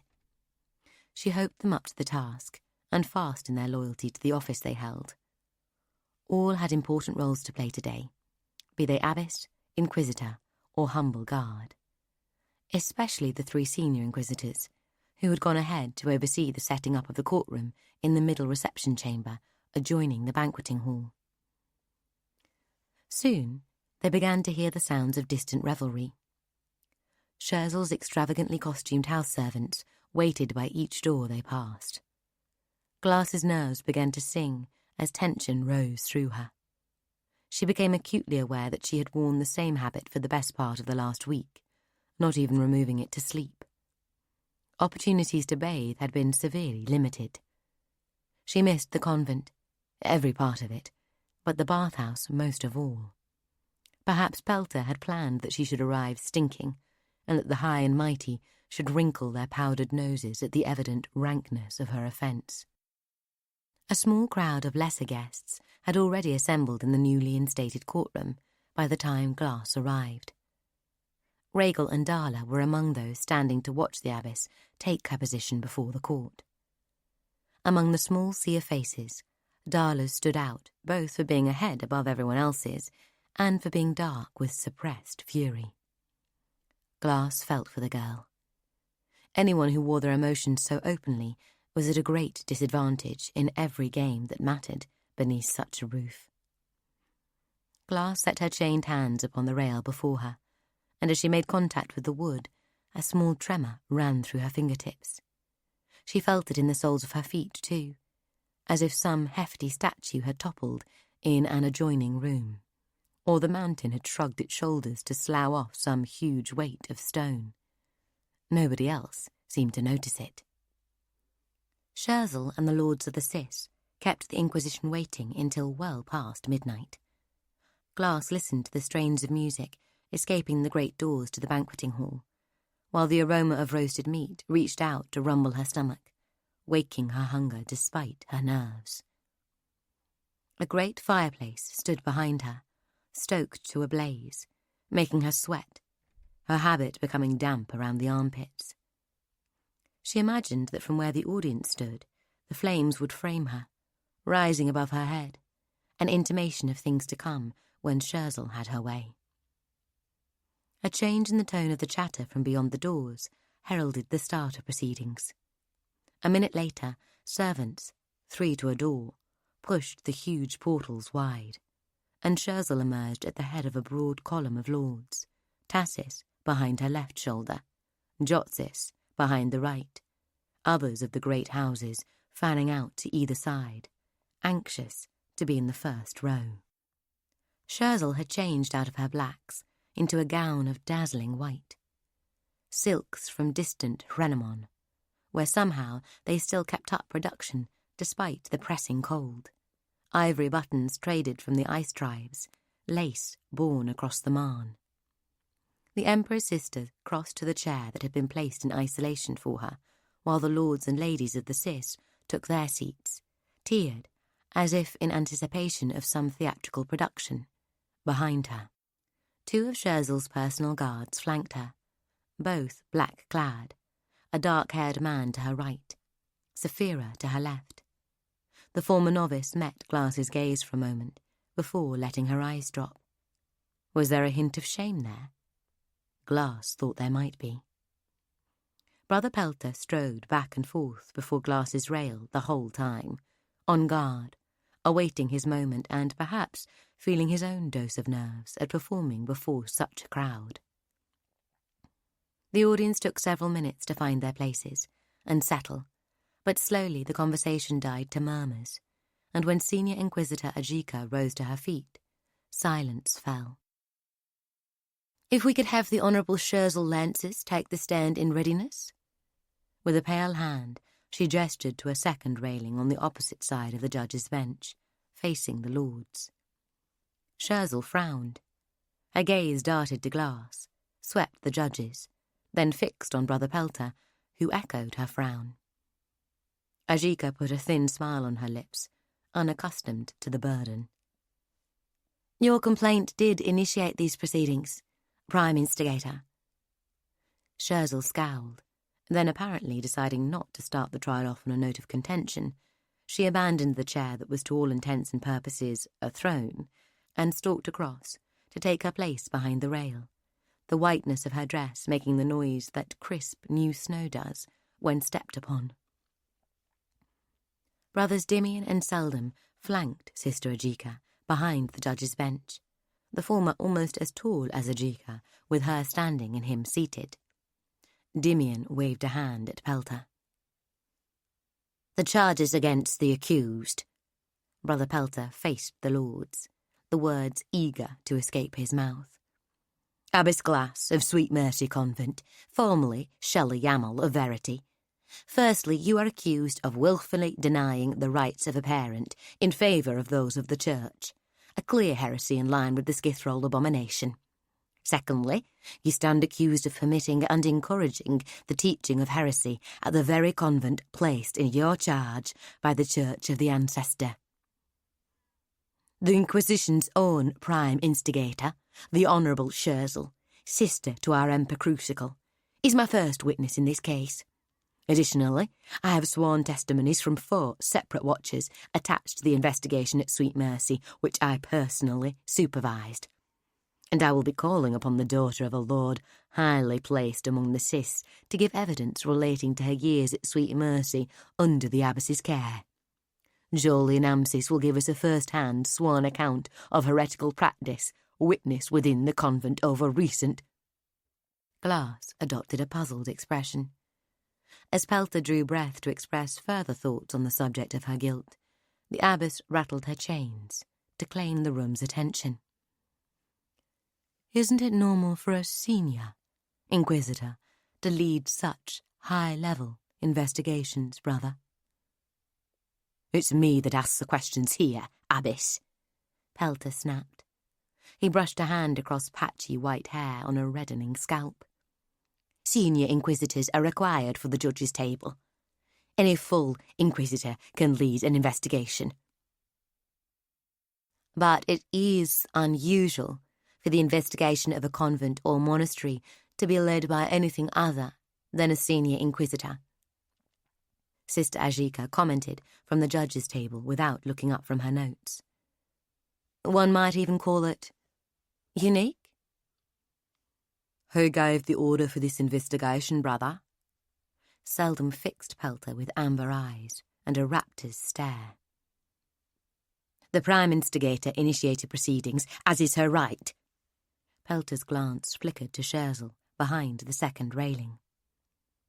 Then she must have initiated them before the occurrence of any of the events that your charges relate to. Glass spoke into Pelter's discomfited pause. I ask the questions. Pelter rounded on Glass, practically spitting. I didn't ask a question, Glass said. Enough. Sister Ajika raised a hand. Perhaps you could present your first witness, brother, and have her address these points as well as any others you feel pertinent. She nodded towards Sarah, who came towards Scherzel, hands glimmering with silver chain. As she reached out, the Emperor's sister pulled back, scowling.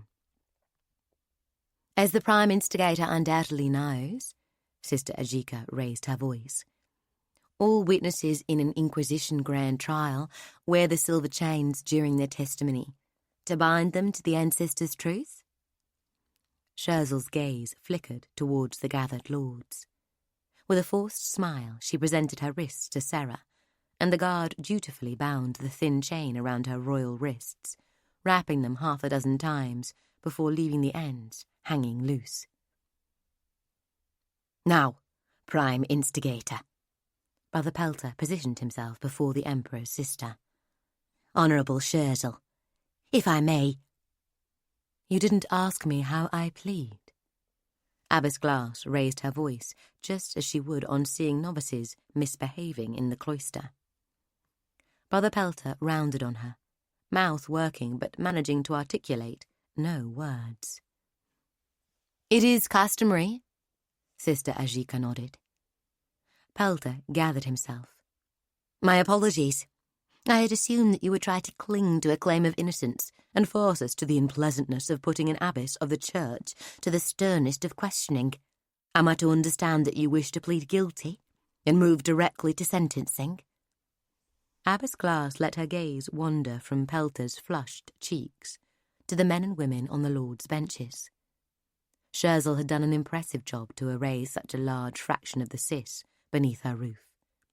Some, of course, would never place themselves in her power, but many had decided to entrust themselves, old allies, new allies, or just houses with sufficient confidence in their own power and in Scherzel's fear of the Emperor's censure to keep them safe.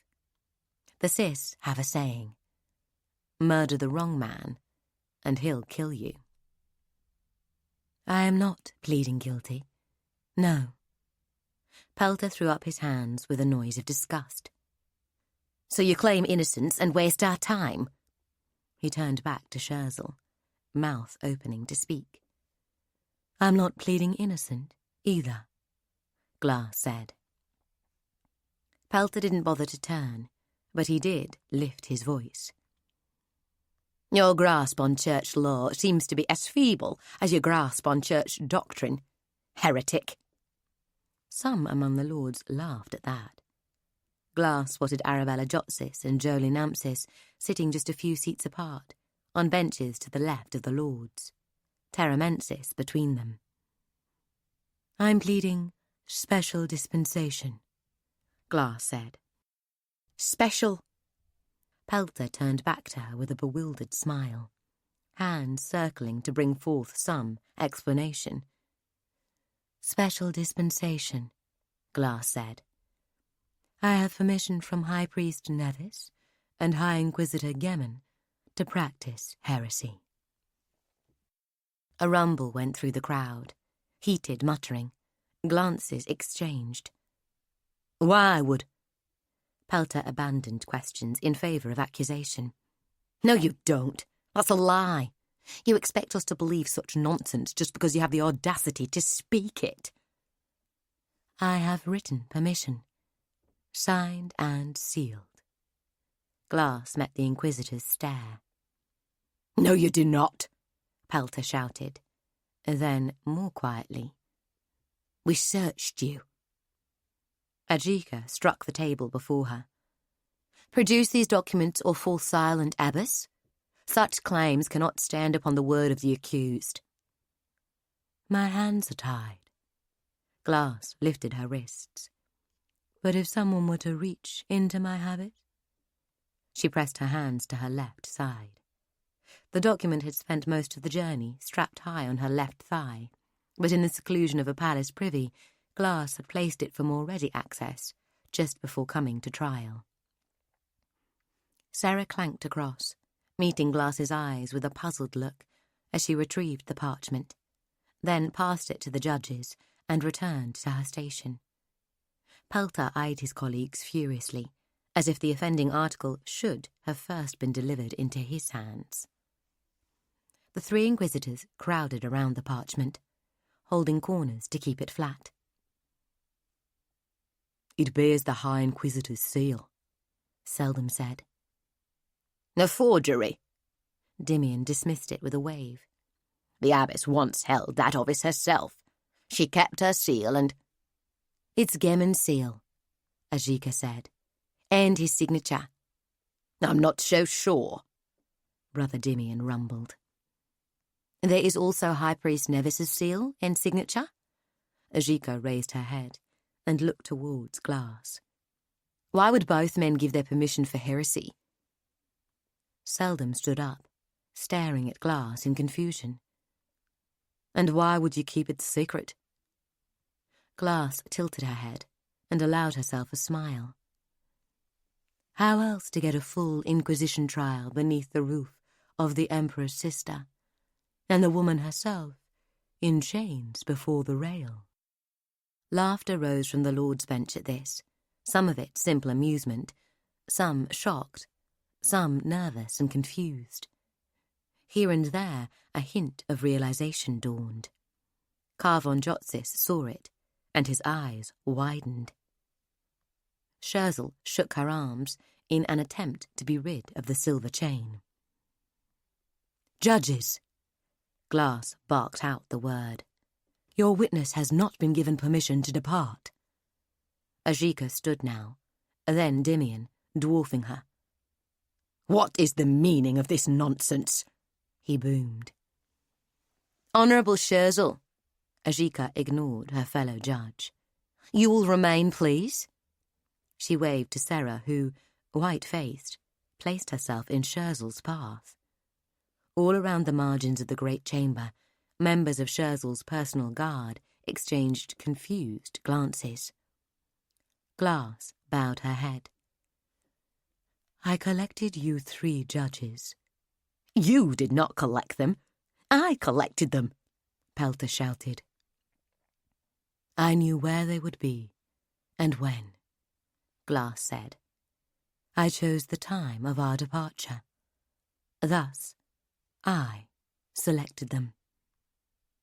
"I chose the time of our departure." A note of desperation had entered Pelter's voice. He looked to Scherzel for support.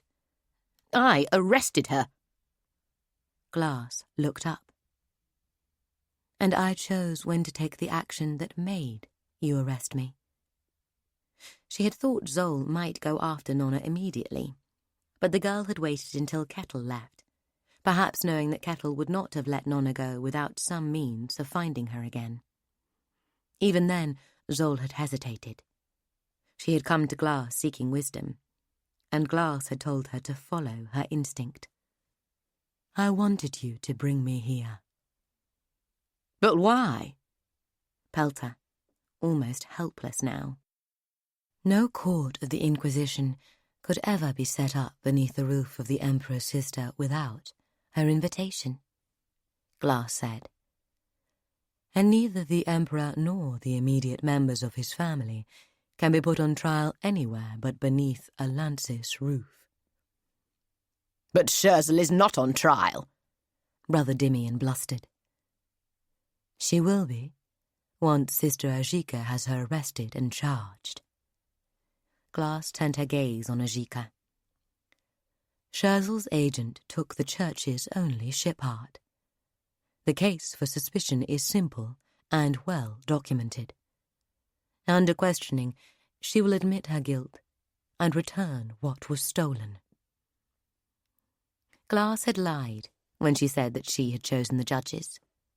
Pelter had been slower to act than anticipated, and their journey east more convoluted. However, Ajika and Seldom had been high on Glass's list of possibles, and she had prayed they would be found.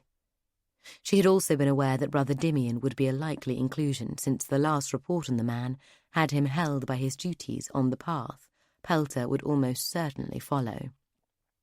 In the minority, however, Brother Dimian was an asset, his loyalty to Scherzel well known. A decade earlier, after Glass had made her decision to leave her high office atop the Tower of Inquiry, but before she had announced it, she had set several acts of forward planning in motion. Prime among these acts was the fall from grace of certain of her most loyal inquisitors, Seldom and Ajika among them. Their arguments and growing mistrust were both public and false, a deception agreed upon by both parties. Former holders of any high office were vulnerable both to their immediate successor and to all those subordinates who resented them. What better insulation against future extremis than to promote to the top of any list of enemies men and women who held secret loyalty to her? "There's no evidence to base any such charge upon." Dimian thumped the table before him. Both Scherzel's bodyguards, who had flanked her at the proxy throne, now moved to stand behind Serra. Saphira was the first to reach her, one hand resting on a sword hilt. Glass ignored the open threat. "Evidence abounds, Brother Dimian. Scherzel's own employee, placed at sweet mercy on her insistence, stole the shipheart. Were we talking about anyone other than the Emperor's sister and the prime instigator of the Inquisition, they would have been arrested and put to the question years ago. Only the impossibility of doing so has prevented formal accusation." "If this is true," Ajika placed each word with care, as if thinking furiously, "why were we 3 judges not informed?" "Yes," Brother Dimian demanded. "We cannot be expected to put our host to the question without instruction from Gemon himself. It's nonsense to suppose he would desire such a trial and yet issue no orders. Klasie appreciated the judge's reluctance. Their authority might stand on firm legal ground, but they had only the fact that a full third of the cis stood witness to ensure their safety. Had the party been concluded by the time Klasie was brought to trial, as she had begun to desperately fear that it might, then Scherzel would very likely have had Klasie and the Inquisitors quietly murdered rather than submit to their inspection and judgment. Saphira's proximity to Sarah was a reminder of how swiftly the two Inquisition guards could be overcome. A warning not to take false comfort in the presence of two armed church enforcers. Klasie motioned for the three judges to take their seats again, and to her surprise, they did. No word of this possibility was sent out because Scherzel has too many ears among the Inquisition. Any communication would risk discovery. If even a hint of such an idea had reached the palace, you three would never have received a formal invitation to enter the premises. Brother Pelter would have taken me to the Emperor's palace instead, and hoped for a swift conviction before the wider church and the Tower of Inquiry became involved. Klasie was willing to bet a very large sum that had Brother Dimian received word of the plot, then Scherzel would have known of it shortly after. Brother Dimian would remain Scherzel's creature, but fortunately Inquisition judicial panels could conduct all their business with a simple majority. A unanimous vote was never required. And we are now expected to. Brother Seldom stared at Klasie. The falling out between Klasie and her former disciples had been all about her safety in the years to come. Now she had stood them both at a precipice, where it was very much their safety at risk. You want us to. You're expected to do your duty, brother. You have the opportunity to right a great wrong perpetrated against the Church.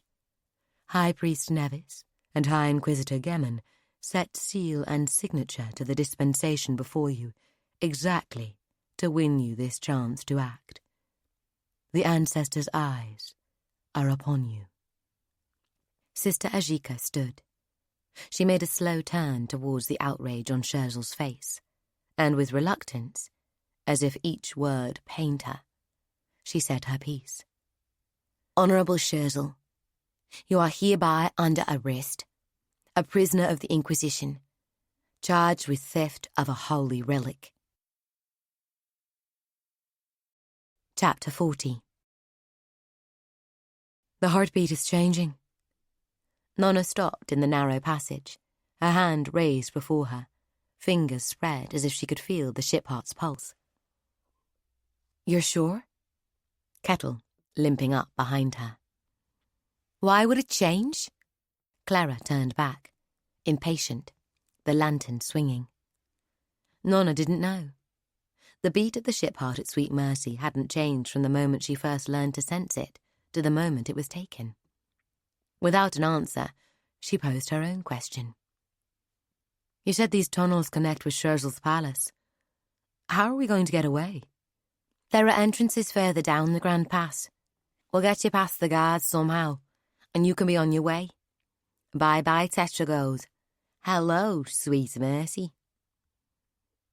Kettle's been stabbed in the leg. She can't walk down a mountain. Nona wasn't sure she could either, though her strength was returning slowly.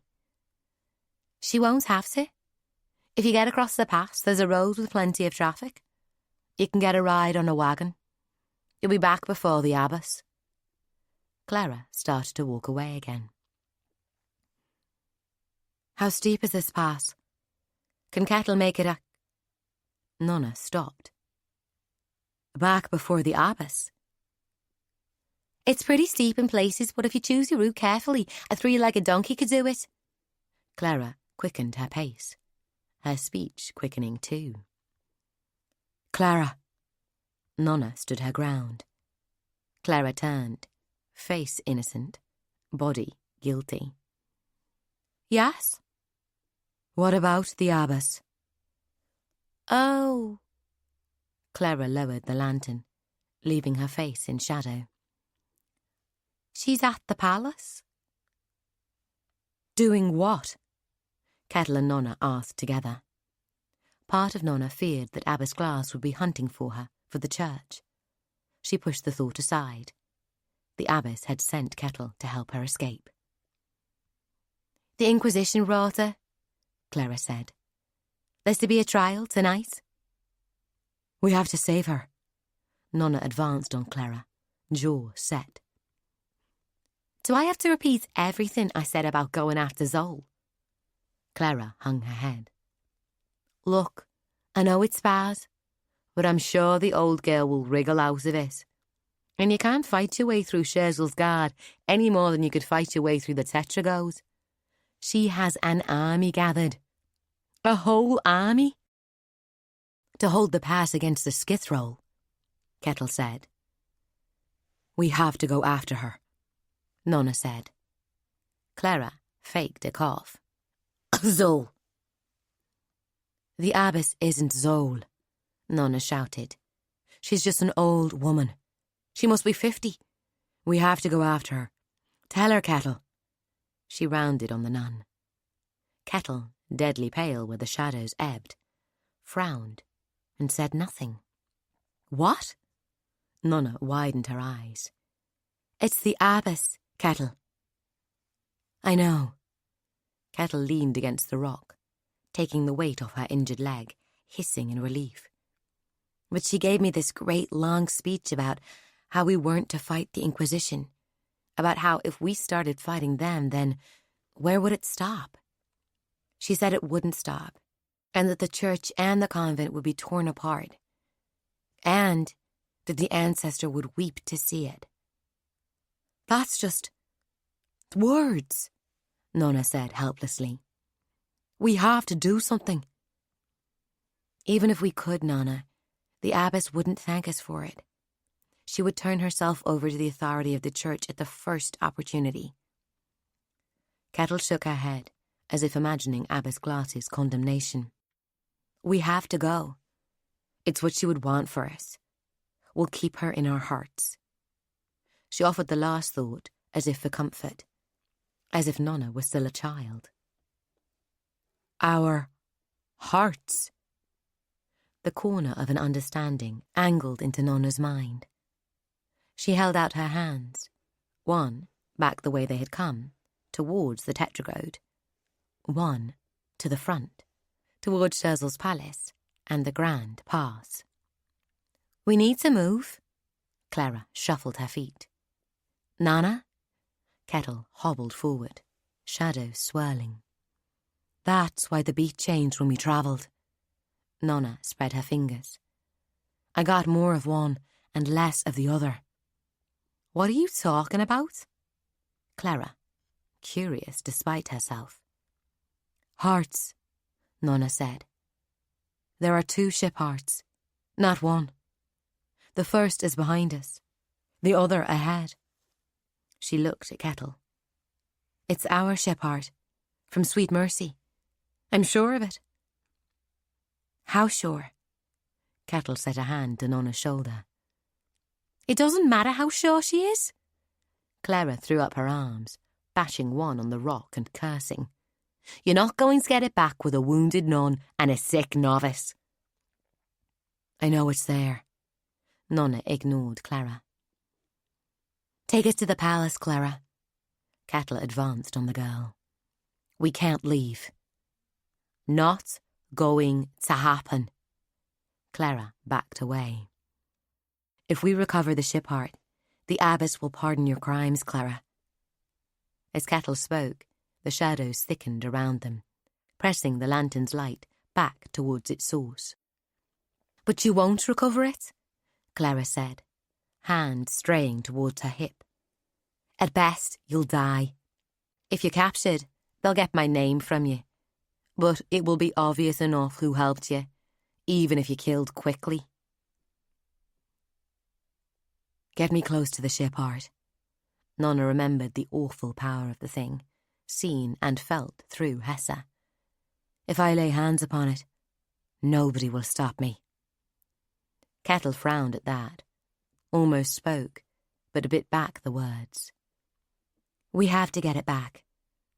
Any price is worth paying. Clara made to skip away, but Kettle proved too fast, seizing her arm. Please, Clara. Nona fixed her eyes on her friend's face. When Nona had shared Kettle's mind, she'd felt the strength of the compulsion Zol used. Being twisted like that by Zol's will had woken in Nona an understanding of how to better use her own touch of martial empathy. We need to do this. Nona's guilt at manipulating her friend stood in the shadow of their cause, and the memory of betrayal in another cave years ago. She let the strength of her conviction flow through the cracks in Clara's personality, cracks that she knew of old. Ambition, pride, and a need for challenge. I don't know where the ship heart is. Clara started to weaken. And Yesh might be with us. I don't want to meet her. We need you, Clara, Nona said. Aren't you tired of being a tool for these people? I want you back. Clara frowned. Shazel probably keeps it in a treasury. And you know where that is? Kettle asked. Clara's frown vanished. Of course. Having given Clara some semblance of conviction, Nona found her own fading as they approached the palace. She couldn't reach the path again so quickly. It would be many hours before she would be able even to see it. How they could hope to penetrate Scherzel's stronghold so deeply without being overwhelmed by her guards, Nona had no idea.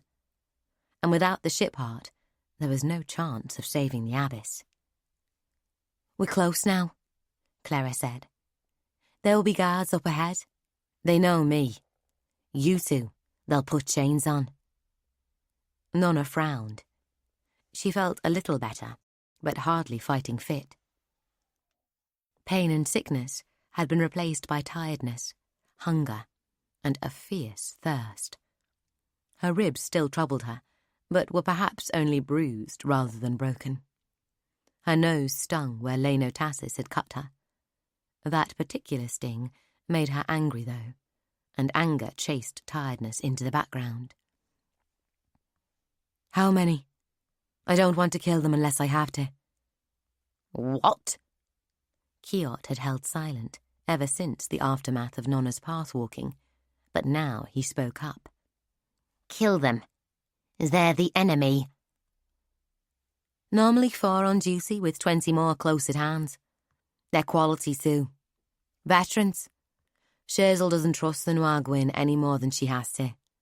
There are sigils on the walls that they say can be used to collapse them if there's an attack. So we make our entry unseen, Kettle said. Because with all the Nwagwyn in the whole world connected to her palace's basements, Scherzel won't have defences against stealthy intrusion. Clara rolled her eyes. It can't be done.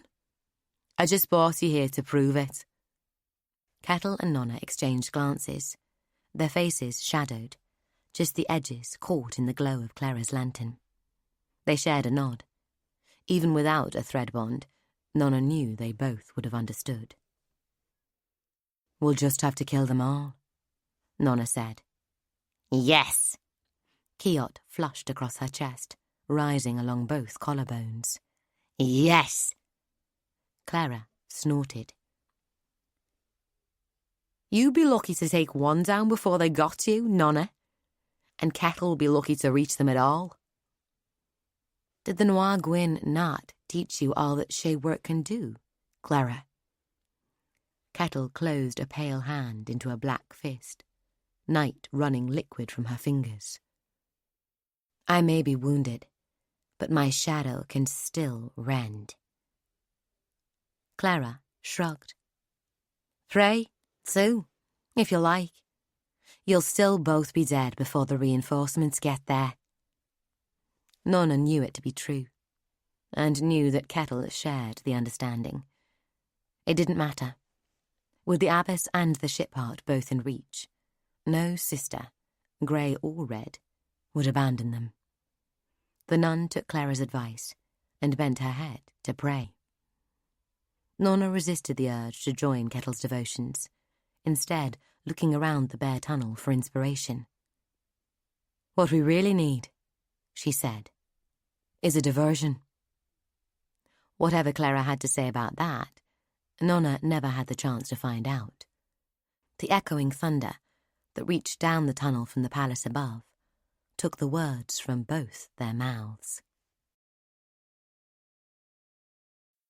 Chapter 41. Abbess Glass. "You propose to torture a confession from me, in my own house?" Scherzel's neck burned red above the white froth of her collar. She looked furious rather than scared. "There are serious charges against you, Scherzel." Sister Ajika aimed her dark-eyed regard at the woman, slowly warming to her new role. "Your employee stole an object of incalculable value, exploiting a position that she was only able to obtain at your insistence. Your implicit guarantee of her good conduct demands that you answer our questions. The same investigation would be carried out in any other case." "You had best vote upon it, then. I have pressing matters to attend to." Scherzel waved Ajika on, as if impatient. "A great many more guests are expected." "You've nothing to offer in your defence?" Ajika raised a brow. "No, and I don't plead guilty either." Scherzel leaned across her rail to look past the judges at Glass.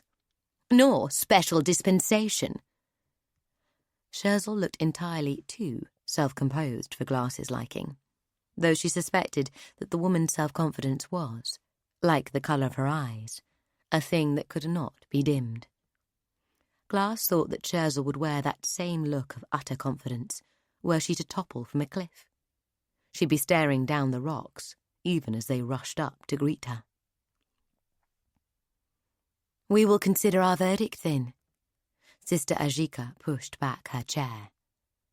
"This court can find you guilty, innocent, or require that you be put to questioning."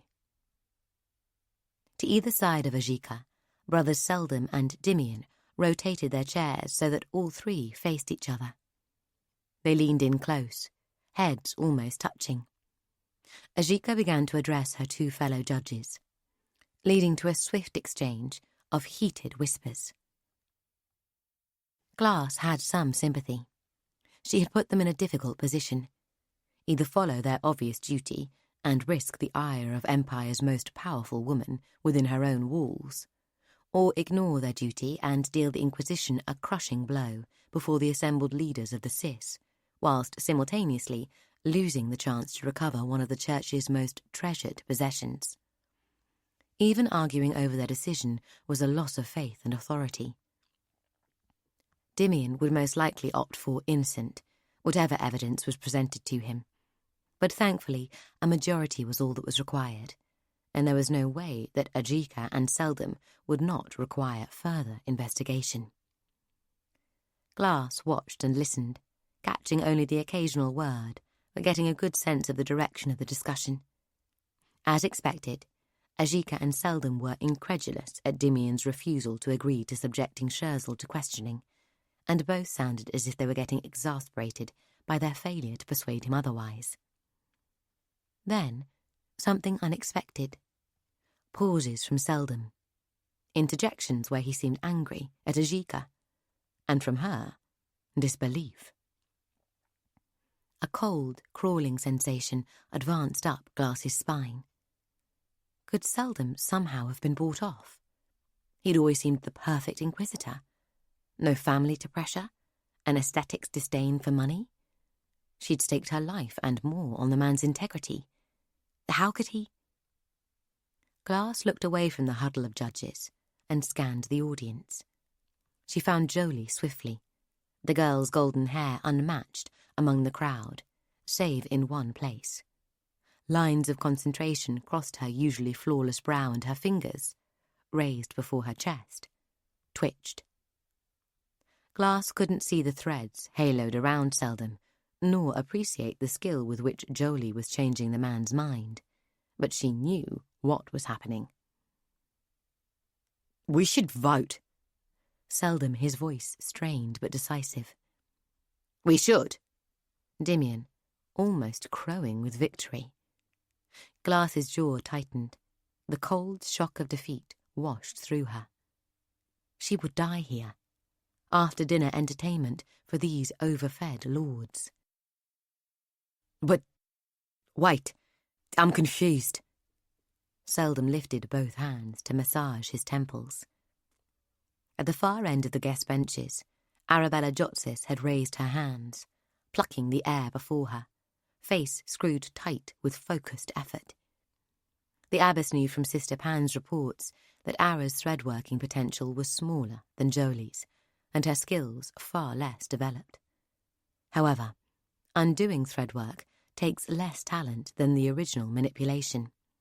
The human mind resists tampering and is always trying to return to its natural state. Among the glittering crowd, Jolie sensed the interference and redoubled her efforts, her jaw taking on a determined set, face darkening. Brother Seldom, caught in the storm, allowed himself to be turned first by Dimian's arguments, then by Ajika's, then by Dimian's. Slowly, though, he seemed to be falling back beneath Jolie's influence. "Empress sister, we just can't." A loud thump and squeal of outrage snapped Glass's attention back to the guest benches. Jolie lay sprawled in saffron skirts and cream lace, too stunned even to draw breath for a proper scream. The spot on the bench where her bottom had so recently resided lay empty and gleaming. Darla was just straightening up after using her height to lean in from the back, crowding past several outraged matrons, and then to deliver a hefty shove between Jolie's shoulder blades. "General Rathan, control your daughter." This from Joan Nampsis, rising from the Lord's benches. By the time Darla had been scolded and 2 palace guards had escorted her from the hall, while Jolie was restored to her seat by several fussing daughters of the Cis, the judging panel had reached their verdict. Scherzel regarded them with a face like thunder. Ajika straightened in her seat. Brothers Dimian and Seldom pulled back. "By majority decision, we find good cause for Scherzel Lenses to be put to moderate questioning by an officer of the Inquisition." Brother Pelter blinked at that, as if unable to comprehend the scale of the change of direction so recently delivered upon him. He would get to use the skills and tools of his trade, just not against the person he had believed would be given into his care. Scherzel leaned back from the rail, her anger replaced by a speculative look. Glass imagined that she was weighing up her options. She must have realized by now that all she had to do was hold out until her guests had departed, something that she could make happen quite swiftly. Then, with her lordly audience back on the westward roads, she could take matters into her own hands. Later, a suitable story could be spun, one of innocence declared, followed by a tragic accident involving returning judges. Quite possibly, brothers Dimian and Pelter might survive such an accident and corroborate Scherzel's version of events. "I have a second document." Glass raised both her voice and her right elbow, gesturing to her side with her head. "That will save the Honourable Scherzel the distress of questioning under duress." She saw Scherzel's brows rise at that. Even a woman as redoubtable as the Emperor's sister must have had some concerns about the Inquisition. Moderate duress extended to whippings of various types, along with the stressing of joints and the application of various mechanical devices to the hands and feet. It sounded unpleasant in theory, and in practice was fairly horrific. Melchior came across to extract the second parchment, which was tied with ribbons to Glass's side. A tiny muslin bag hung from the document, sewn to the lower edge. He took it to the judges, who crowded together, devouring the words. Ajika pulled the bag free and tipped 5 small black tablets into the palm of her hand. She pursed her lips. They look so insignificant. A work of genius, Glass said. the combined efforts of the Academy and the Church's own Mistress Shade. Sadly, they are frighteningly expensive and very time-consuming to prepare. It would be nice to believe that such wonders might one day remove the need for any to suffer in the Inquisition's quest for the truth. Sister Ajika straightened and addressed the Lords. High Inquisitor Gemin has set his signature and seal against this authorization to use these truth pills in the trial of Scherzel. This will allow the Inquisition to avoid inflicting physical harm upon its prime instigator, which would be highly regrettable were she to prove innocent of the charges against her. Furthermore, it will permit a swift and public resolution of the matter, with the Sis as witness. And— "Poison!" Scherzel shouted. "I will not be fed poison from that woman's hand." Sister Ajika picked a pill from her palm between thumb and finger. The High Inquisitor's own seal attests to their safety, but I am sure that the abbess will not mind taking one herself to set your mind at ease. Glass minded very much. She understood Scherzel's objections perfectly. For a woman whose power was built upon secrets, the compulsion to speak the truth was indeed poison. "I would be delighted, Sister Ajika." She smiled and nodded. Melchior returned with one of the black pills in his hand. He raised it towards Glass's mouth. "I request that only Judge Ajika be permitted to ask me questions, and only those that she plans to put to the prisoner. I know many of the Church's most holy secrets, and will not be able to resist betraying them if asked inappropriate questions." Sister Ajika inclined her head. "A reasonable request." Glass opened her mouth, then closed it. "I'm told the taste of this mixture is incredibly bitter. If I choke or spit, it isn't because I am being poisoned." A smile towards Scherzel. She opened her mouth again. The taste, when Melchior placed the pill upon her tongue, was far worse than anything Glass had imagined. She clamped her jaw tight, sucked her cheeks in hard, and screwed her eyes shut, willing herself not to vomit or cry out. It was shouts and exclamations of shock that forced Glass to open her eyes. When the commotion reached through her distress, she wondered if the pill had perhaps done something ghastly to her appearance. Then, on focusing her vision, she wondered if Apple's concoction really had poisoned her, and the scene before her was hallucination. Sarah had fallen to her knees, hands at her throat, crimson with the blood pulsing between her fingers. Sapphira stood behind her, knife held steady, its edge scarlet. Scherzel had shaken off her chain and moved from the rail. Several of her house guards flanked her as she approached her throne. Glass spat out a bitter, black mess from her mouth, pressing her puckered lips into a grim line.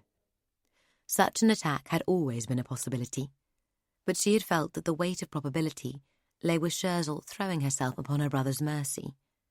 If Crucicle had any murderous instincts towards his siblings, then they had certainly given him enough past excuses to act upon. Likely this time he would have banished Scherzel to the ice. The ice being the symbolic punishment, the banishment real. From the ice, no doubt burdened with funds, Scherzel would have been able to return to some other country along the corridor and live a comfortable life in exile. That was how Glass had anticipated events unfolding. However, she had always known that the chance Scherzel would throw caution to the wind and take to violence was a real one. Scherzel reached her throne and turned in an imperious swirl of white. "My friends, Lords of the Sis, I brought you here not just for the pleasure of your company, but to make an announcement." Sarah pitched forward with a clatter and lay still in the spreading pool of her blood. Melchior, ashen-faced, bared his steel and went to stand with the judges, placing himself between them and Sapphira. "The moon is falling." Scherzel stood before her throne, hands moving to underscore her words. "The ice is pressing, closing its jaws upon the Empire, squeezing all of us from the lowest peasant on the margins to each of you, my brothers and sisters of the Cis. The same ice advances on the Derns and on the Skithrol, and on their most distant borders it presses equally on the witch cults of Baron and the Kingdom of Old." Lord Jotsis stood up from his chair. "Your servant just murdered an Inquisition enforcer. I demand an explanation, not a lesson in geography." "My brother cannot save this empire," Scherzel carried on, as if Lord Jotsis was still silent and seated. "His armies can barely contain the Derns. Our coast is washed by the Marne, but 3 miles out it might as well be called the Derns Sea." She gestured east, waving an arm towards the banqueting hall. "When the Skithrol come, they will not be stopped. These mountains have been all of Empire's strength in the east, but they are no longer tall enough to hold back this tide." The scattered protests at Scherzel's assertion rose above a background of worried silence. Word of the Skithrol numbers had been spreading westwards like a plague. "The moon is falling."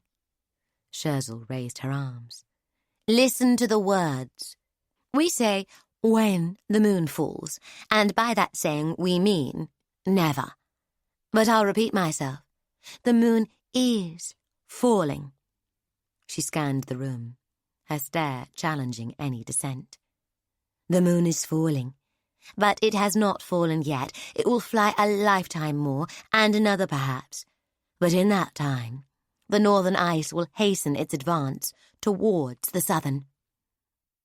"What do the Skithrol want with us, my lords? Why brave the harsh slopes of the Grampians? Why spend their blood here instead of racing across the hills of the Old?" Scherzel allowed no time for answers. "The Ark can control the moon. She who controls the moon owns the corridor. Adama, Battle Queen, knows this. She also knows that my brother would break the Ark asunder before he let it fall to those who had destroyed our empire. And rightly so." Lord Jotsis, still on his feet, found his voice again. "If the Ark controls the moon, why is Crucicle not exploiting such a power?" "How could the moon be used to save us?" Lord Tassis asked from his seat. If class was any judge, it was a question posed to allow Scherzel to answer. Lord Tassis had been alone in his lack of surprise at the unfolding of recent events. "The Ark can aim the moon," Scherzel said. "It can make the moon's focus spend more time in one part of the corridor, less in another. With such control, we could push back the ice from the Empire." "And the price?" Lord Jotsis demanded. "Somewhere else the ice would advance more swiftly," Scherzel replied. From the muttering behind Lord Jotsis, it seemed that many of the Cis didn't consider this too high a cost. "Why then does Crucicle not use this power?" Lord Tassis presented Carvon Jotsis's first point as if it were his own.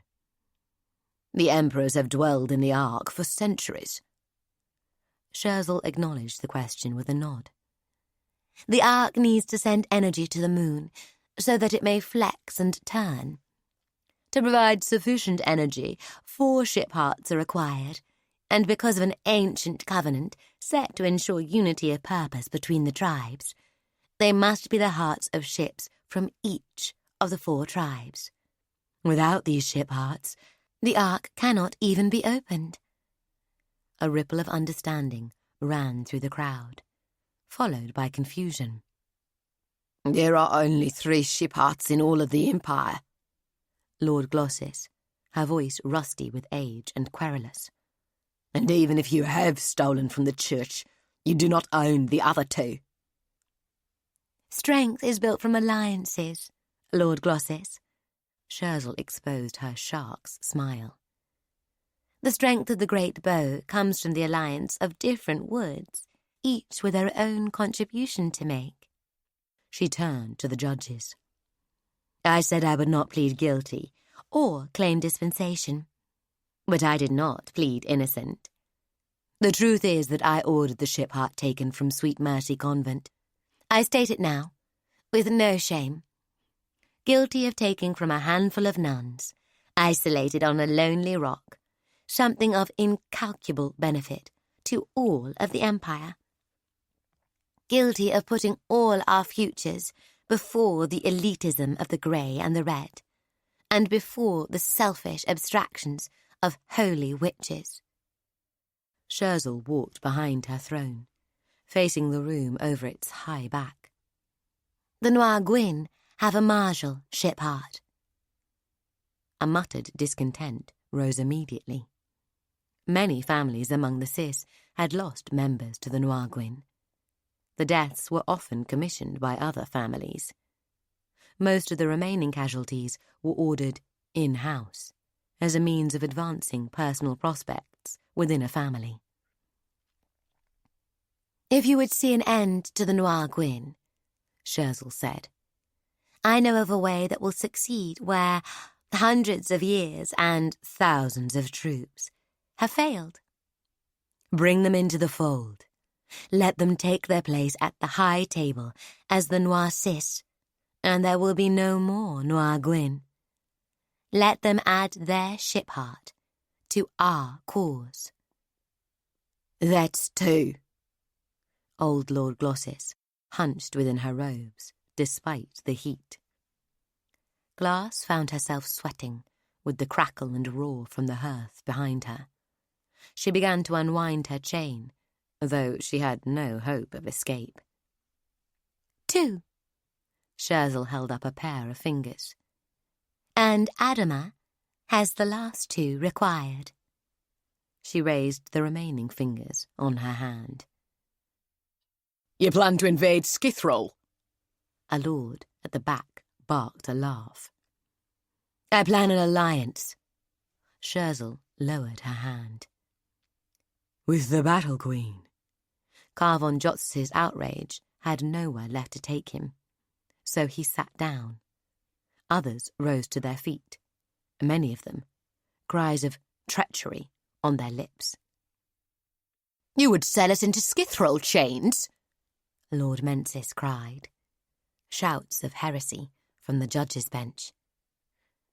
Adama will provide 2 ship hearts, and her war clans will clear our path to Verity, Scherzel said, her voice rising above the swell of complaint.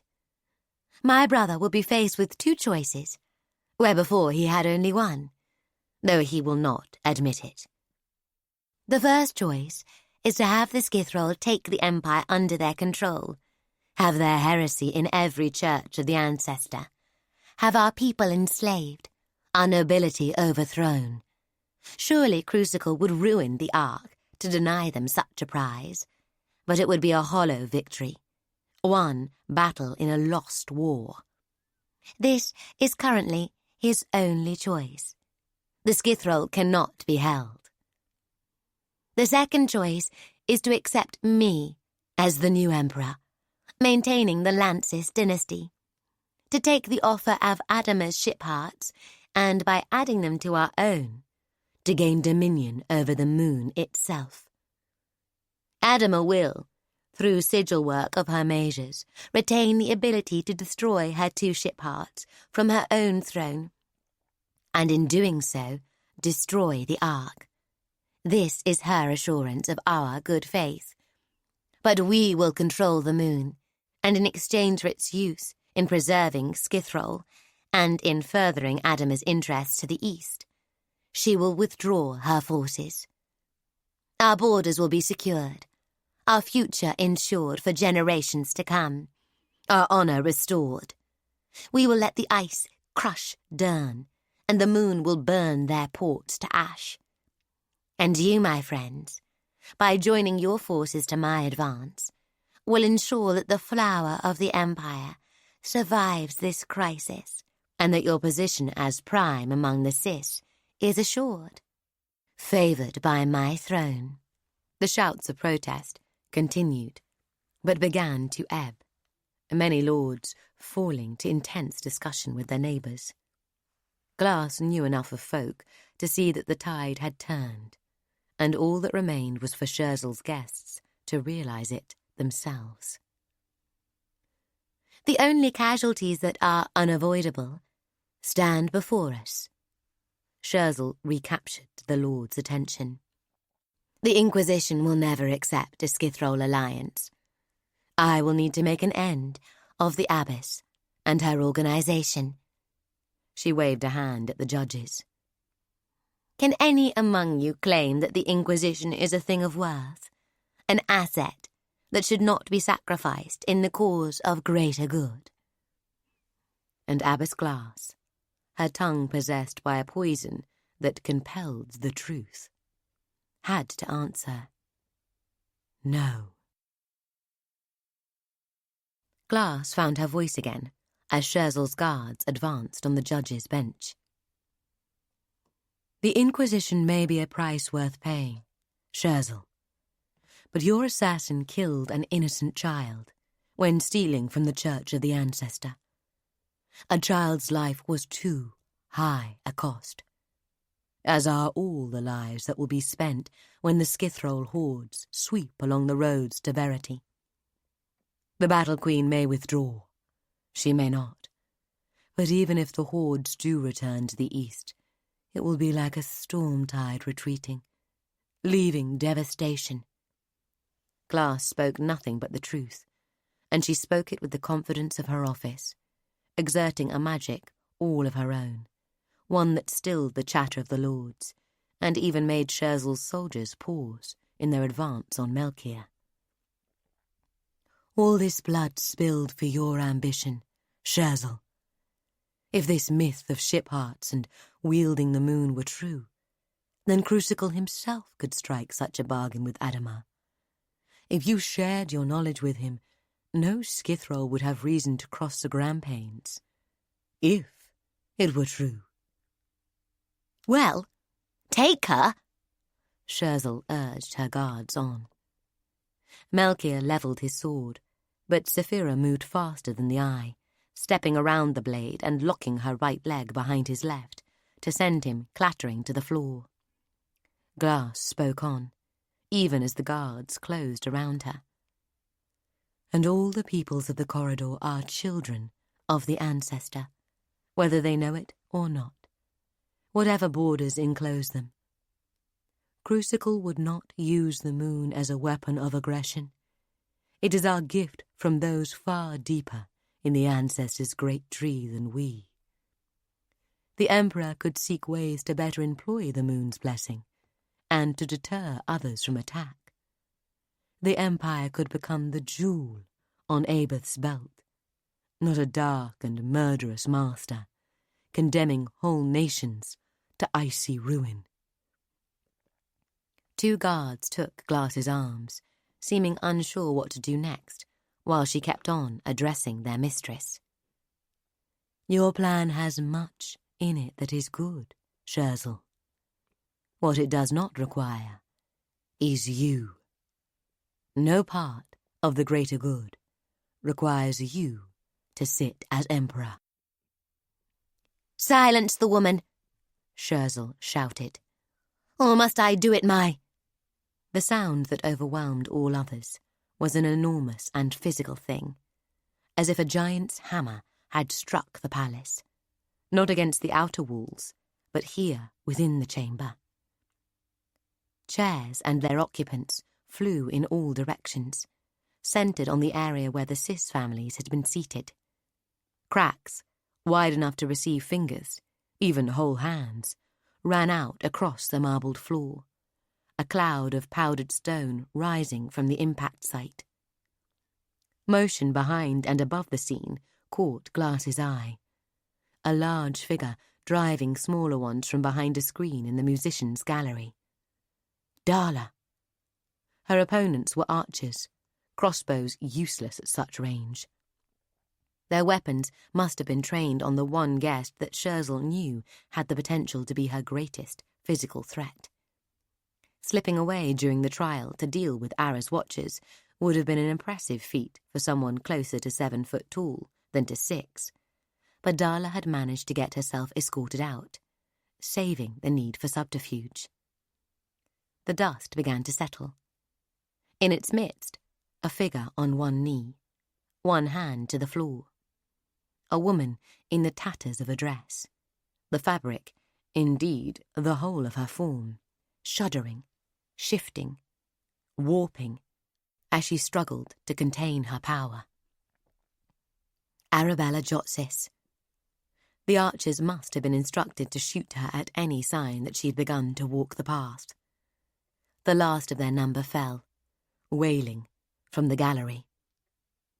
And Ara stood, the glow around her limbs and torso almost too bright to look upon. Chapter 42. The detonation up in the main levels of the palace drew all the guards from their subterranean barracks, leaving just 3 of the 4 who had been on duty in the corridor. "If they get to the sigil work on the walls, we're done for," Clara said. "I don't know what it does, but Scherzel's put enough faith in it not to have a gate between her and the Noir Gwyn." "And we can be pretty sure there are sigils there that will strip away shadow work," Nona said. "So, you go up there and incapacitate them, Clara." Kettle waved her on. "They'll let you get close. Then—" "I'm not sure I could stop them all in time." Clara frowned. "Jab a pin, varnish would lock up into them," Nona said, remembering a certain cave and unable to keep a trace of bitterness from her voice. "They're dosed with standard venoms every month to keep their tolerance high. Scherzel knows the Noir Gwyn's tricks. Besides, I don't want them to know it was me." Nona unwrapped the chain around her waist. She'd fixed it there as a belt for the remains of her prison smock, and to provide a place to thrust the spare blades picked up after the battle at the cell block. She set down her weapons and gave the chain to Kettle. Next, she held out her arms, pressing them back to back, the knuckles of one hand resting against the inside of the elbow of the other. "Bind me." Kettle started to wrap both limbs together, turn after turn of the chain. "I used this ploy with Zol at the entrance to the Tetragode. I don't think it will work here, though. I'd look like a lightless." "That's why I'm going alone," Nona said. Kettle finished binding Nona's arms and tucked the end of the chain away. "If Clara doesn't think she can disable the 3 of them quickly enough, what makes you think you can?" "That's right," Clara scowled. "I'm as fast as you are. These men aren't pushovers. It just takes a moment for them to touch the right sigil and then—" "Because I want to kill them." Nona let Kiot take her tongue, her voice becoming a snarl, something alien. "I hunger for their deaths. I want their blood to spill. I've been trapped, boxed, poisoned, abused. And now it's my turn. I don't fear destruction. It's the desire to survive that slows you, girl. Nona wrested control back from Kiot, coughed, and added in her normal voice, "If that's all right with you."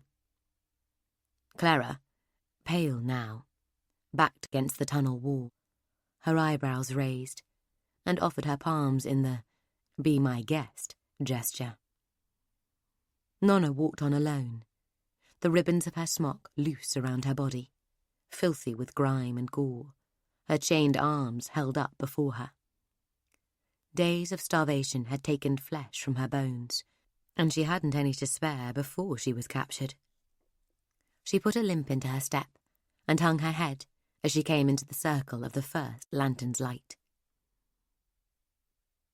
"Ois!" An oath from the trio in the corridor ahead of her. "Help me," croaked out, too soft for them to hear perhaps. "It's a girl."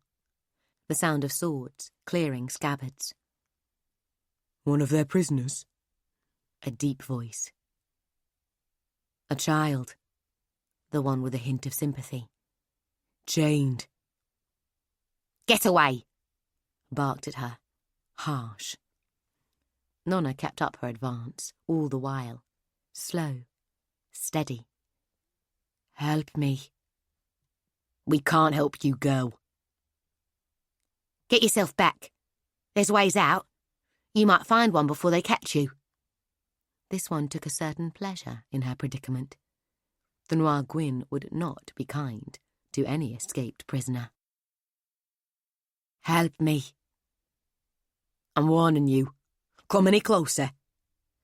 Nona set her fingertips to the chain and rippled her floor blades into being. "Help." She lifted her head. "Me." In the moment while the three men registered the alien blackness of her eyes, Nona tore one arm across the other, shredding iron links beneath her blades. She scattered chain segments at the guards and sprinted the remaining 5 yards, hurling herself sideways into the air. Deep in the moment, Nona twisted to ride both above and below the sword blades, reaching towards her. She hit all 3 men with her back to them, one arm extended to drive blades into the neck of the leftmost man, the other arm crooked to skewer the groin of the middle man, her legs tangling with the legs of the man on the right. All of them fell. Before they hit the ground, Nona had ripped her blades from the leftmost man's neck and doubled up to stab the rightmost in the head. She cut short the cries of the groin-stabbed man with a slash across his throat. Kettle and Clara ran from the shadows where corridor gave way to a natural tunnel and found Nona sitting across the 3 bodies, panting, blood arcs spattering the sigil-scribed walls. "I thought we were going to knock them out," Clara said, in a small voice. Nona levered herself up, her exhaustion returning with a vengeance. "Let's go." Nona watched the corridor while Clara and Kettle searched the dead for keys or anything else of use. The symbols etched into the walls pulled at the corners of her vision. Which of the sigils would collapse the tunnel? Nona had no idea. But had there been even a single additional guard, it would have been hard to stop them activating one and bringing the roof down. Had there been a whole barracks full of them, it would have been impossible. Kettle distributed the throwing stars she had recovered from the bodies of her earlier targets. Nona found a length of rope in the barracks room to replace her chain belt. She thrust her Noir Gwyn sword through it and accepted 2 stars from the nun. Clara led them on, nerves showing. "I've no idea how you talked me into this, Nona." She flattened herself against the wall and peered around the corner before moving on towards a flight of stone stairs. "I mean, I missed you, but I had a good thing going here. Scherzel and Lord Tassis are vicious maniacs who would fill the corridor with blood just to float themselves a little higher than their already lofty stations." Kettle finished for her. "Well," Clara advanced, soft-footed, up the stairs. "Yes." She paused and advanced again. "But very rich."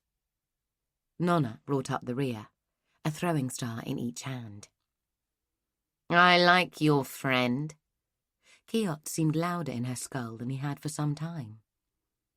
An understanding struck Nona, as moments of clarity sometimes do, when all the parts of a problem come momentarily into some chance alignment.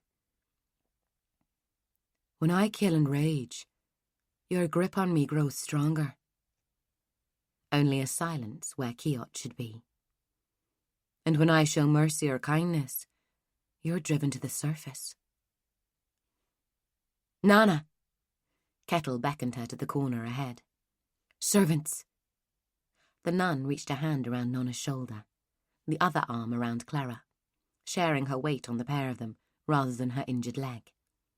I'll hide us. Shadows rose to wrap them, and although Nona still felt visible, albeit darkly shadowed, she knew that Kettle had worked the trick of hers that would deceive any casual and untrained eye into seeing nothing but perhaps a thickening and a flicker of the shade. She concealed them from the worry-faced servants who came and went. Of Scherzel's guards, there were few signs. Stealth is best achieved in the patience trance. Nona had conquered the clarity trance first, and finally serenity, but she had never truly mastered patience. She tried, though, focusing on her mantra, an image of a green shoot just broken through the soil and waiting to grow. She found that being exhausted helped. With Kettle's weight on her shoulder and the shadows flowing cold around her, she found a kind of patience, and schooled both her breathing and her footfalls to match the palace ambiance, fitting them into the spaces provided by the moan of the wind, the distant clatter of feet or shutting of doors, the sounds that underwrote each day beneath that roof, unmarked and unheard. They paused at a second flight of stairs. We've been incredibly lucky so far, Kettle whispered. So lucky it almost feels like a trap. We can't count on things staying this way. Whatever problem is drawing the guards off is unlikely to keep them away for long. Once I've got my hands on the ship heart, it won't matter, Nona said. Let them come. She could feel its power even now, and Hess's memory promised so much more as they got closer. The arm with which Kettle held Nona to her stiffened a little, and after a pause, the nun spoke. A ship heart is a dangerous thing. As dangerous to the person who holds it as to anyone they aim that power at. If we're going to do this, I think I should be the one to carry it. You can hardly walk, Nona said. I don't know what it would do to you, Nana. Kettle's voice was tight with conflicting concerns. There are books at Sweet Mercy that say the ship heart is too strong for mortals to get close to. It twists them. She was talking about Kiot. Nona felt sure Kettle knew she carried a devil beneath her skin, and the nun didn't believe her pure enough to touch a ship heart. It hurt to hear Kettle's doubt in her, but it was probably well-founded. Well, we're not going to find out standing here. Clara bumped them both back into motion. With Clara's direction and Kettle's shadows, the three of them wound their way deeper into the palace, through galleries and halls so numerous that Nona wondered who used them, and whether Scherzel saw any of these grand spaces more than once a year.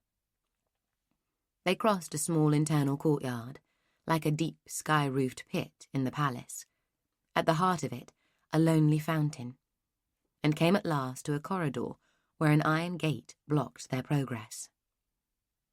Locked? Clara ran her hands up the scroll-worked bars. Solid? Kettle sat, leg held stiffly to the side, fresh blood glistening amid the dried. Taking 3 heavy picks from her sleeve, she addressed the lock. Within seconds, the mechanism yielded, clunking as she rotated the picks together. Done. They helped Kettle up and went on, advancing down a long lamp-lit corridor, passing many closed doors. We're getting close, Nona said. The ship heart's presence pushed on her, filled her, set her nerves tingling, the feeling both exciting and a little terrifying. We are? Clara shot her a look. There's a barracks room ahead, and to the left. They say Yisht's quarters are around here too, but I've not seen her since that day with the barrel. Clara bit her lip, frowning. And you know what? I really don't want to see her again, especially not when all I've got for protection is you two walking wounded. She shrugged off Kettle's arm. We really should go back. We're going to get our ship heart. Nona helped Kettle on alone. Scherzel's guards are scared of Yisht. Clara's voice came from behind them now. She wasn't moving. They say she came back changed. There's a reason the ship heart was kept walled up in the caves, Kettle said. Nona's mind was full of the ship heart now. Close, powerful, the beat of it running through her, not kind, not comforting, just vast and endless. I feel it too. Kiot's voice held a certain hunger. You do? Like a memory. I know this thing. It's old. As old as I am. He sounded stronger by the moment. But the ship hearts are older than the Empire. Nona wasn't sure how old they were, but certainly thousands of years. Enough time for nations to rise and fall, for knowledge to fail and be rebuilt. The ship hearts brought the tribes to Abeth. Do you think so? You don't. Nona didn't like the smugness in the devil's voice. Everyone knows they did. Maybe they drew your people here. They didn't carry them. What do you know about it? You never know the answer to anything interesting. All of a sudden you know things. The heart is waking up my memories. And why would it do that? Nona kept her eyes on the doorways ahead, trying not to let Kiot distract her. Because it's where I was born. Nona made no reply, returning her attention to the corridor. Kiot's certainty unsettled her. There was a draw to the ship heart's presence. Perhaps the fascination that the flame holds for the moth. She felt its pull in the marrow of her bones. They advanced around another corner. From her time with Hessa, Nona knew that the ship heart had to be within 50 feet or so now. Kiot blazed across her chest and down over her abdomen. He seemed to be feeding on the ship heart's power in ways that Nona couldn't understand. His natural anger and lust to kill began to bleed out into her. Earlier, she had felt his grip on her weakening and thought that one day she might be able to drive him out. Kettle must know of the devil now, having worn Nona's flesh and bones back in the tetragode. What she might do about it was a problem for later. If there was a later. A cold shiver ran through Nona, toes to head, pulling her away from thoughts of Kiot. Something had changed. Suddenly the halls of Scherzel's palace seemed echoingly empty. Not conveniently empty, but as if Nona had turned around in a crowded market square to find in that instant the place stood deserted, with just the wind to stir the space where people should have been. She's watching us, Nona said, knowing it to be true, though not knowing how. She tried to reach for her own anger rather than Kiot's, and found only fear. Over her shoulder, she saw that Clara was backing away.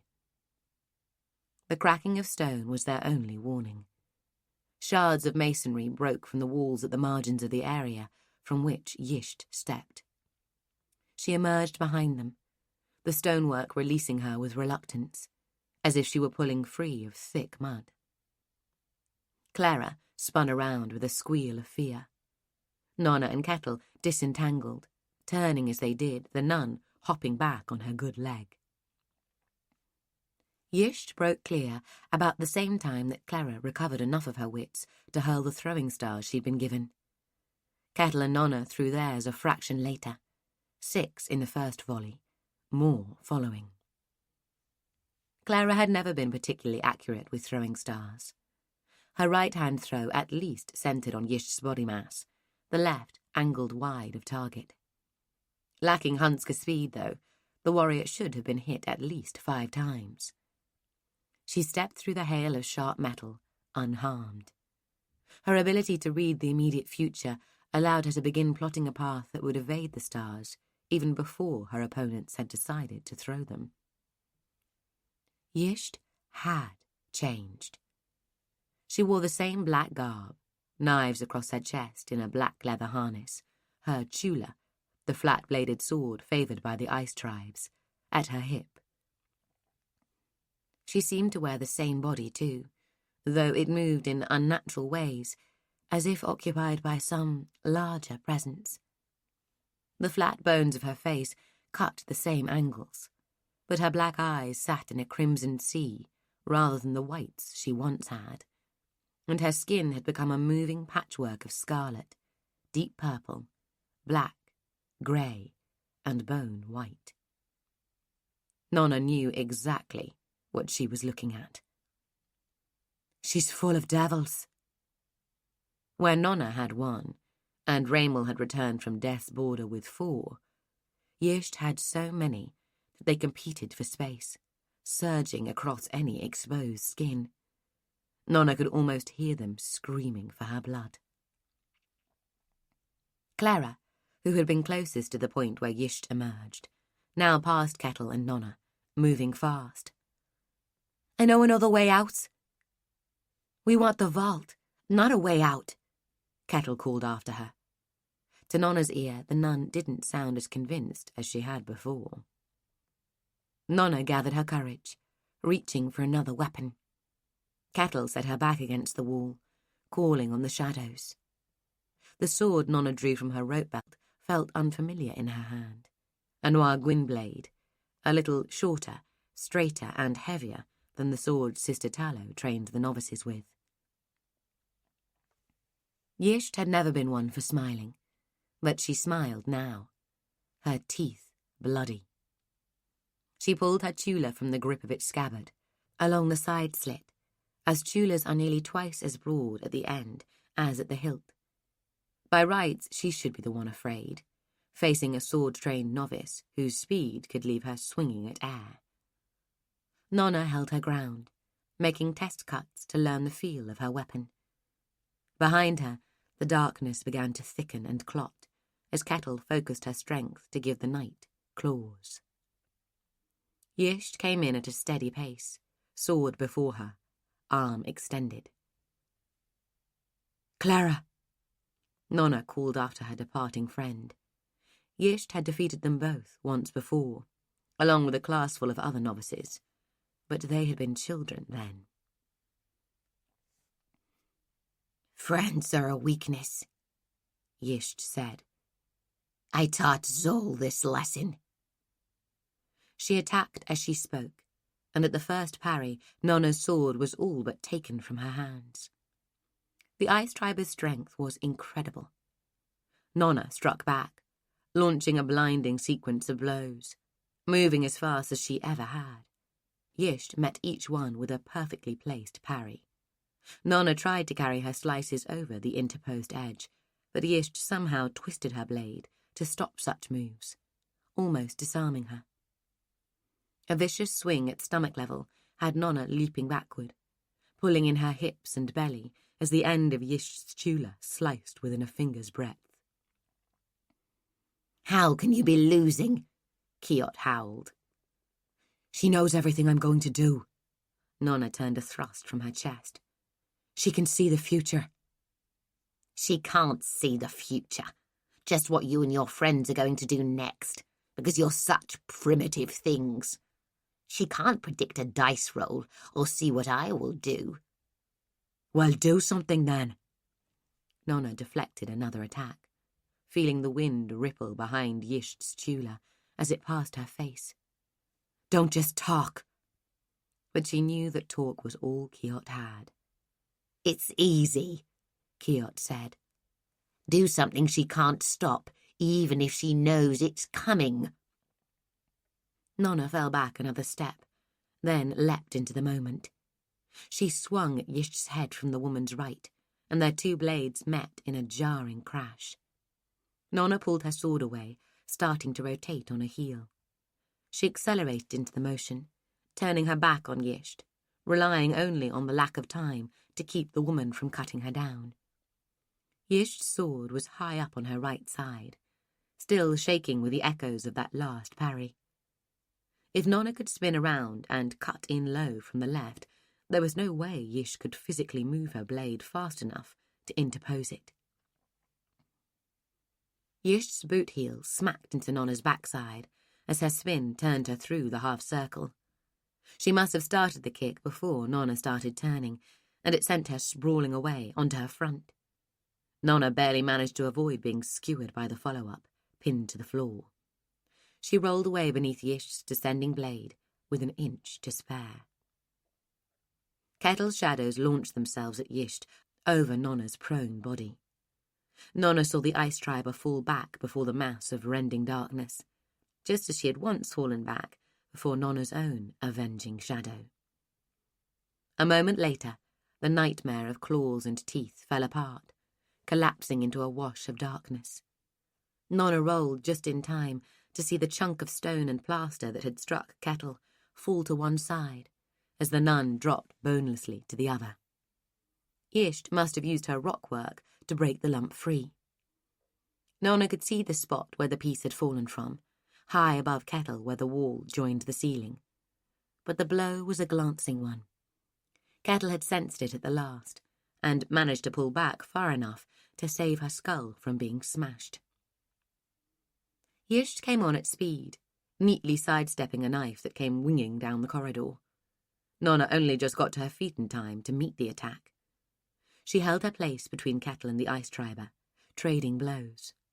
Although her speed kept Yisht on the defensive, each clash of swords threatened to tear Nona's from her fingers. Her arm ached, and she was tiring swiftly. Of Clara, there was no sign other than the knife. "Kill her!" Kiot sounded desperate. The devil drove himself into Nona's right hand, strengthening her grip on the sword hilt. "Kill her!" Too crowded for you inside Yisht, is it? Don't fancy sharing? Nona fought on. To her side she caught a glimpse of Kettle starting to move, an arm lifting to her head. A groan followed. Yisht stumbled, her footing wrong after a difficult parry, one boot skidding on scattered ceiling plaster. Seeing her chance, Nona pressed the advantage, but suddenly found her sword stolen from her hand by some wrist-rolling action that went unrevealed until the result had become inevitable. Yisht surged up, her stumble a ruse, and Nona, now letting time escape only in the smallest fractions, suddenly became aware of several square feet of ceiling plaster descending upon her. The falling mass had already covered more than half the distance to the floor. Nona dived back, twisting from the thrust of Yisht's blade, turning her shoulder to the plaster as it hammered into her. She hit the ground hard in a white cloud of dust and fragments, rolled and kept rolling, knowing that a razored Chula would come scything out of the dust at any moment. But none did. The air cleared to reveal Yisht, her blacks now whitened, the slow colour tides across her skin pale beneath powdered plaster. She stood with one foot pressing Kettle's head to the floorboards, the blade of her sword against the nun's pale throat. Whatever looked at Nona from her eyes did not appear to be human. "Friends are a weakness," Yisht repeated. "You should run away now. But you won't." She moved the sword a fraction, and Nona cried out. Yisht smiled, the devils fighting over her tongue. "You should have let me kill you back in the convent. I was different then. Not kind, but not cruel. That has changed. Now, I am cruel." "Run away," Kiot said. "The nun's doomed. In any case, she's just a burden. I will cut her throat on the count of 3. 1. "No, run," Kiot shrieked. "Run, you idiot!" His voice growing faint and thin. Nona threw herself forward, empty-handed. Yisht timed her move perfectly, lifting her sword with a spray of blood just as Nona's feet left the ground, committing her to her trajectory. The Chula came level with Nona as she reached it, ready to impale her. She lashed out with her floor blades, her fingers scarlet where Kiot had invaded them. Her blades met steel, slicing the weapon into bright, tumbling sections. But Yisht had seen what would happen, and seen the last foot of her sword, deflected from Nona's chest, piercing her upper thigh instead, and grating over bone. Yisht sidestepped Nona's tackle, and the girl fell to the ground beside Kettle with a scream, her leg a hot, wet agony. The remains of Yisht's chula fell beside her, torn from the woman's grasp. I could leave you both to bleed to death. I doubt you'd last until Scherzel's guards found you. Yisht stepped back, beyond range, if Nona had the strength to swing at her. The blood pumped from the wound in Nona's leg at an alarming rate. If she hadn't had to slaughter pigs on Sister Tallow's instructions, she would not have believed how much blood was in her, or how fast it could leave. Of course, she had inflicted worse wounds on others, but in the heat of battle, there was no time or desire to observe the aftermath. Direct pressure on the wound. That was the most important thing. Unless something else was about to kill you more quickly, of course. Yisht had a small package in her hand. Grey mustard. I had hoped to spend more time helping you make a slow exit from this world. The creature didn't sound like Yisht anymore. I hear that Lord Tassus wanted the same pleasure, but grey mustard isn't exactly a kindness. No. Nona didn't want to beg, but she knew what the stuff could do. Please. She raised her hands as if she could somehow ward off the coming cloud of spores. And as she did so, something red left her fingers. A crimson cloud, its tendrils seeking purchase on her skin, but losing their grip one by one, as though some force were sucking it from her. No!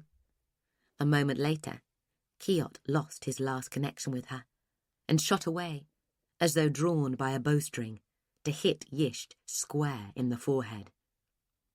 The ice triber drew in a huge breath, like the gasp made when you fall into freezing water. She dropped the grey mustard package and staggered back, still gasping, wheezing for air. All across her skin the devil taint swirled, flowing over her, converging on her head. Somehow Kiot had been sucked from or driven from Nona, or both at once, and his initiation into Yisht's crowded flesh did not appear to be a gentle one. The pain in Nona's leg demanded her attention. She pressed her fingers hard into the wound where the blood spurted with each beat of her slowing heart, and rolled, awkwardly, to see Kettle, with both hands pressed to her crimson throat, eyeing her frantically. Nona reached out to pull Kettle's robe open, exposing the tight-bound bandolier of poisons and cures. In amongst them would be staunching powder, which, when applied to wounds, would, along with causing excruciating pain, dramatically reduce the blood flow. Nona could see only 2 containers that looked as if they might hold powder, and snatched one at random. Kettle gave a slight nod. Behind them, Yisht bellowed and roared, underlining the need for haste. Nona readied the staunching agent, raised herself from the ground, and pulled one of Kettle's hands from her throat, trying not to grimace. The cut wasn't as deep as she had feared, given all the blood. Kettle must have managed to jerk her head back and lessen the damage. The nun held the middle of the slice together, pinched between finger and thumb, while Nona applied the powder. Kettle immediately went rigid, showing her teeth in agony's grimace. The wash of blood slowed, clotting darkly around the powder. Nona rolled to her side and applied the remains of it to her leg wound. It hurt less than the harm, despite her fears. She had Thurin Tassus to thank for showing her that whatever hurts she suffered in life, worse were possible. "Come," a pained rasp from Kettle. Nona reached out for her sword, thrust it through her belt, and together they began to crawl away down the corridor. Behind them, Yisht was throwing herself around, impacting the walls, roaring, shattering masonry. With every yard they put between Yisht and themselves, Nona's fear grew that the ice tribers raging would summon Scherzel's guards.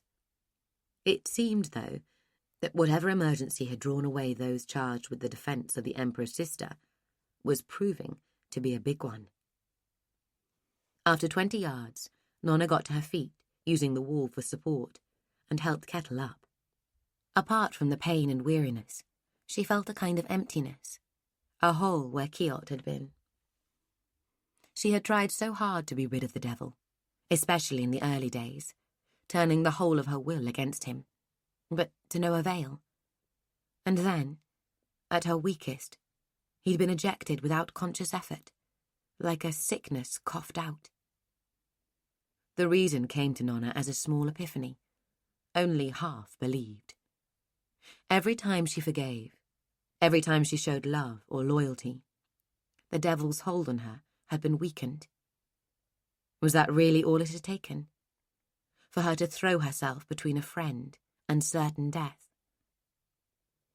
Kettle and Nona hobbled on, leaning on each other, and as they approached the junction where another passageway intersected their own, Nona saw Clara peeking from the corner. "Ancestors' balls?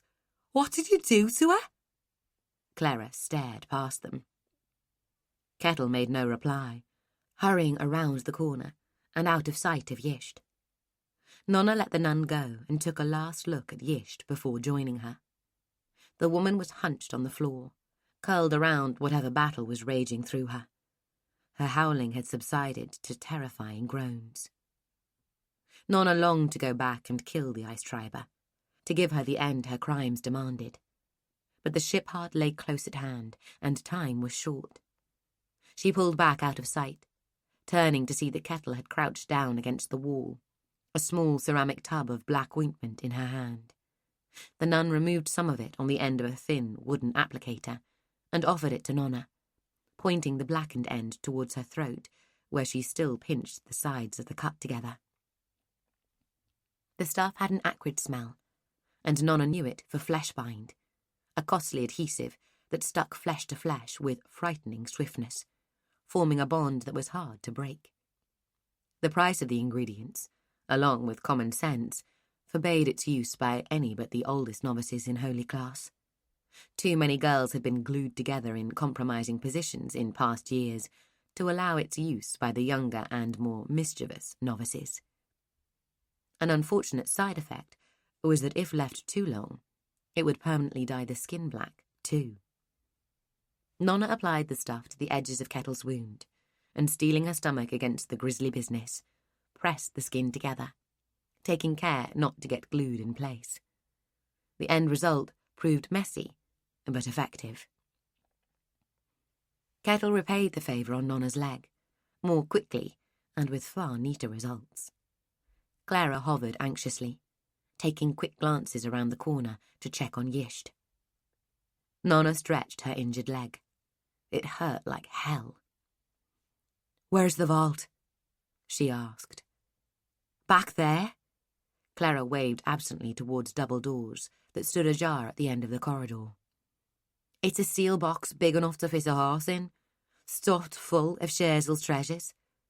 You can't carry it, and you'll never get it open." She sounded wistful, as if the proximity and inaccessibility of such wealth were a source of great sorrow to her. Nona could feel the ship heart. The hidden fire that had drawn her forward had now grown into something awful, too fierce to dare.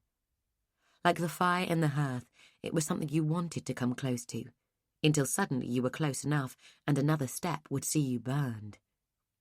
She lifted her hand, fighting weariness, and forced her floor blades into being.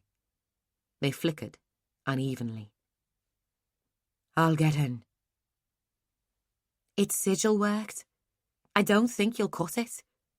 Clara flinched as a particularly loud howl from Yisht shook the air. "We have to go. I checked ahead. There's some kind of battle going on in the Great Hall downstairs. It's the ideal distraction." Nona shook her head. "We came for the ship, Heart." "No." Kettle gripped Nona's arm with surprising strength. "No." Nona blinked. "But we—" "The ship Heart does things. If you get too close. What happened to Yisht? It's too powerful. It takes anything bad in you and gives it voice. It makes—" "Devils," Nona said. Kettle nodded. "I think you just lost something that you don't want back. How would you fare if the ship Heart makes 6 replacements of your very own from the darkest parts of your mind, speaking with your own voice?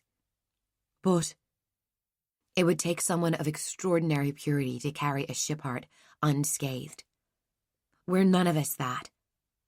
She looked down. "I hadn't understood how quickly the effects could occur, or how bad they could be," Kettle said. "We have to go." "Now?" Clara shouted. "We have to go now?" Her loudness suddenly made Nona realize how quiet it had become. Yisht had fallen silent, and Nona doubted it was a good thing. Even so, Nona hesitated. "We came for the ship, Heart." Amidst the consuming aura of the thing, she felt something more. There was a bond. Something of her lay in there too, her shadow. She understood it in that moment. The ship Heart had drawn her shadow in, whether in Yisht's defense or by its own nature. "We can't come this close and just leave." Clara screwed up her face, locked in some inner battle. At last the words blurted from her. "Ara's here. That's what the fighting downstairs must be. They're trying to rescue the abbess." Nona stared at her in disbelief that she could have kept such a thing quiet. The ship Heart was just a thing, but downstairs her friends could be dying. "Let's go." Chapter 43. Abbess Glass. Arabella Jotsis shone brighter than Aba's sun had burned during the lives of men. A white light broke from her, like the hope that stood as a lone diamond in the ruby heavens. Abbess Glass turned away from the girl, shielding her eyes. Someone blundered into her, a perfumed woman, tripping over her long gown. Glass caught her shoulders, steadying her.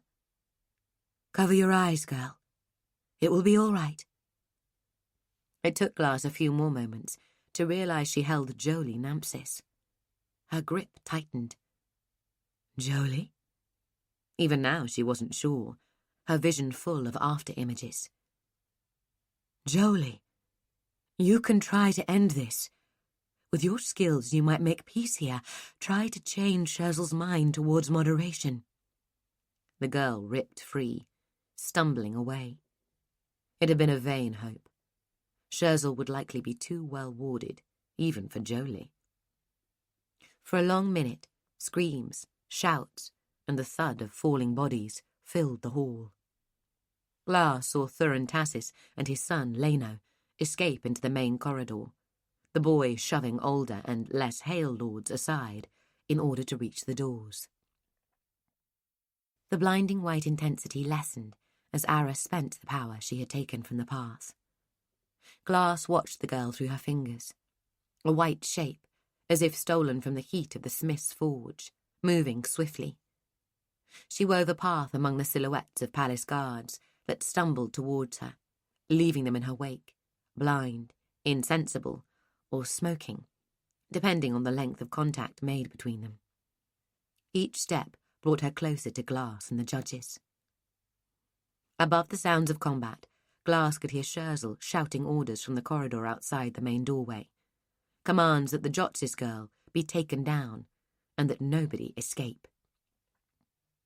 As Ara's light dimmed, Glass began to see the rest of the room. Guests wandered, dazzled or crouched in fear, or lay groaning where they'd been trampled in the exodus. Guards continued to close on Ara, in greater numbers now they could look her way, with more arriving from the adjoining chambers. Darla had descended from the gallery, possibly by hanging and dropping from the railing. Glass watched her use some kind of heavy wind instrument to flatten a guard, then steal the woman's sword, just as two more guards closed on her.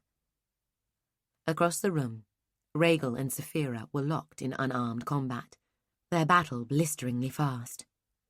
Having witnessed many contests between Hunskers, Glass could tell that both were full-bloods and extremely skilled.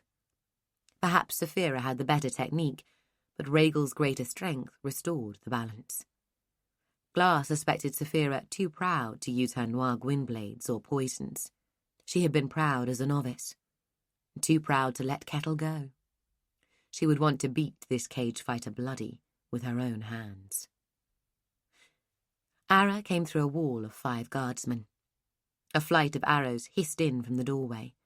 Ara avoided them with motions too quick to see, one arrow spinning away, another finding the leg of a guardsman, hurrying to intercept her. "Abbess!" Suddenly Ara stood before her, surrounded in light that seemed to emanate from the air around her. "Your instructions?"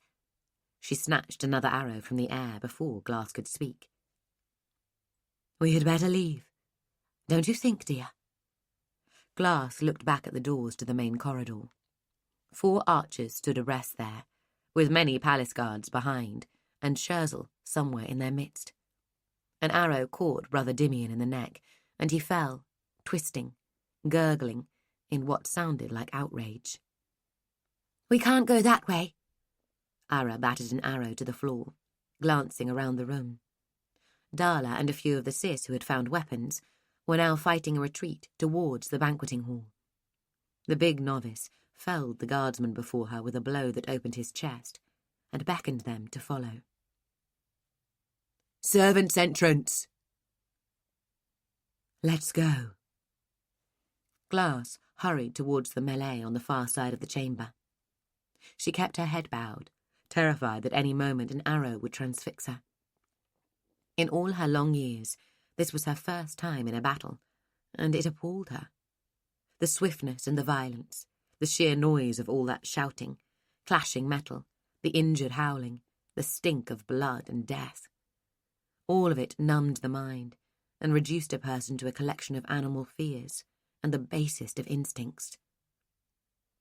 Ara kept pace, shielding the abbess, knocking aside any that intervened. Seldom and Ajika followed, flanked by Melchior holding up a chair as an improvised shield. Glass picked her way through the detritus of the hastily abandoned room, toppled chairs and benches, here a necklace scattering pearls from a broken string, there a silk shawl edged with gold rings, smeared crimson. A handful of guests still wondered in shock, an old lady toppling gracefully as an arrow meant for Glass or Ara took her between the shoulders. The blurred whirlwind of fists and feet that was Rhaegal and Saphira spun nearer. Ara eyed the conflict, clearly torn between intervening and protecting Glass. If the pair came any closer, the two choices would be the same thing. Melchior took the decision from Ara, perhaps driven by thoughts of Serra lying by the judge's bench with a slit throat, and hurled himself at Saphira's back. Somehow, her foot struck him in the stomach, but his armoured bulk still drove her back, and Rhaegal took advantage, felling the woman with a punch to the face. Glass heard Saphira's cheekbone shatter and winced. Moments later, Ara had downed 2 of the guards that were harrying those of the sis retreating with Darla, and made a path for retreat through the banqueting hall doors. Glass, Rhaegal, Seldom, Ajika and Melchior followed. An arrow caromed off Melchior's shoulder plate, another hammering into the door to Glass's left. "I'll hold them, Holy Mother." Darla towered over the escaping clergy, a wild grin on her face, scarlet splashes across the blue taffeta gown she'd been squeezed into. Rhaegal sidestepped a guardsman's thrust and pulled a sword from the hand of a dying lordling. He swept the guard's blade up and ran him through, then took his place beside Darla, holding the doorway. Ara had hurried ahead, down the passage they proposed to escape along, to check for defenders. 4 long tables ran the length of the banqueting hall, leading towards a dais where the High Lords must have dined with Scherzel at the circular table. The remains of the feasting were still scattered across the tables. Candles lit the room, scores upon scores in brackets on the walls, and dozens of silver lamps were set in lines down the centre of each table. Across the hall, Lord Carvan-Jotsis was leading the Cis into the servants' corridor. The shuddering light gave the scene an unreal quality. "Hurry, Abbess!" Melchior took her arm, trying to lead her on. Glass held back for a moment. Through the doorway to the reception hall, narrowed by the partly closed doors that framed Darla and Rhaegal, she could see the musicians' gallery. A figure in cream and saffron skirts approached the broken rail. Jolie. "Abbess!" Melchior at her shoulder. "They can't hold for long." The crowd of guards before the entrance was growing rather than shrinking. Some had hold of the doors, heaving them back against the makeshift wedges that had been set so that more could attack the pair, denying them passage. "Jolie, you can end this." A whisper as Melchior pulled her away. The girl would have a clear vision of Scherzel and space in which to work. Even if she could get nothing past Scherzel's sigil wards, but a little doubt, it might buy them time. Up on the gallery, Jolie reached out a hand as if to steer someone's will. But her gaze turned towards the wrong doorway, her unfocused eyes seeming to find glass. The girl's fist closed, not in the delicate manipulation of threadwork, but a violent snatch. Between the widening doors, Rhaegal suddenly leapt back, turning. A moment later, he was sprinting past Glass, bewildered terror on his face. "Dung on it!" A cry from Darla as an arrow sprang from her shoulder. She roared, sweeping her sword out and driving back 4 palace guards. "Don't!" Glass's heels dragged the floor as Melchior hauled her towards the servants' corridor. Jolie repeated her action, and this time Darla froze in mid-parry, as if suddenly distracted by some vital thought. A heartbeat later, the guard to her left drove his sword into her side. Darla had nothing but a tattered gown to armour her. She folded around the steel, cursing, now lost among her attackers. They closed in, swords rising and falling. Chapter 44. Clara led Kettle and Nonna back through the palace, aiming to reach the tunnel by which they had entered not long before. They had approached the chambers where Scherzel's guards crowded, but whatever battle had raged seemed to be over. The other participants fled, or corpses. Wrapped in Kettle shadows, they saw no sign of Abbess Glass. Nonna limped along behind Clara, trying not to wonder whether her friend still lived. She could still sense the ship heart at her back. "We could have..." She tried to think what exactly they could have done. Dragged the vault? Hacked their way in with axes? None of it would have worked. "We're lucky that the ship heart wasn't just resting on a table," Kettle said. "I didn't know quite how dangerous its effects on people were close up, or how fast they took hold." "It would have been a price worth paying to take it from Scherzel." Nonna had meant to say to take it back for the church, but the truth was that denying Scherzel would give her the most pleasure. Kettle shook her head. "If it had turned you into a thing like Yisht, who knows what you would have done with it, or where you would have gone." "Yisht brought it all the way here," Nonna protested. "I could have held it for an hour." "I doubt that she did. Scherzel would have had transport and containment waiting and ready close to the rock. The ship heart likely warped her within an hour." "Shh!" Ahead of them, Clara raised her hand. They both limped up to join her. Voices could be heard on the stairs. Back to help the guards chase them down. A young man's voice, one of the sis. You'll accompany me to my rooms and stand guard like a son should. An older man, familiar. Eisted will look after you, the younger man replied. What's Scherzel going to think of us if we just scuttle off and hide? I'll make for the gates. They don't know the palace. That's where they'll go. They're not getting out. I'll bring Scherzel the old woman's head. Leno. You know I'm right. We outnumber them 50-1. The sound of running feet followed, fading into the distance. Damn boy, Thurin Tassis's voice. We'll get to the rooms and wait this out, Eisted. Yes, my lord. Clara had already turned from the corner and hurried back along the hall, waving frantically at Nona and Kettle to follow. Kettle turned, but Nona remained, gripped both by a debilitating fear and by a rising anger. Just the sound of the man's voice brought back the full horror of those endless hours, waiting for his return. It made her remember the unbelievable agonies from just a brief touch of the harm, and her gut-churning disgust at the tortures he planned. But the fear brought rage with it, a fire roaring out its defiance, refusing to be made small by an old man's threats. Threats issued when all the advantage was his. Nona put her weight on her injured leg, gritting her teeth against the hurt. She didn't know who this Eisted was.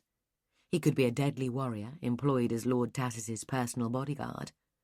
In her current state, it wouldn't take much of a fighter to take her down, and then she'd be in Thurin Tassis's clutches again. The whole nightmare that she'd escaped reinstated simply because she was too proud to run. The silence where Kiot should be felt like a hole. The devil would have had advice, and she probably would have opted to do the opposite. You can only hesitate so long before choice is lost. The two men's shadows preceded them. Nona pressed herself into the corner. The unknown quantity, Eisted, came first. A tall man, well-built, his blonde hair and square jaw reminiscent of Raymond Tassis. Nona wasted no more time. She surged up as fast as she could on her good leg and punched him at the junction of chin and neck, driving floor blades deep into his brain. Ripping free in a crimson spray, Nona made to throw herself at Lord Tassis. Abused flesh can only tolerate so much. Nona's leg collapsed beneath her, and she fell sprawling before her enemy. Thurin immediately began to turn to flee, drawing breath to shout for aid. Nona managed to swing her non-traitor leg to kick his trailing foot, and he toppled, face first, onto the rug that ran the length of the corridor. Nona scrambled onto Thurin's back, grabbed 2 handfuls of his greying hair, and banged his face repeatedly into the floor with measured violence. It was an expensive rug, but not so thick that it would stop Lord Tassis feeling the floorboards below. "Unlock that door." Nona gestured to the nearest door with her head. Kettle, who Nona knew would have returned for her, limped past and set to work with her picks. The lock surrendered in moments. "Help me drag him." This to Clara, who had just that second popped her scarf-wrapped face around the corner. "Wait." Nona sliced and lifted Thurin's thick jacket, winding it around his head so that there would be no trail of blood. "You're mad?" Clara hissed, but she took a leg, and between the 3 of them, they got the man into the room, closing the door behind them. The chamber was a spacious drawing room, perhaps for one of the many guest suites in the wing.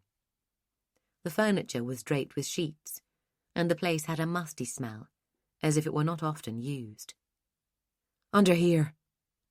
Nona lifted the sheet covering a table set against the wall that must be the palace's outer wall. Clara rolled Thurin into place, keeping her head averted in case even in his dazed state he might recognize her over her scarf. She left him face down. "Fleshbind." Nona held her hand out to Kettle, and the nun dug into her robe.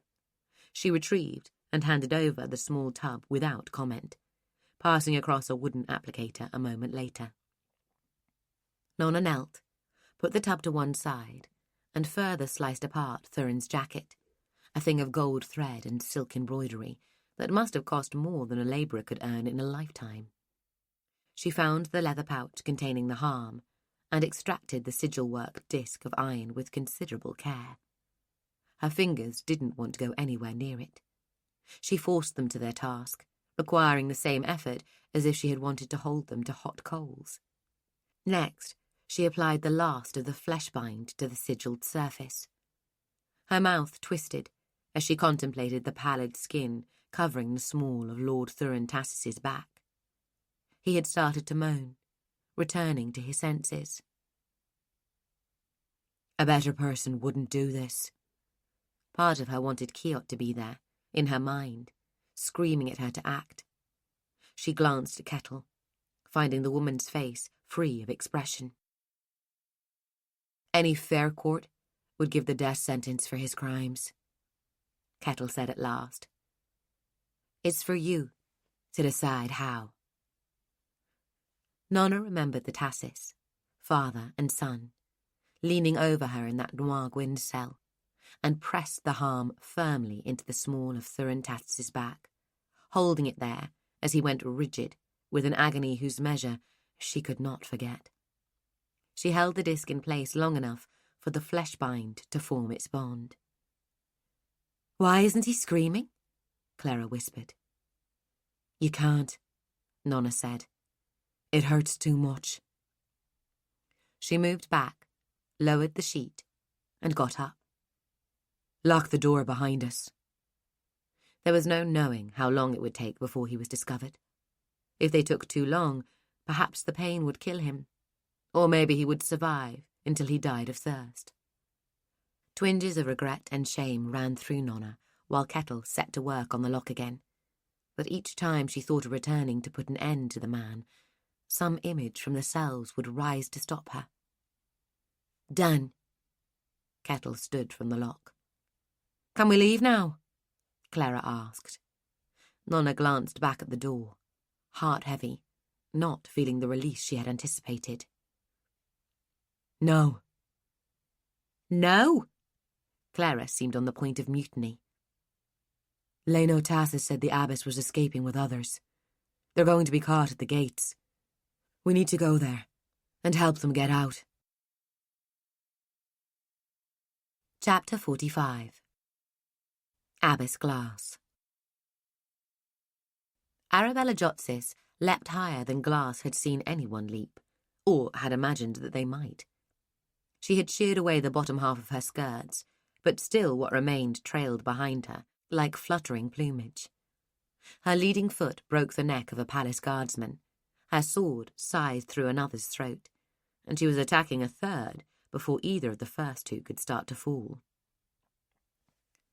While Melchior dragged Darla between the doors and clear of the melee, Ara spun amid the crowd of her foes, creating an ever wider circle of injured opponents.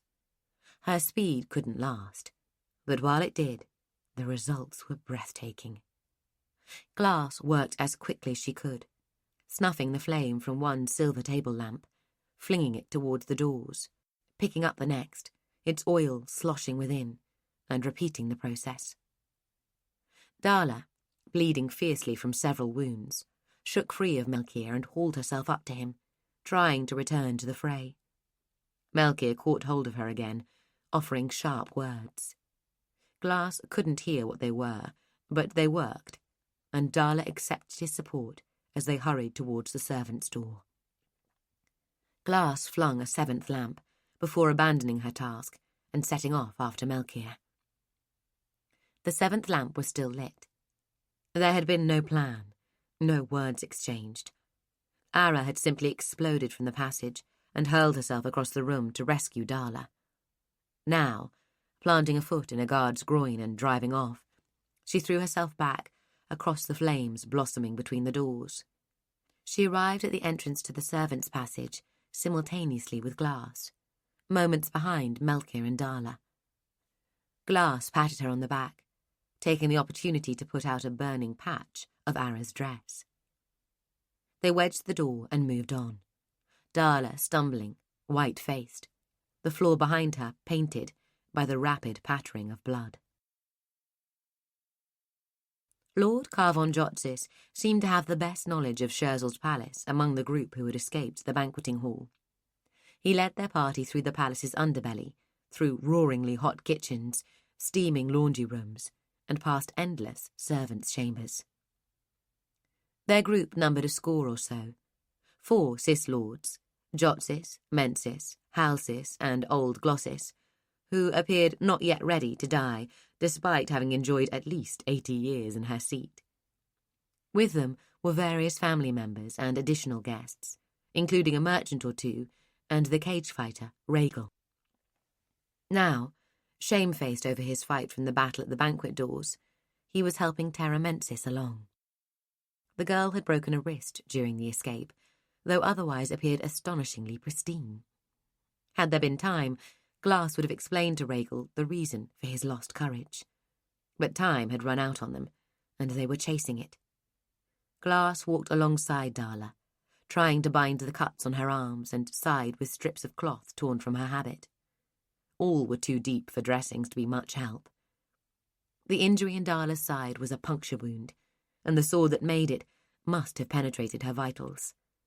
Glass talked all the while, hardly aware of what she said, just comforting noise. Words of praise for Darla's courage and skill. Words of comfort and of hope that she didn't feel. The words of the ancestor, mother and father to them all, who would surely gather each of them into the eternal embrace, soon enough.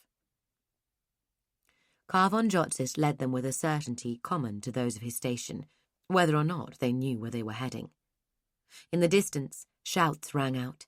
The sounds of running feet came and went, and the darkened corridor behind them promised attack at each moment. But it never came. Eventually they emerged from a long service tunnel into a cellar and up into the main stables. Ara felled the trio of stable hands who showed some inclination towards barring their way, using her fists and feet rather than her sword, but it still looked a brutal business. Ara's uncle left her to it, and went to the main entrance, Glass following. Some yards back from doors as wide as those of any barn, a huge carriage stood beneath protective sheets. Scherzel's, no doubt. The wheels were nearly as tall as Glass. 12 hells. Carvon turned from the narrow gap between the stable doors. The main gates are shut. There's a line of soldiers in front of them, 24 archers on the walls above those. He walked back towards Glass and the Inquisitors. There must be another way. Ara left Darla in Melkir's care, resting against a hay bale, and came to join Lord Jotsis in front of Glass. It won't take long before they're coming up behind us. There's no other way. Not for us. Carvon shook his head. They say there's ways into the mountain from the basements, but I don't know how to get there, or how to get through the caves if we found them. So we go out there? Ara drew herself straight, trying to look fierce, but her exhaustion showed. Rhaegal and I could make it onto the walls. Attack along both sides. Clear the archers? Glass didn't bother to point out that it would be suicide. Reinforcements would arrive before they got to the gates. And even if they got above the gates, opening them would be no simple thing. And merely leaving the palace wouldn't save them. The weight of this knowledge pressed down upon her shoulders. Her arrival had killed these people. Whole families condemned to die. I'm game. Rhaegal flashed Ara a wolf's smile. I came for a free meal. I get enough of fighting to the death back in Verity. But I'm damned if I'm supporting that woman against the Emperor, or inviting the skithroll over the mountains. Seldom spoke up behind Glass. We're done for. We are. Ajika joined them. We should pray. Glass smiled. She turned back towards the Inquisitors and nodded. She had never been a zealot in the mould of Sister Wheel, But she believed that at the end of things, the ancestor would gather them to the whole, and all division would be set aside. It was an end worth praying for. She reached out for Ajika's hand, then Seldom's. "Sister, brother, it has been an honour to serve with you." Lord Glossis, last to arrive, clambered up the stairs from the cellar, helped by a young nephew. "They're on our trial." She paused to catch her breath. "I could hear them in the corridor right behind us." Another wheezing chestful of air hauled in under her ribs. "They're coming." Ara and Rhaegal moved quickly to flank the stairs, both with blood-stained swords in hand. The sounds of a fight would draw guards and soldiers from other directions. It would be over quickly. The sounds of footsteps on stone stairs grew louder, closer. A dark head popped up. Rhaegal swung. Ara swung. Swords clashed, Ara's blade turning, Rhaegal's aside as the head jerked back. "Clara!" Ara shouted. "What in hell are you? Don't kill me!" Clara came up again, hands raised. Rhaegal stepped back, frowning. Ara gave a cry and pushed past Clara, heading down the steps. She emerged a moment later in a staggering, limping, moving embrace with Nona Grey and Sister Kettle, all three of them clutching swords. I've seldom had a prayer answered so swiftly.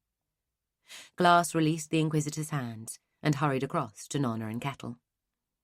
Glass wrapped her arms around Kettle's altogether too skinny frame, then Nona's, similarly lacking in softness, all hard angles. "Sister Kettle, so good to see you. Mistress Shade asked me to bring you back to the convent in one piece, and I would hate to disappoint that woman." Glass found her smile so wide, it hurt. She took Nona's hands. "A novice, I've reconsidered your punishment. I've decided death was too harsh. Banishment seems extreme too. So, no visits to town for a month, and you're to attend the optional spirit classes on 7 days instead." Glass stepped back and found both of them teary-eyed. To her dismay, she discovered her own eyes misting. "Enough of this. The gate is heavily guarded. How are you going to get us out?" She noticed that Nona was limping, Kettle too, and the young nun also sported a livid black and scarlet wound across her throat. Nona's gaze wandered over the various stalls with horses in, the rope and tack hung across the walls, the hay heaped beside sacks of grain. Her eyes came to rest on Scherzel's huge carriage. One of the sis had pulled back the sheeting from the door. It gleamed darkly, lacquered in black, emblazoned with Scherzel's coat of arms. A storm cloud above a mountain, both lit by the jagged, golden lightning that joined them. "Is it a clear path to the outer gates?" Nona asked. "Apart from all the archers," Rhaegal said. "And the soldiers." Nona looked across at the cage fighter, registering him for the first time. She stood frozen for a heartbeat, then looked away, almost shy. "Everyone needs to get into the carriage." "How will that help?" Lord Jotsis pushed through the survivors, starting to gather around the newcomers. "I will move it." Nona turned her wholly black eyes on the man. "There are palace guards entering the cellar below as we speak. Get in the carriage, and you might survive." "Uncle!" Ara was already pulling the lord towards the carriage. Glass watched without comment. Nona's unassuming air of command was remarkable. The girl had cis-lords hurrying to do her bidding. Kettle turned around and scattered caltrops down the stairs. "Better hurry. Abbess, they're coming." Glass nodded and followed Carvan Jotsis. A sense of urgency took hold, and the guests, in their soiled finery, started to hurry towards the carriage. It looked large enough to hold them all, though there would be no room for modesty. It would take 8 horses to pull, and horses wouldn't see them through locked gates. What one girl could do, Glass couldn't imagine. But she had prayed, and Nona had come.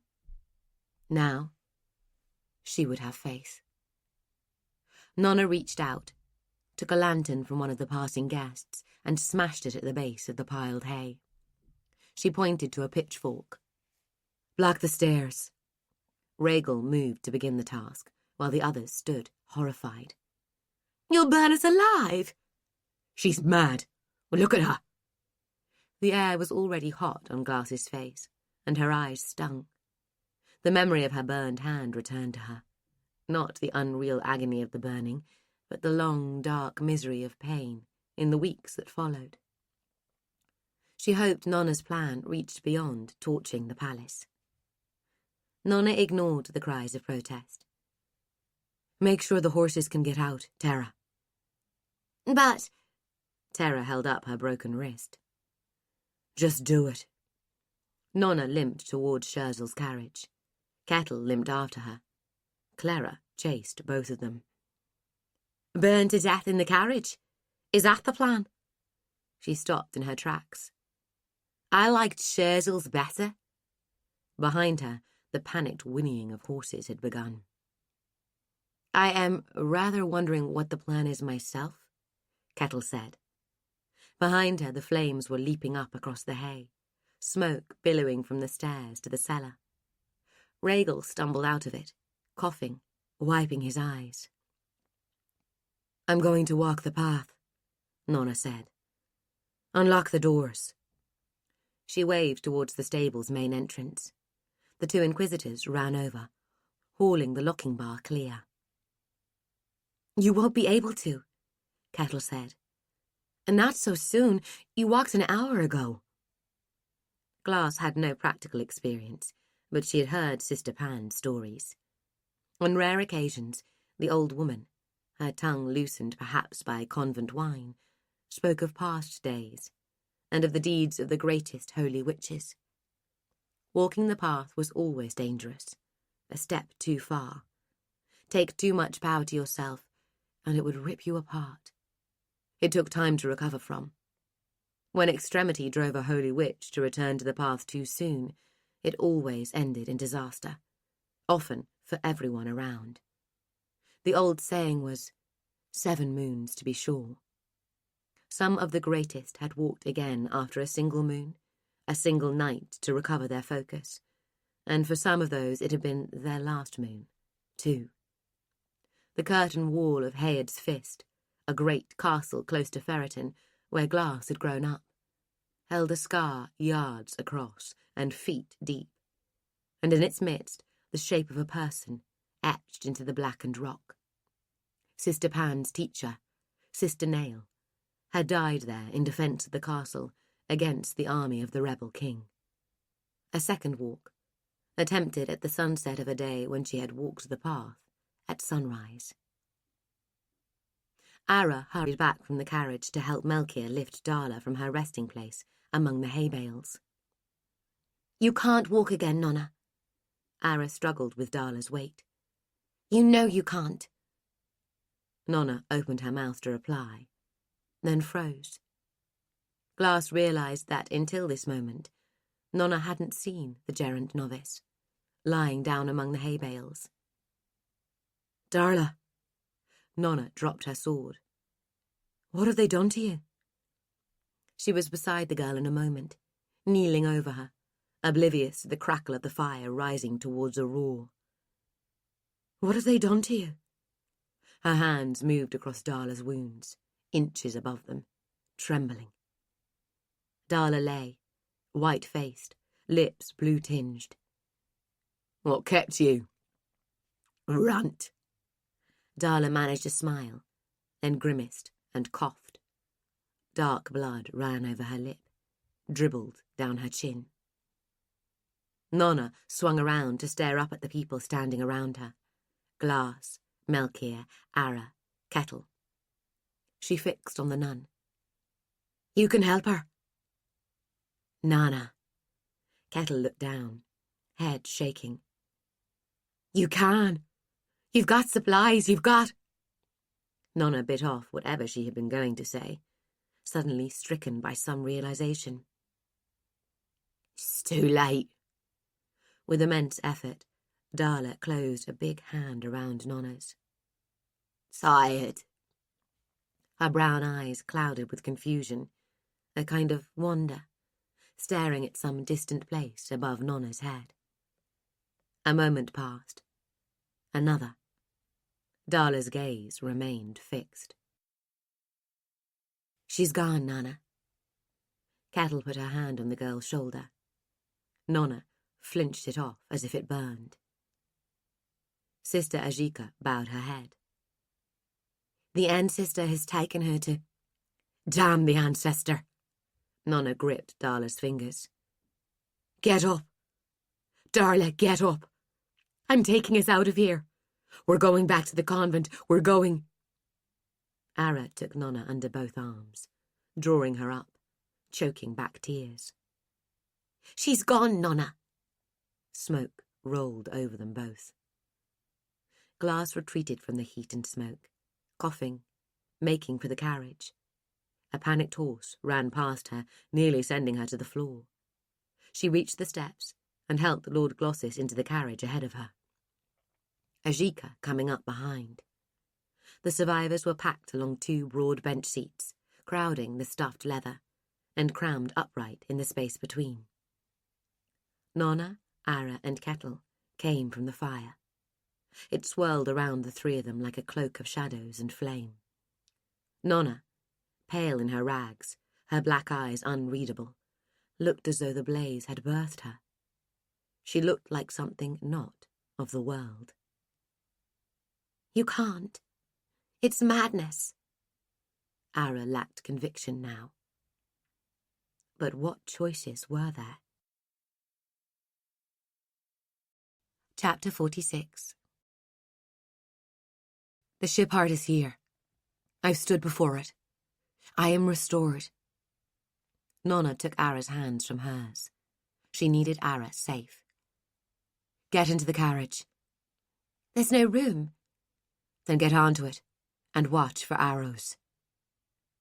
Nona closed her eyes, closed her ears to the roar of the fire, and opened her heart to the banked fury that had trembled in every limb since she left Darla, still warm, among the hay.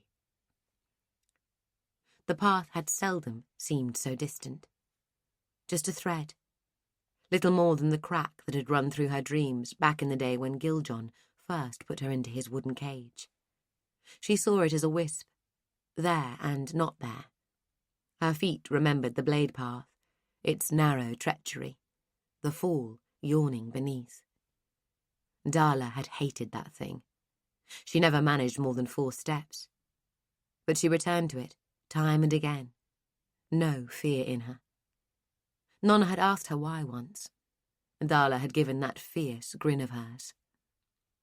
My father told me, your weaknesses have more to teach you than your strengths. General Rathon wouldn't know his daughter was dead. Not yet. He wouldn't know that Nona had used the last of the flesh-bind that might have saved her. He wouldn't know that it had been spent on hollow revenge against a man not fit even to look at his daughter. 7 moons to be safe. Nona hadn't any interest in being safe.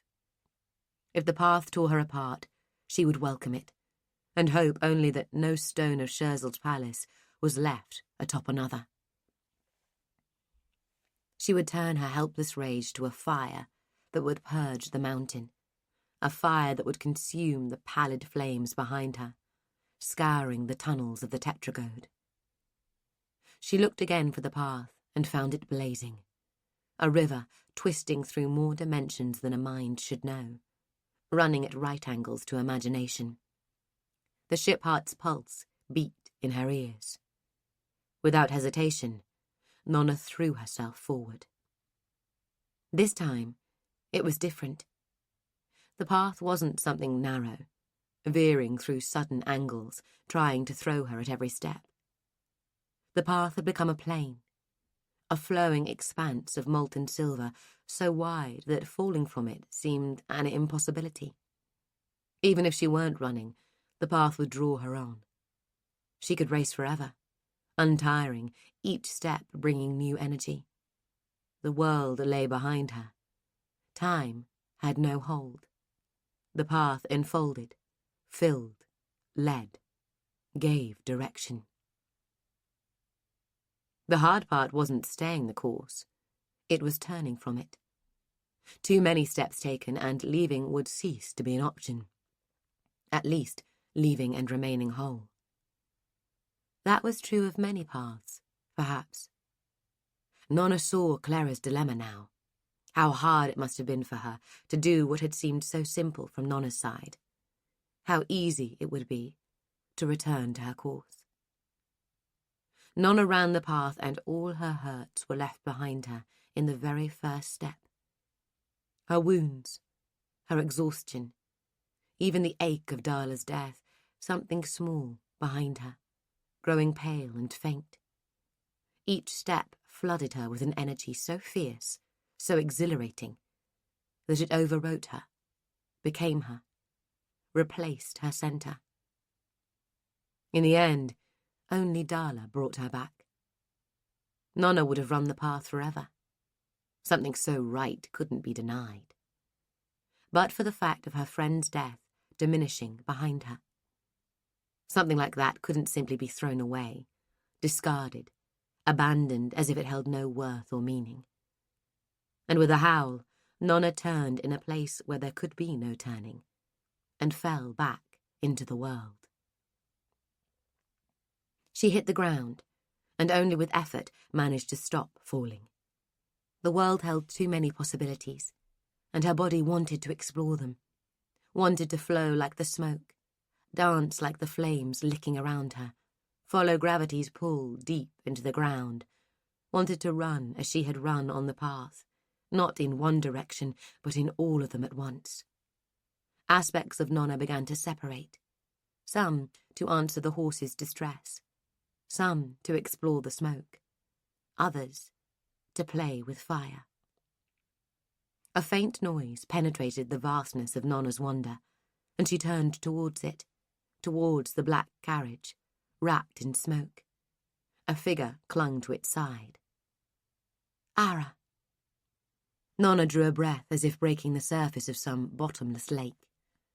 It hurt, as if her lungs were wrapped in broken glass. But she had been schooled in pain of late. Nona drew the breath and drew back into herself the possibilities, the myriad choices, until at last she was focused, one, whole, shuddering with power. She approached the carriage, suddenly aware of the fragility of everything around her, even the flagstones beneath her feet. In the past, she had thrust the path's power from her, rather than keep it.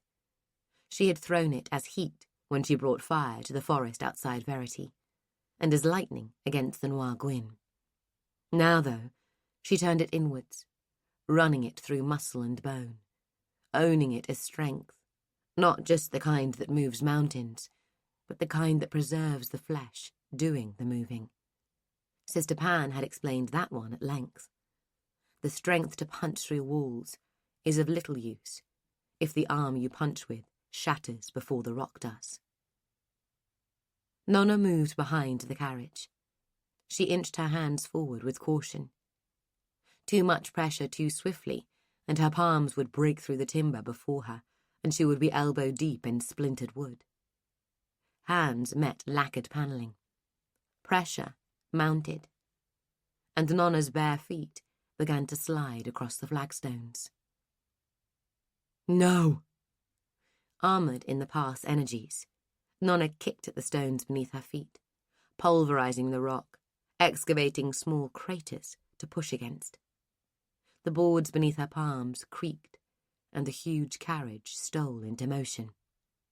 Nona kept up the pressure, feet scraping the flagstones, shattering several more. The front of the carriage hit the stable doors at a brisk walking pace, and they shuddered aside, billowing smoke out into the courtyard. Scherzel's carriage emerged, wheels clattering, thick white smoke all around, terrified horses streaming past on both sides. The archers lining the walls hesitated, uncertain what they were dealing with. Scherzel's carriage carried on past those of the Sis, lining the walls to either side. With every yard, Nona imparted more speed to it. The palace gates, more accurately described as fortress gates, would of course bring its progress to an abrupt and devastating halt. The first arrows began to hammer into the carriage. Those inside had already made efforts to reinforce the shutters with seating. On the outside, Ara was a popular target. But even with only one hand free, she so far managed to deflect those arrows that would otherwise have hit her. With the carriage moving at a good speed, Nona let it run and sprinted to get ahead of it. Every archer on her side of the courtyard took the opportunity to let fly at a clear target, and their arrows hissed around her, breaking on the flagstones, hammering into the carriage's sides, or finding her flesh. The same energies that allowed Nona's body to contain and use the path's strength also resisted arrowheads. The arrows ricocheted from her as if she were a statue, leaving just pinpricks. Feeling the path energies begin to ebb and fade, and with Scherzel's carriage rumbling along behind her, Nona threw herself at the palace gates. Her final leap took her 6 feet off the ground, and her shoulder hit the heavy timbers with a bone-jarring impact. The doors stopped her dead, and she slid into a heap at their base. Arrows hammered into the timber on both sides, several hitting her in the back. "Too light," Nona muttered. It didn't matter how strong you were. Nobody could knock a man down by throwing a feather at him. She stood, the carriage only 20 yards behind her now.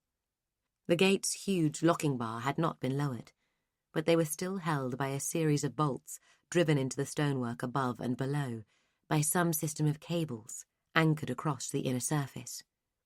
Nona lacked both the time and the reach to rip it all clear.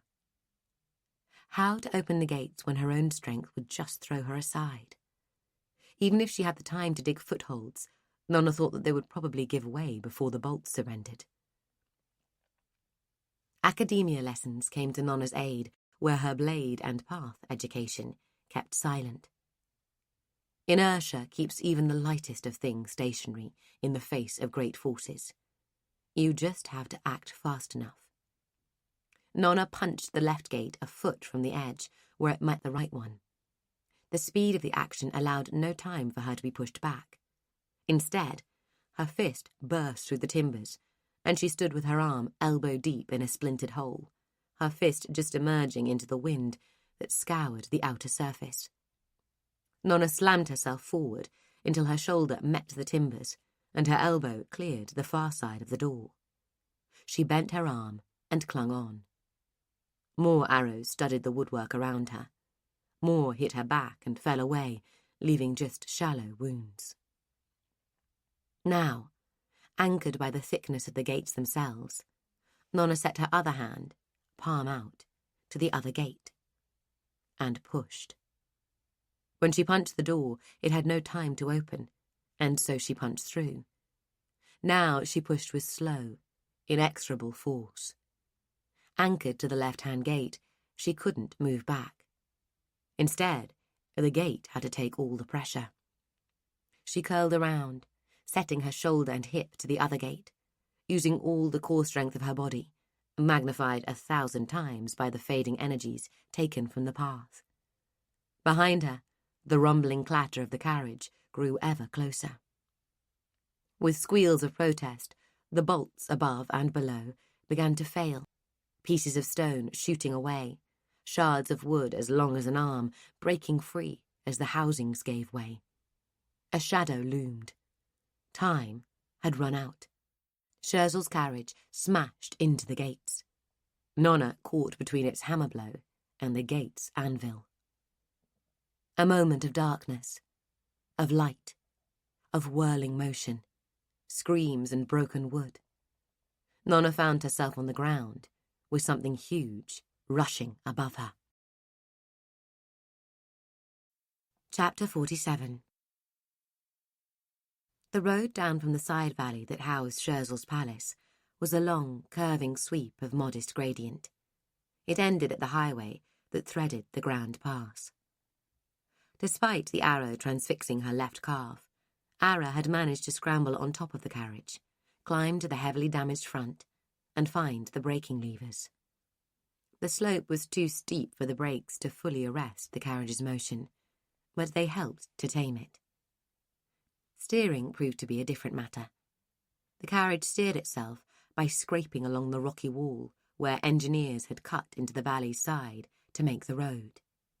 It was a process that removed a new section of the carriage's side every 20 yards or so, and threatened, at every collision with a larger outcropping, to send them all veering across the narrowness of the road to pitch over the drop into whatever heart-stopping fall the darkness hid. Eventually, with about 2/3 of the mile-long journey to the pass road complete, the ruins of Scherzel's grand carriage lurched sideways and came to a halt, with the front right wheel hanging over an unknown drop. Ara stood panting, braced against the brake lever. A minute's work saw most of the carriage's passengers disembarked, or carried off. 2 older men had been killed by arrows that found their way past shutters and seat bases. A matronly woman in a voluminous dress had been shot through the shoulder, the arrow still in place, its steel head emerging from her back. Rhaegal, Kettle, and Ara kept close around the abyss. Nona crawled from beneath the wreckage of the carriage, her arms aching, legs scraped and torn.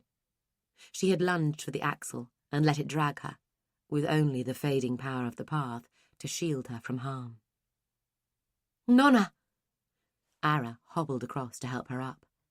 Behind Ara, Nona could see the distant flames licking up above Scherzel's walls.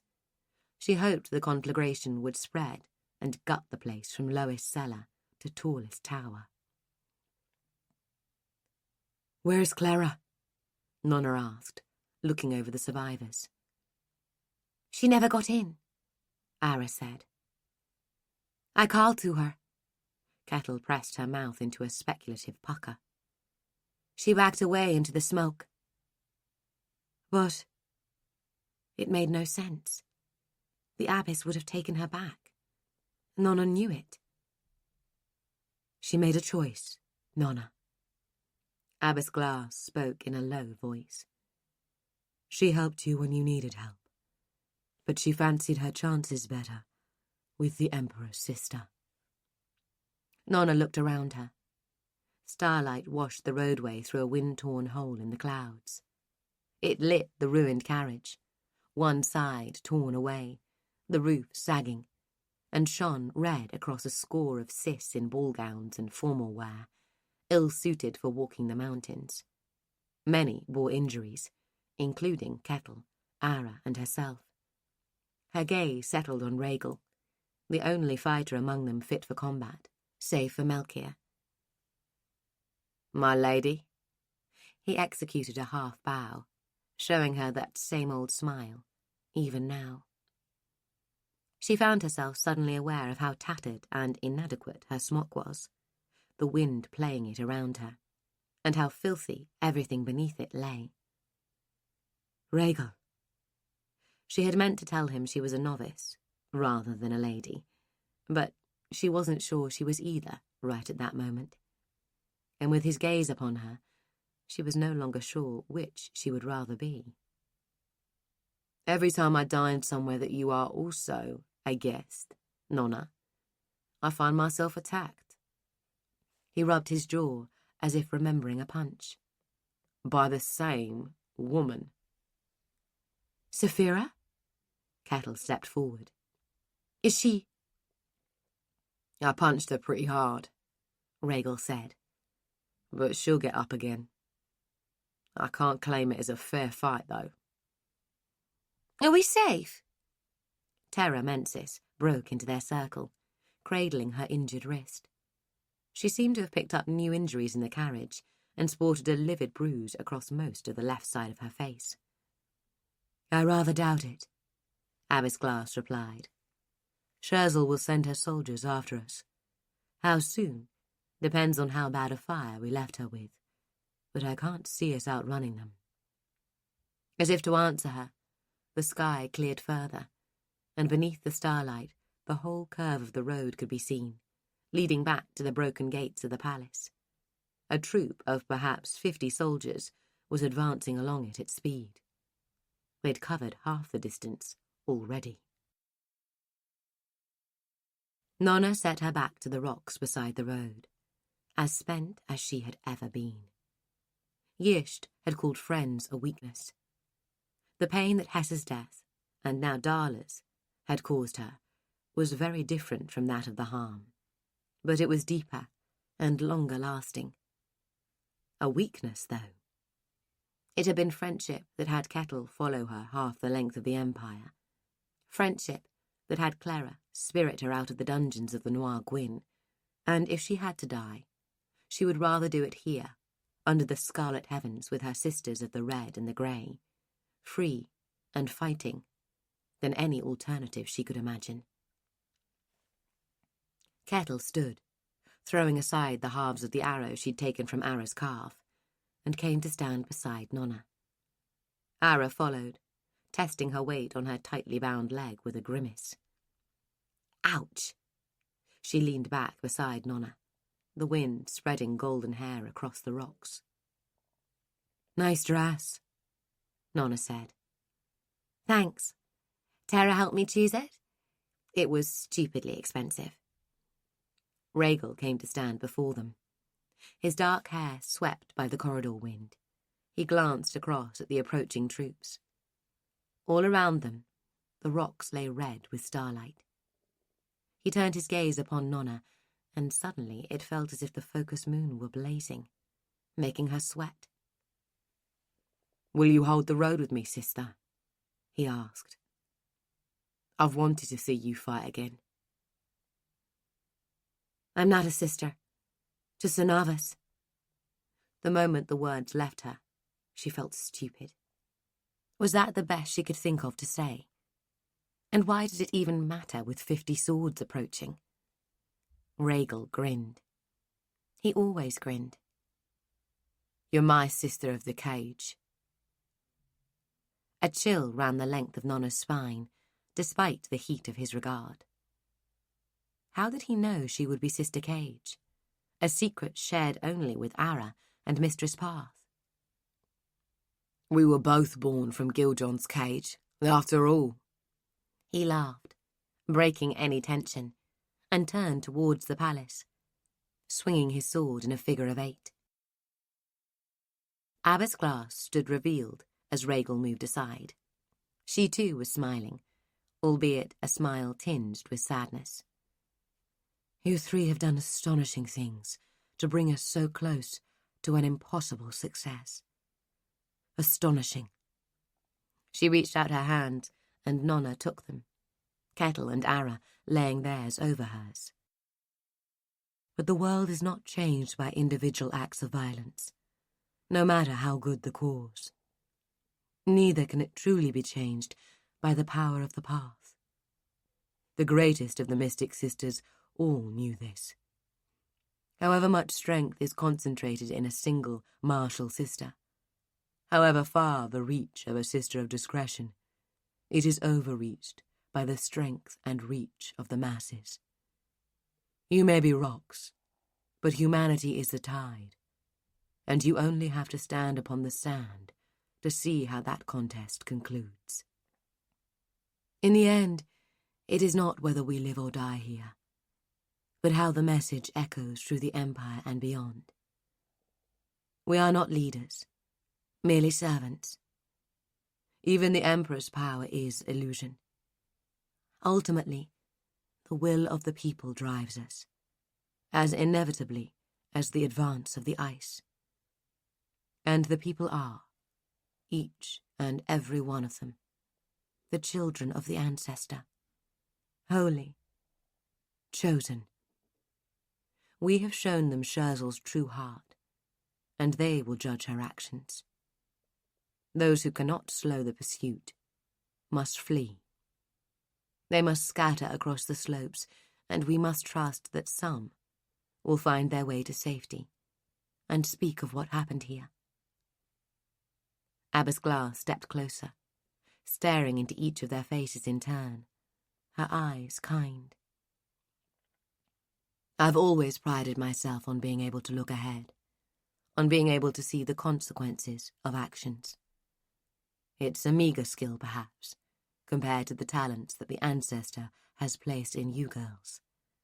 But it has served me well, until this night.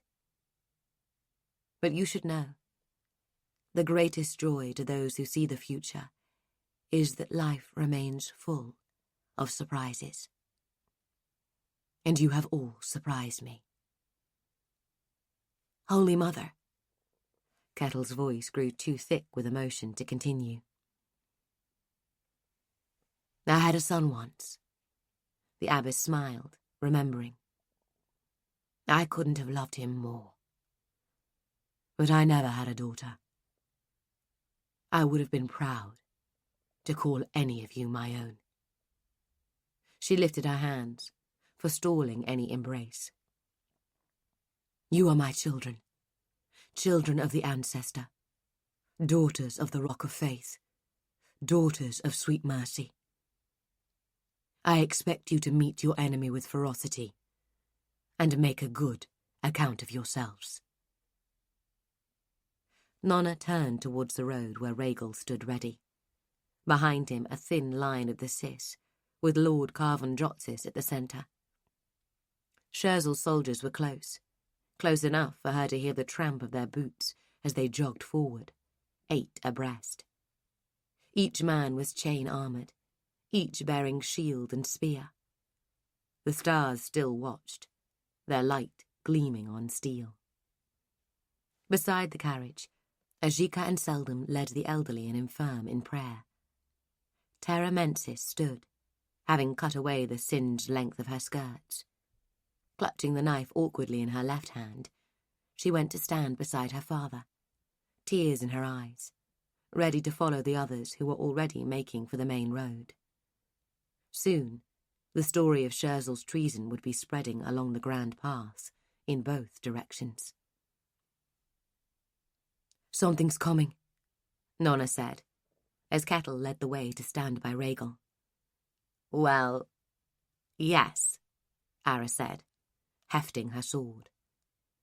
No, something else. Nona glanced out into the night, down across the slopes, dark and beyond her seeing, edged with the faint crimson starlight. On high, the wind tore the clouds still further, and the hope blazed forth, adding its light to the world. Nona strained her senses. She heard footsteps? A beat, at least.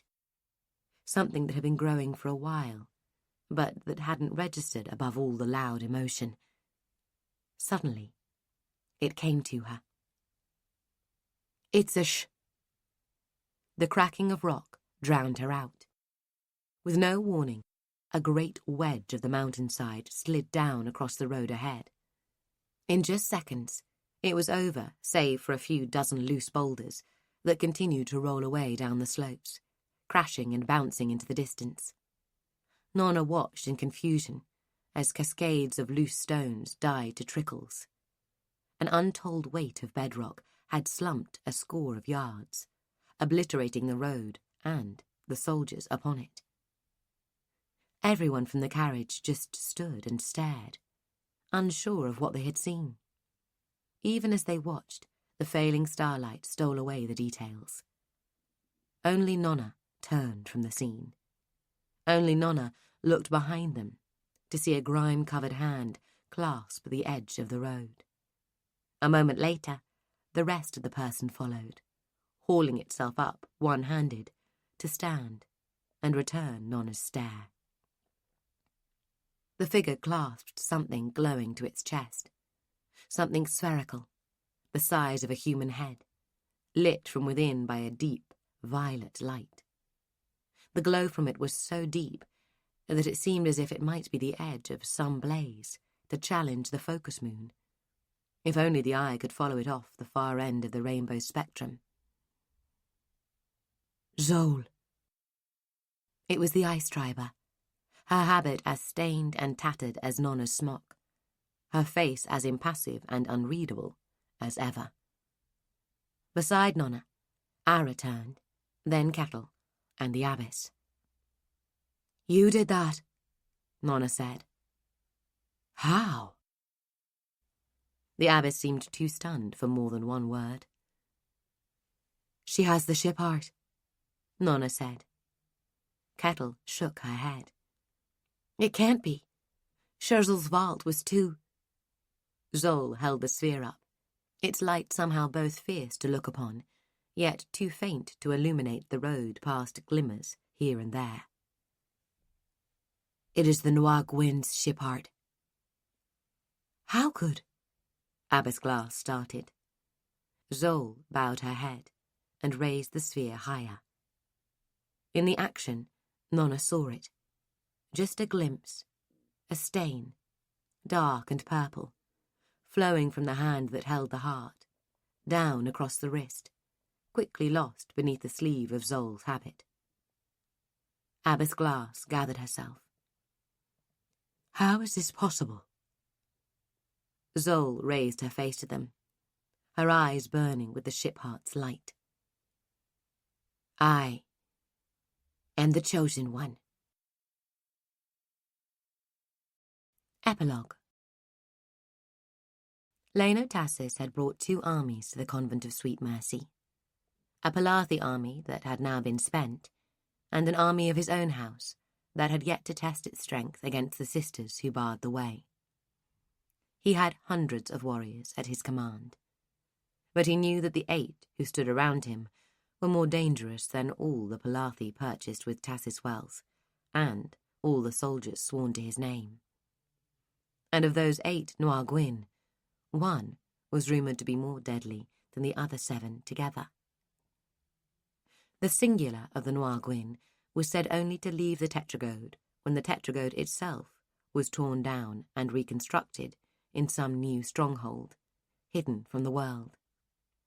The singular would move from the old tetragode to the new, and resume his place as the dark heart of the organisation. The singular was keeper of the Book of Shadows, linked by shadow bond to every lightless and every Noir Gwyn, the spider at the centre of the web. And yet, here he was, at Leno's right hand, in the light of day and yet so deep in darkness that he seemed a silhouette.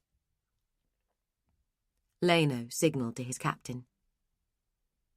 "Lead the troops in. Take her down.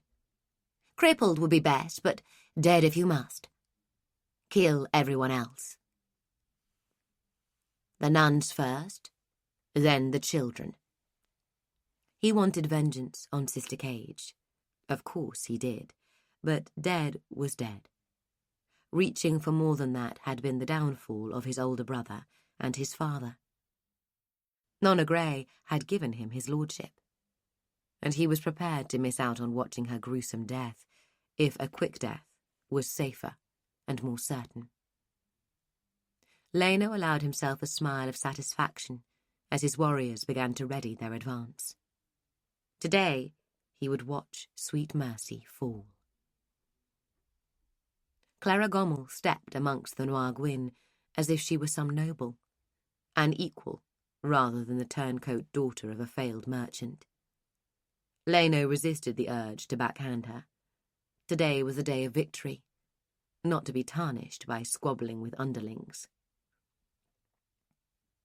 "She'll run," Clara said. "Now she has her friend, she'll run. She's terrified of falling into Sass's hands again."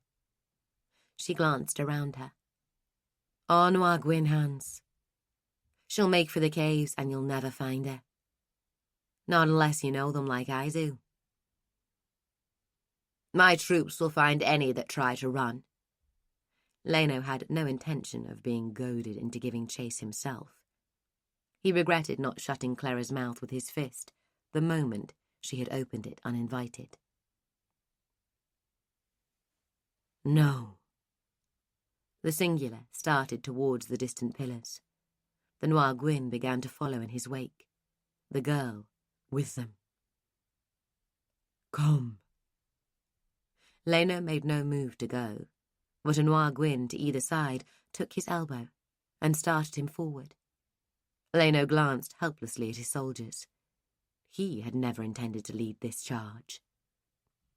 The singular accelerated across the plateau. Let her die on a Noir Gwyn blade. Let this be certain. Let there be no escape for her. Escape? Leno intended to bark his laugh, but it came out nervous. She won't run. Not from here. It's her home. Her family. Besides, he gestured to the smoking horizon. Where would she run? The whole world is on fire. That was Grey Sister by Mark Lawrence. Read by Helen Duff. This program was produced by ID Audio. A Harper Voyager audiobook. Text copyright Mark Lawrence, 2018. Production copyright 2018 by HarperCollins Publishers. All rights reserved. Mark Lawrence asserts the moral right to be identified as the author of this work. Thank you for listening.